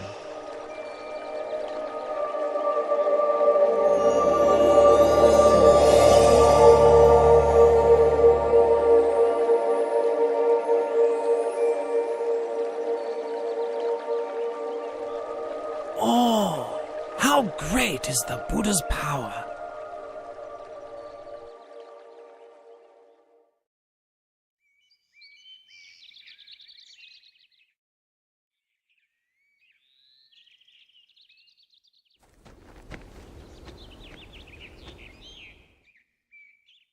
Lord Buddha, my name is Pukusa. I am a son of the king of the Mala dynasty and a disciple of the late Alara the Hermit. I am traveling from the city of Kusinara to Pava. What great fortune it is to meet you. I had made the determination in my heart that I may have the opportunity, just once, to hear the Buddha's teaching. Listen, Pukusa. This heart is luminous, but it is obscured by incoming defilements.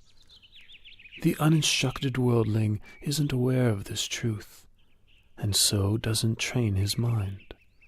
But the well-instructed noble disciple is clearly aware of this truth, and so trains his mind.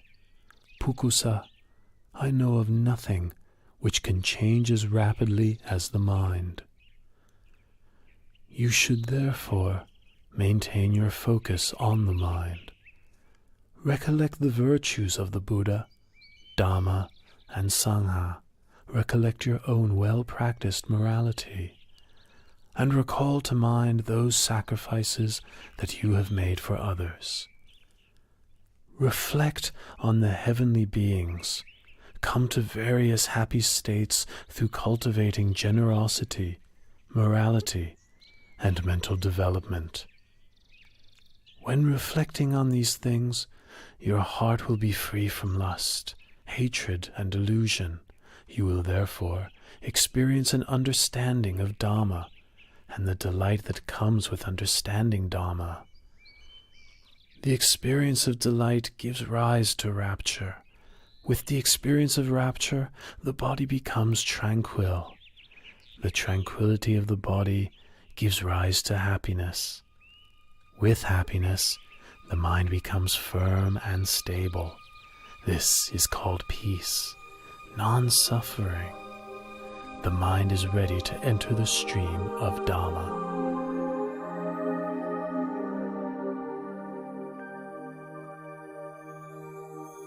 These 2 pieces of Singivana cloth are very valuable.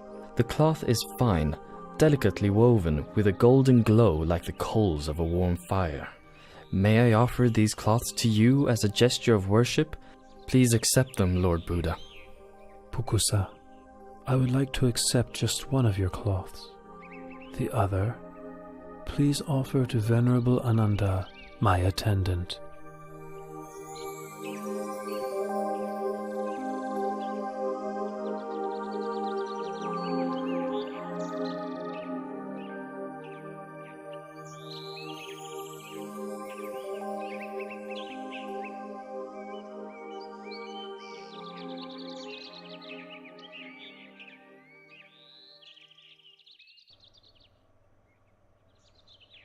Lord, these Singivana cloths are of great value.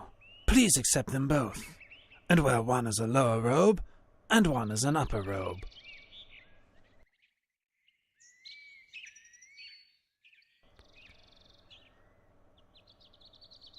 Oh, Lord, your complexion is splendid, clear and bright. What a wonderful sight! Ananda, the Buddha's complexion appears pure and bright on 2 occasions.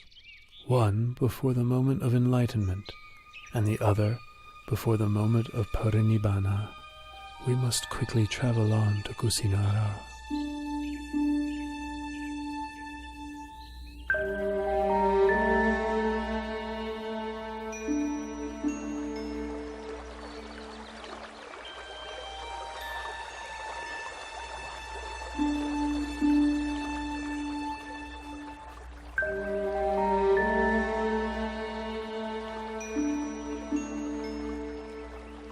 Junta gave me my last meal, but unless I make the matter clear, people may think that his alms food was the cause for my passing away.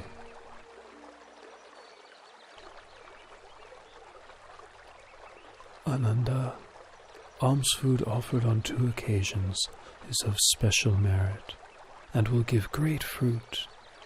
The honeyed milk rice offered by Sujata supported me at the time when I ended the mental defilements. The Sukara Madhava offered by Junta will take me to the ending of the 5 aggregates, the last residue of conditioned things. Should anyone blame Junta, you should explain what I've told you. Should Junta blame himself, you must ease his worry with these words of mine. The food which Junta offered to me was the final meal that sustained me.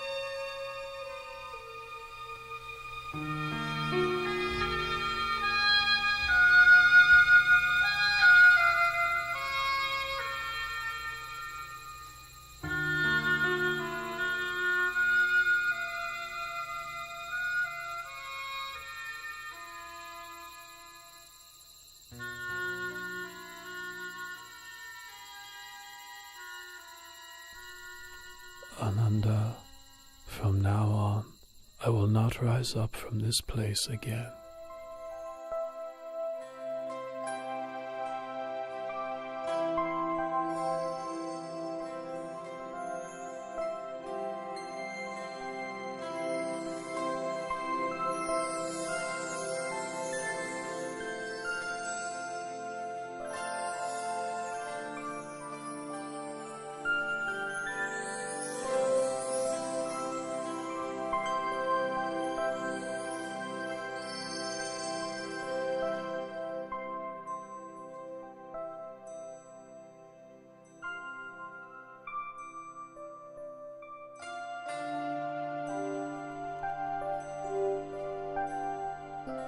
Ananda, if in the future someone should offer material things of great value as tribute to me, no matter how great the value of such things, such a tribute would not be the highest homage.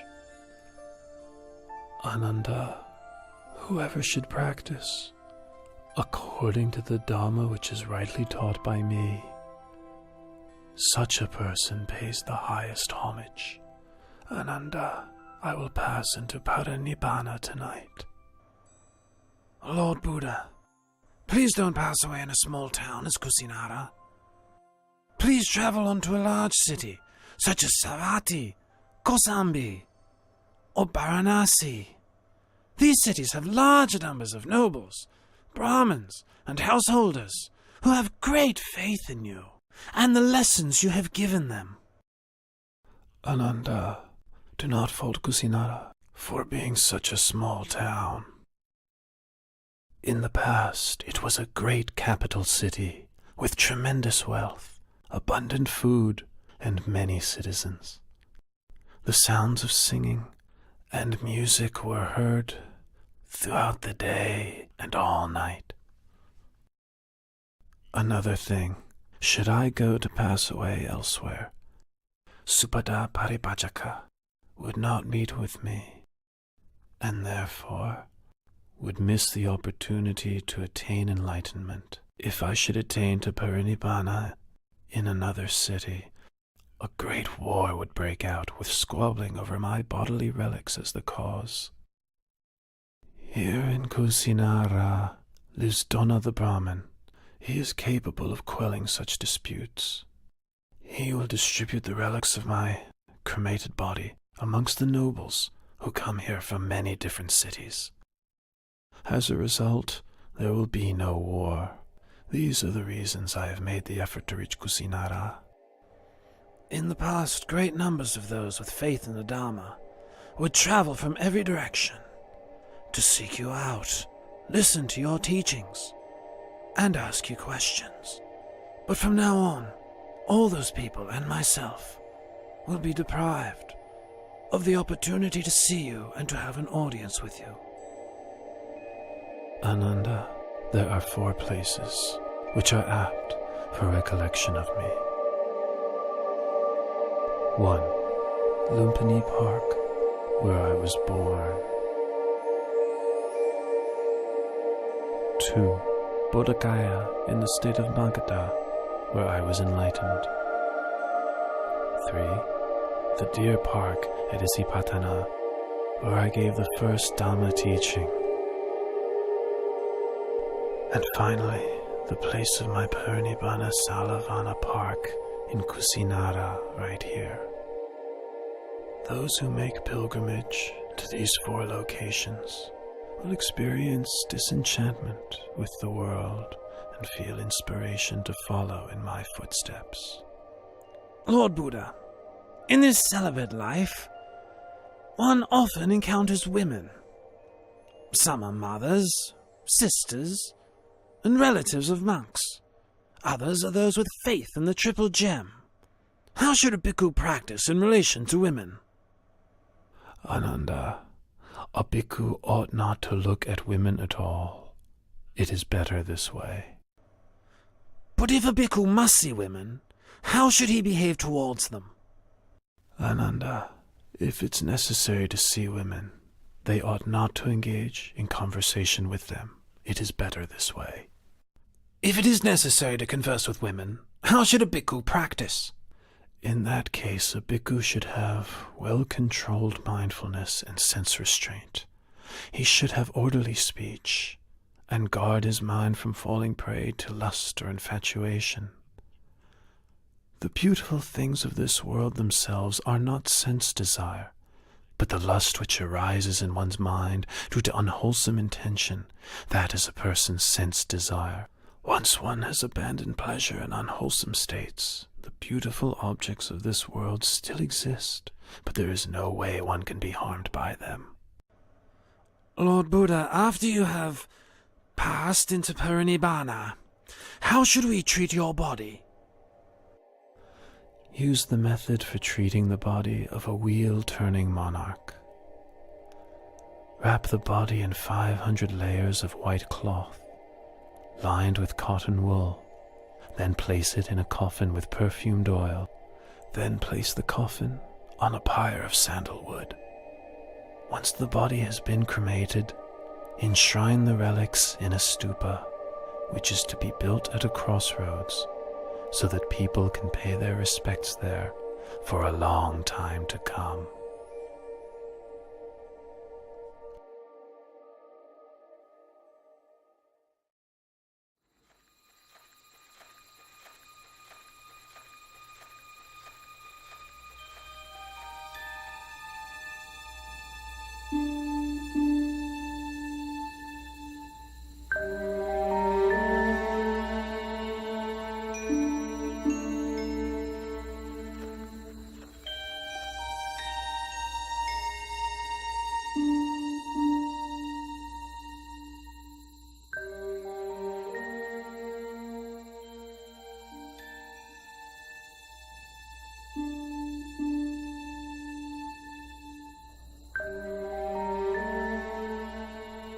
Supata is intent on having audience with the Buddha.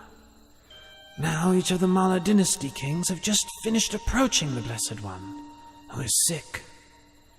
If I allow any more guests, it'll be a great burden on him.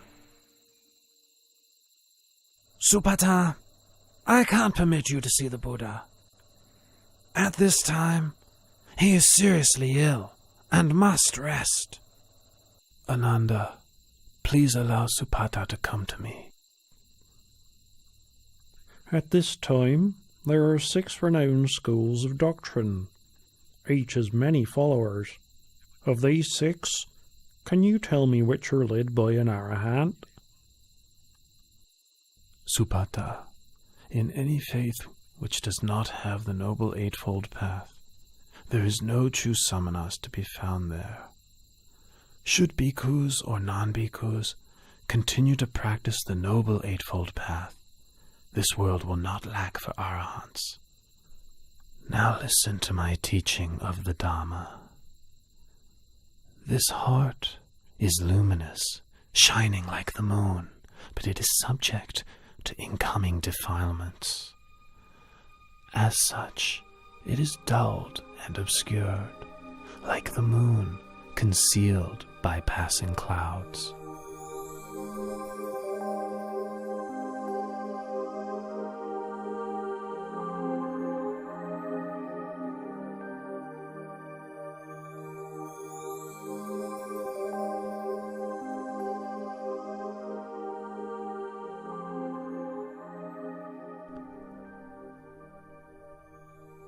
Lord Buddha, teacher of the most excellent Dharma, you make right that which I've wrongly seen for so very long.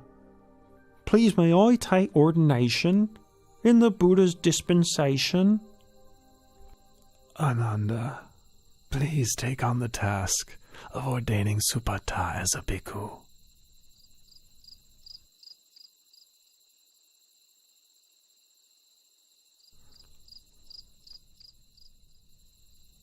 Supata, consider the hair of the head, hair of the body, nails, teeth, and skin, as well as all materiality and immateriality, according to the truth. Such things are changing, decaying, impermanent, suffering and not self, not a being, not a person, not I, not mine, not myself, not him, not his, not himself. Supata, your supports for the holy life will be alms food, simple robes to cover yourself, the base of a tree for lodging, and fermented urine for medicine, following the ways of nature.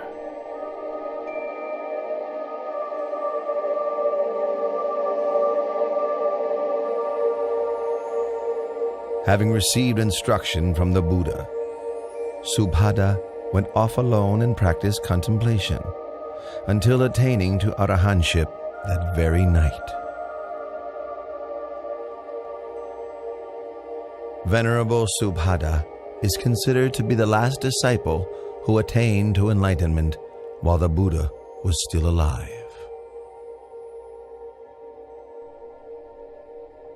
Loyal bhikkhus, when I have passed away, the 84,000 teachings of Dhamma Vinaya will be your teacher. Don't think to yourselves, now that the Buddha has passed away, we'll have no teacher. Truly the Dhamma which I have taught, and the Vinaya which I have laid down, will be your teacher in place of me. You must take the Dhamma Vinaya as your refuge. Don't take anything else as your refuge. Even I, the Tathagata, am only the one who points the way.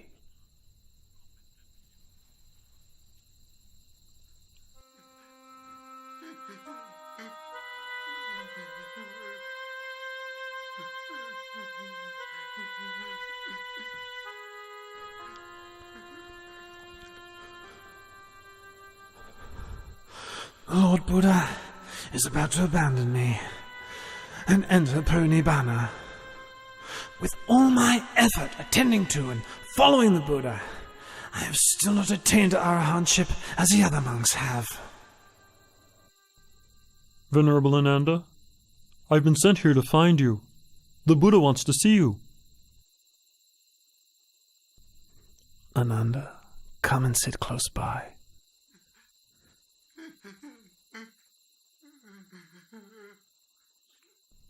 Ananda, don't be consumed by sorrow.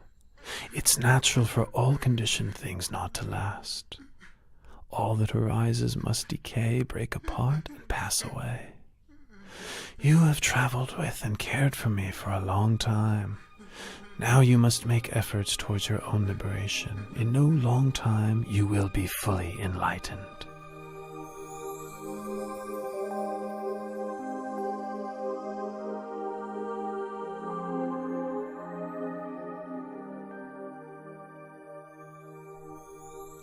Ananda, Chanabiku has views of self-importance because he's been close to me since the household life. He has become stubborn and difficult to teach. Once I have passed away, he will become even more stubborn and disrespectful, refusing to take instruction from any monk. You must give him the Brahma penalty. How do we impose the Brahma penalty? All the monks must refrain from speaking to, instructing, and admonishing Chana. Having received this punishment, Chana will realize his fault and change his ways. Finally, he will attain to arahantship. Loyal bhikkhus, for as long as the Sangha meets regularly together, in harmony, with respect for the disciplinary rules, and with humility towards the senior monks, careful not to fall under the influence of craving, content to live in the forest, and wishing happiness to all that come to live and practice. For as long as the Sangha is not preoccupied with work, not prone to indulging in talk, not given to excessive sleeping, not socializing without good cause, not given to indulging unwholesome desires, not falling under the power of evil intentions, not consorting with bad people, not giving up effort in practice, but striving for the attainment of higher dhammas. For so long there will be no decline for the Sangha, but only development and growth.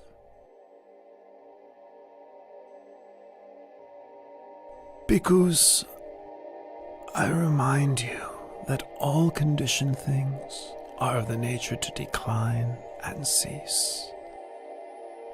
Free of heedlessness, develop yourselves and benefit others to the utmost.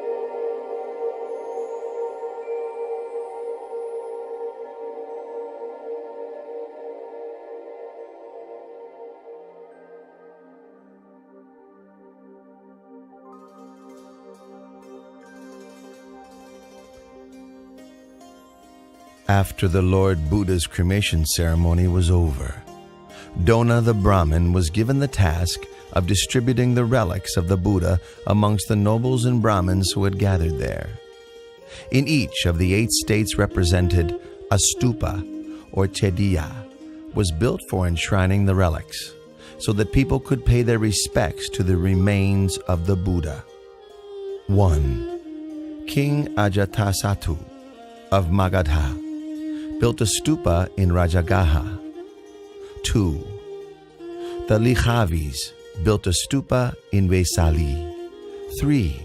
The Sakayan royalty built a stupa in Kapilavatu. 4. The Mauryan royalty built a stupa in the city of Al-Kapa. 5. The Kolean royalty built a stupa at Ramagama. 6. The Malla royalty built a stupa in the city of Pava. 7. The Malla royalty of Kusinara built a stupa in Kusinara. 8. The Brahmins of Vetadipa built a stupa in the city of Vetadipa. As for Dona Brahmin, he built a stupa at Kusinara for housing the golden urn, which had contained the relics of the Buddha before they were distributed. This reliquary is known as Tumba Stupa, or Tumba Jediya. 3 months after the Buddha laid down the khandhas and attained parinibbana, Venerable Maha Kassapa led the Sangha in the first rehearsal of the Dhamma Vinaya at the cave of Satapana on Mount Vebhara, outside of Rajagaha, with King Ajatasattu as the royal host. After the duration of 7 months, the first rehearsal of the Dhamma Vinaya came to its conclusion.